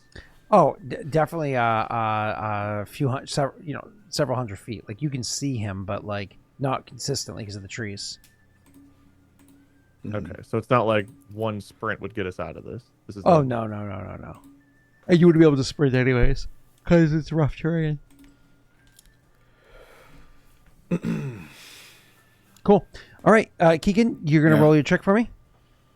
Yep. Jake, are you contributing anything, or are you the one that's just guiding them out? I can't really contribute anything, right? I mean, I can perception roll Okay. and Then you are the ride check, sir. people look out. You Oh wait, are I the ride check. thought Ko was guiding them out. Koa's gonna handle animal to keep it calm as it's literally being torn up. Oh. Okay. All right. Oh, well, let's do our checks, I don't want guys. a ride. I can't really have a ride check. Don't worry, You don't have to be trained. it's dexterity based. This is what a probably better 20 than gave me on figuring out what the hell to do about this thing, y'all. Did you guys use that 4 yet? You did, Yeah. right? Yeah. Yeah. 22 wasn't enough to give us a good. Your That's not first great. spell does not hold. It's just too much with the jostling and whatnot that's happening. You have to cast your second spell and try again, Keegan. You at least have 3 tries. Go ahead, Jake. You want me to do the ride check? Si, senor. All right. Good start, y'all. Okay. Mm. All right. Like regular walking. The animal has been handled. However, the keeping it going at a steady pace or following exactly where you want it to, the path you want it to, is not going well. Which is the reason why it's so jostling. The reason why it's so difficult for you to hold on to your concentration. Give me another one, sir. Just Keegan. Okay. All right. I needed 2 spells for you to get through, and you got one of the 2 so far. Cast one more time. Oh man, that was almost a I said 5. 5. Yeah. That was Oh boy. All right. Yeah, that's a good one. We'll take that. perfect. All right, everyone, it's been fun. Thank you for having me as part of this adventure. It's my turn to come through, right? Wade, you, sir, are hacking ahead with your sword, moving slowly and hacking as best you can, so on and so forth. What I need from you, Wade, is a reflex save.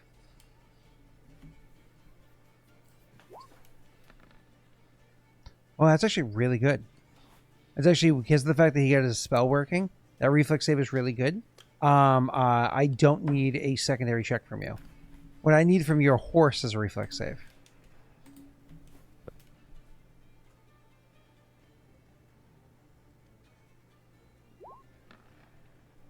Whoa. That's even better. Okay. God. That's awesome. That's wicked cool. So, he picks his way out, making his way slowly and carefully, tearing up his feet, his ankles, the bottom of his calves, so on. I don't describe this as being particularly deep, so why is it cutting so high up onto Kithel? Because there are areas where the vines are covering over where there's a divot in the ground. It looks flat, like a sea, right? But just like if you're walking into a lake and all of a sudden one step you take is like, oh shit, I just went like an extra 4 inches deeper, or like an extra, foot deeper, because there's like a divot in the ground there you couldn't see. Same idea happens with this bed of ivy. You have no idea where the big divots are, which is why sometimes it tears you the fuck up. Anyways, so while this is happening, Kithel is suffering his whole way along. Occasionally has to stop, kind of center himself, and then keep moving. Fortunately for him, there is a man on his back that does not want to die, but is also a bit sympathetic to pain, and so is giving kind words of encouragement just to get through. The guy is only a thief. He should not be experiencing what seems to be supernatural horrors.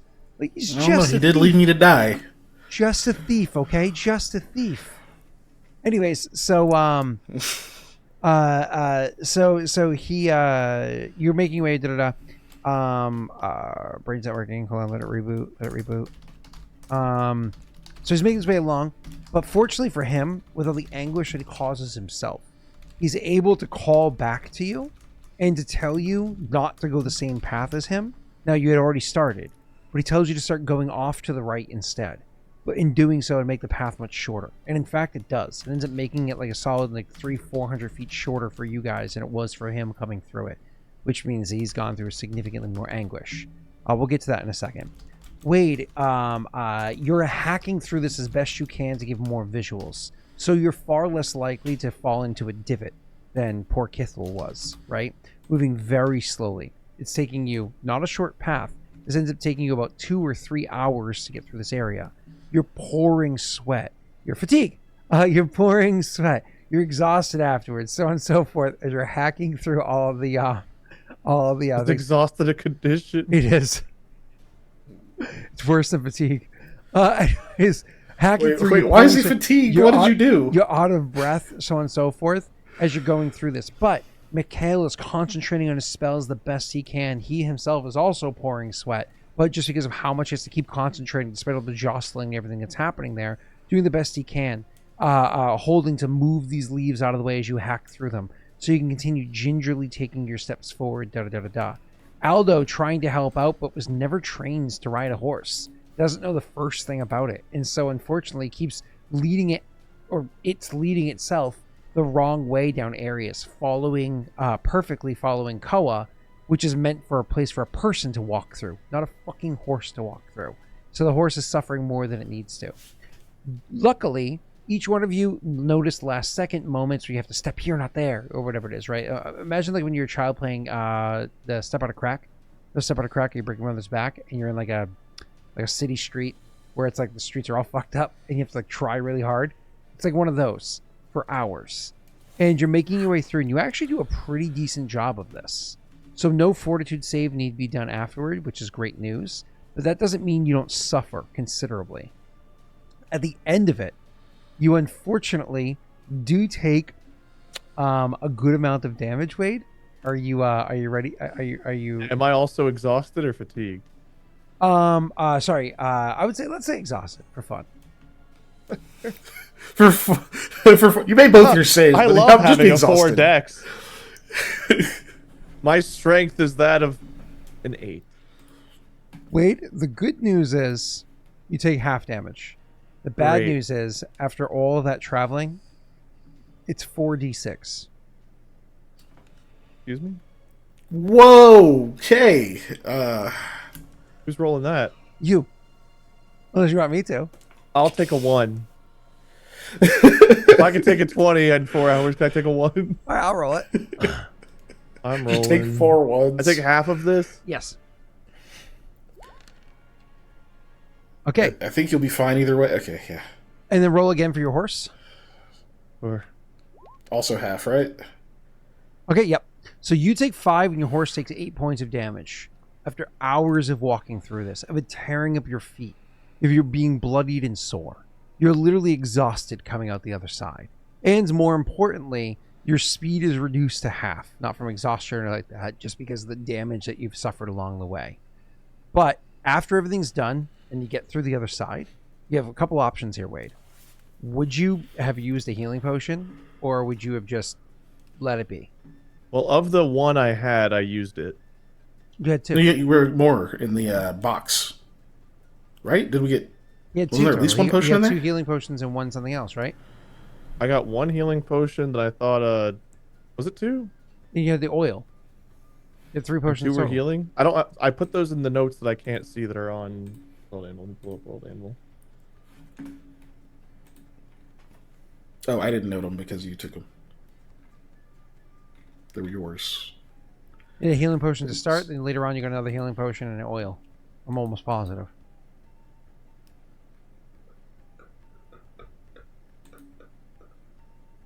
But either way, Kithel looks out the other side, and he's willing to look over feet or whatever it is to help try to mend the wounds that are there. But he himself is not okay. You guys are the other side of what this is, but the donkey is in a state. The horse is all sorts of fucked up. Kithul is seriously injured, and what's his name? Koa is seriously injured. Wade? I do have another healing potion. Okay. Would you use that or no? No. Okay. So then Kithul is willing to heal you as his option. Is a class skill for him. He has what is it? Because of his level, he has 1 rank in it. So that's 3 for being a class skill. 1 for rank is a +1, and he actually has a wisdom modifier of +3. He would direct him to Night Storm because Night Storm or the donkey got hurt. He can help everybody with his 4-3. He can help everybody with his +7, but he says as he's mending the first person's feet. So who would that be? Koa would go after anyone else that was hurt. He'd go last. Okay. So then we'll do it for Night Storm. My dice are right around the corner. Give me 10 seconds. And he says something. Well, we survived. If I had been walking and I rolled what you rolled for Night Storm, I'd be unconscious. I'd be, yeah, the same. Yep. Actually, I don't know. I might be dead. I think I'd be dead. Yeah. I could have taken the 8. Outright. It wouldn't have gone well. I could have taken the 8. Could have had a little bit of HP left. Nightstorm is still okay. Below half. Oh, The eight- even just 19 eight plus would've 7 knocked is me out. 26. So actually, Nightstorm's doing pretty well because he spends an hour working on Nightstorm, and so Nightstorm actually heals. What's a horse's HC? 2. So he heals 2 plus, I think it's Wisdom modifier is how it works for surgery. Let me look at Pathfinder heal. Pathfinder heal skill. His I think wisdom it's or if you Nightstorm? beat it by 5. You beat it by 5. You Yeah, get to add your 20. wisdom. 26. Yeah. So it's treat deadly That adds wounds the takes wisdom. 1 hour. Treat deadly wounds is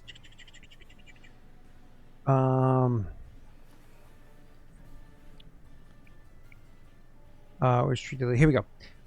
If you beat it by 5 more, add your wisdom modifier, which is a +3. So literally heals 5 health points, which is most of what Nightstorm took. And then I have to do one more check for Nightstorm to treat caltrops, which is another 10 minutes of work. It's a DC 15. Unfortunately, I rolled a 3 plus 7 is a 10. So is not successful in bandaging the wounds well enough that Nightstorm can move at its full speed again. So Nightstorm's still fucked up. So after taking care of Nightstorm, he stops and looks at you and says, "Unfortunately, we cannot stay here much longer. They will continue to grow. We cannot stay." Of course. Yes, I'm fine. Let's move on then, shall we? We're out of the thorns now, right? Yep. Yeah, I hop off Nightstorm. That's your seat, buddy. Oh no. Thanks no, for I thanks for that. yes. He looks at like Nightstorm's legs. Perhaps she would do better without added weight for now. I mean, maybe, but she might be more comfortable with you up there. Comparatively sure, but I'll walk. You look really bad off, just so you know. Oh, Badass as you are. it is a fiddle. He's currently moving with a dex of -3, so he does not look fit as a fiddle when he walks. Oh, you need to do a fort save, apparently. Oh. Why? You know, why not? You lose the exhausted condition back to fatigue. The hour of rest really helped you out. Oh, just fatigued. Hell yeah. And so you This guys is are gonna normal move for in. you. So you guys are going to move and try to make as much distance as you can. But a few things to go over before we push on. One is you're a little bit rested after all of that. Your horse's feet are better, but you're going to leave the horse alone so it can continue being mended well. You and Kithul are in significant amount of pain. As you're traveling that way with a significant amount of pain, you can see there's like a calm reserve and a deep respect for the decision that you've made and the sacrifices you've made along the way, and the lack of chunks of body parts around everywhere. Probably Yeah, assumes, right now I care a lot about his respect. That means the world to me, so I'm very happy to hear that. good. We got hit with a hydrate. Good, awesome. I was like, you know, I I'd have give a water. leg and a leg for Kithul's respect, and here we are. That is tea. My water's all upstairs. Anyways, back to the game. So the last thing. Oh, but unfortunately, the donkey did not make its saves. Took significantly more damage, and shortly after coming out of the woods, it was just it couldn't get up anymore. Its legs have gone lame. So where she was able to get out and get off the donkey near the very end, only get a little bit cut up. The donkey has gone lame, and you can't carry a donkey. So Why didn't we have Kithul care for the donkey first, then, if the donkey couldn't walk? Well, Nightstorm is more important. Well, I would agree, but Nightstorm was still walking. But the donkey is, again, it's gone lame. So And it's carrying all of our shit. So you can split your shit up amongst Like you. a bunch move of it, slower, but- yeah. But you have to choose, like, unless you're gonna magically heal it, probably have to put it out of its misery. Kithul, I know we share a respect for life here, but I'm afraid that our choices are bad and worse for our companion here, and I think that kinder thing to do is to end her misery. Would you agree with that decision? Nods and says, "The good news is donkey meat is very tender."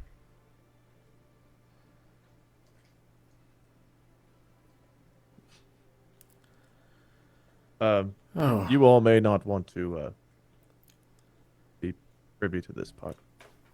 You're gonna have sex with a donkey? Put it out of its misery.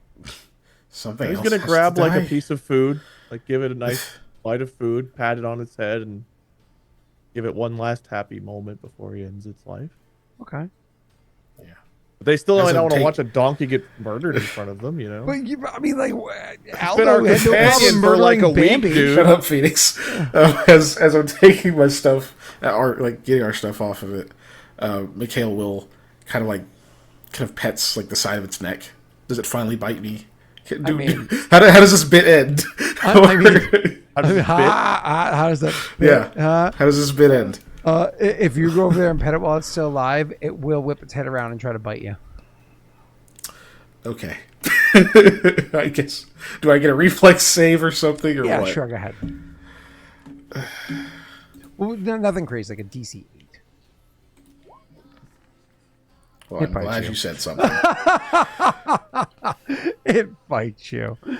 Oh, that's Oh, awesome. no, go. No. This is its happy moment that it gets before it gets fucking executed. moment. It enjoyed the food. It enjoyed this one. She You were going to put smiles. it down instead. Mikhail's like, motherfucker. Right through the eyeball. Like, Do I take damage? Or am I like... technically speaking, a donkey does damage when it bites you. I so don't think it sure. actually has a bite attack, does it? I mean, why not? You know? It's Would it just be like unarmed? Okay, well, deal some damage to See me. if then. it crits.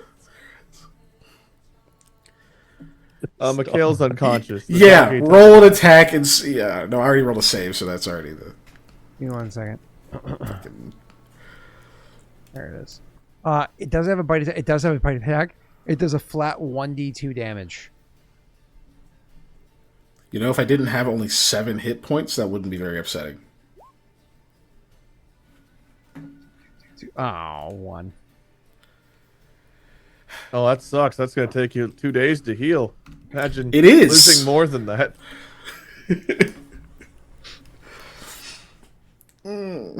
Okay, well, now I have an owie. We But no, fought bandits that were trying to kill us, and I got fucking crit hit by a vine, man. Yep. There's hours And of I got traveling bit. through it. I got bit by a donkey. This is the damage I take. So yeah, when it bites, if you mother. There, girl. There. You Well, must smell I think delicious. she got what she wanted. Just take my stuff off of it. Like I'm gonna bite it back later. So, Try to put it down as Donkey meat. mercifully as possible after that. yep, you can put it down. I assume you don't actually stick around long enough to butcher it, right? No, not unless Cthulhu was really serious about it. It's more so like, let's get moving since I can still barely walk. Yeah, no, it's one of those, like, he actually was serious about the donkey meat being tender, but unfortunately it is not wise to stick around and butcher it, and he himself is also exhausted, so he was maybe not in his own mind. I as feel he made the that. comment. Yeah. But either way, so you guys are able to get up. I don't even get to bite the donkey back. You can. I mean, do you butcher No, it? no. You have her fancy knife. Yeah. No. With my -1 survival skill. Oh my god. You bite I'm yourself. like, this is edible. You're like, that's a hoof. Look, what are you... I was gonna say, he goes to cut the flank, removes like its ass, like, and not the good part of the ass, just like the literal ass Turns out it was a male. of the ass. I would just immediately hit all of the intestines and it's just ruined. He's like, oh, I found goop. Oh. I found pudding. We move, but Prestidigitation. It tastes like chocolate pudding. All right, so anyways, you are. Yeah, let's move on. Anyways, so yeah, you make your way to the out of the vine area, trying to get your way out of there. Again, it's extremely painful. There's something I was trying to say, but I can't remember what it was. It's extremely painful as you were trying to make your way away from this region or what have you. Crap, I can't remember what I was going to say, but I'm also looking at the monitor and seeing my wife, who has not slept in many, many hours. The baby is once again back up. She's in their fuss mode. I think at this point, with you guys breaking free from the vines, I'm going to have to stop so I can try to find Brittany some sleep. So I'm literally watching. I hope you step on a fucking thorn on your way up the stairs, you son of a bitch. Thanks. We'll pick up next week with where we are, but I'm gonna have to go and give her some. I'll just be fatigued another episode. Oh, good. Good. Awesome. I mean, that's. I love how there was nothing you could have done about that either. You know, he's just Scott's gonna make a habit of this. He's gonna find a new First. PC. Phil gets no role.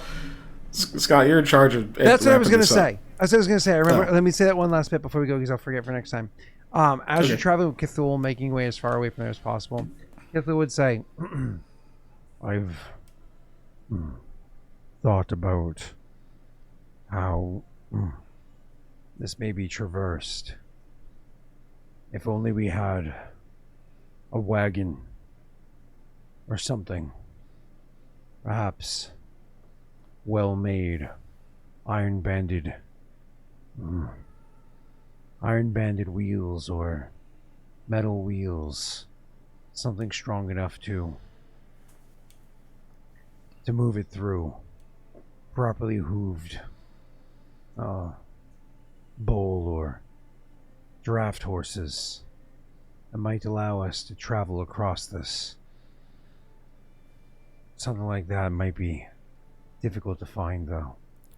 Do you think 2 silver would cover it? He doesn't chuckle. It's a joke. You're supposed to laugh. Make me feel better. Oh, I was thinking. I don't spend much time in markets.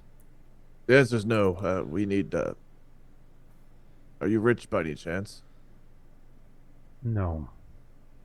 Great. Well, we'll just get rich when we get out of here and buy one of those so we can come back. Indeed. It's a good idea. Good thought. And I'm not coming fucking back here until I have it. Ow. He nods. Well He says, said. Yeah. He just said, well said. And with that, because I had to say that. So with that, we can finish now. So. Yay. Cool. Well, that was fun. We lived. Yeah. It's like the campaign of Mortifer being locked in a box during the fight. We did not get to go to Dan's darkest, deepest, 30 dank secrets, though. So, we detoured. Because we saw the map and went with it, which is awesome. But, either way, cool. We are, it's nice because you got to be there when Kithel was there. But, that was an option. Had Plus, you gone later, we'll he pass would've- back through that. We'll pass back through that space. Maybe we'll run into it next. But, awesome. Keegan, you have anything going on? Anything exciting happening? Any outro items you want to cover? No. I mean, twitch.tv/unnatural_1s on Tuesdays. Same time chunk as this. I'll be tormenting my PCs somehow. I don't remember what it was. Everybody yell at Hyperface. He's a bad negotiator because he made a character that's a face but gets angry really easily. And he almost got them shot by guards. So if you want to see my party turn into a pincushion because the face won't face, he's going to be so mad at me for saying that. Join us on Tuesday. That's it. Just say that we don't, this is to Hyperphase, just say that we don't adhere to party roles. Be like, don't assume my party role. Allow me to define my own party role. You know? That's all. That's what he said his role was. Yeah, I mean, well, he's a party role fluid. You know, sometimes your party role changes over time. You know, there's nothing wrong with that. There are 3-person parties. That's I don't fair. know. I just feel like I'm the fatigued one. I'm sorry that you're tired, Wade. Do you need need help? Cool, man. I come here, for free every day to feel better about that and hopefully feel a little bit more awake and alive. And you take that from me too. So thanks, man. Well, luckily there was no combat involved in this, so you're good. There, literally every time I've been in combat, I've been fatigued, Scott. I know. There's always next time, Wade. Which will be before we rest, of course. Until next time. Cool. Wait, do you want to say no? One day he will rage. Watch Distractable on Spotify. If you're Even feeling fatigue, Lockdown Protocol tomorrow, Lethal on Friday. if you're feeling fatigue, please watch Distractable. Give you the energy to keep going. Keep on keeping on. All right, thanks everybody. I'm level 0. You didn't even and I ask still- Jake. Yeah, no, you ignored Jake completely. Oh, Jake. I Didn't have even nothing ask going him. on. Yeah, I didn't think I'm good. Level I'll tell you 0, what, and I Jake's- still can't use the one ability I have ever. Jeez, are we still level 0? Have we not He done said enough? 3 sessions, right? We This good. is 3 sessions. We survived a curse and a fight. I'm Unfortunately, changing And- my class if it's early enough to Unfortunately, ignore fatigue. it's Anything not- that can ignore fatigue. it's not Diablo. You don't get I'm to done. level midday. You don't get to level like in the middle. Like, oh, I'm I want to walking. be human. Oh, I want so to be we'll- like twig. I leveled up. So we'll level mid-session then? Like once we rest, we'll get to go level? Something. Why don't we say something like that? And then Great. 2 more sessions. Bye, everybody. Nah! You Oh literally my god! crashed Oh my god! him. He crashed. He says nah, and then literally his computer froze. You did that to him. I saw you. That is awesome. You Oh, somehow he's you back. did this He's to back. me. He's back. Somehow it was you.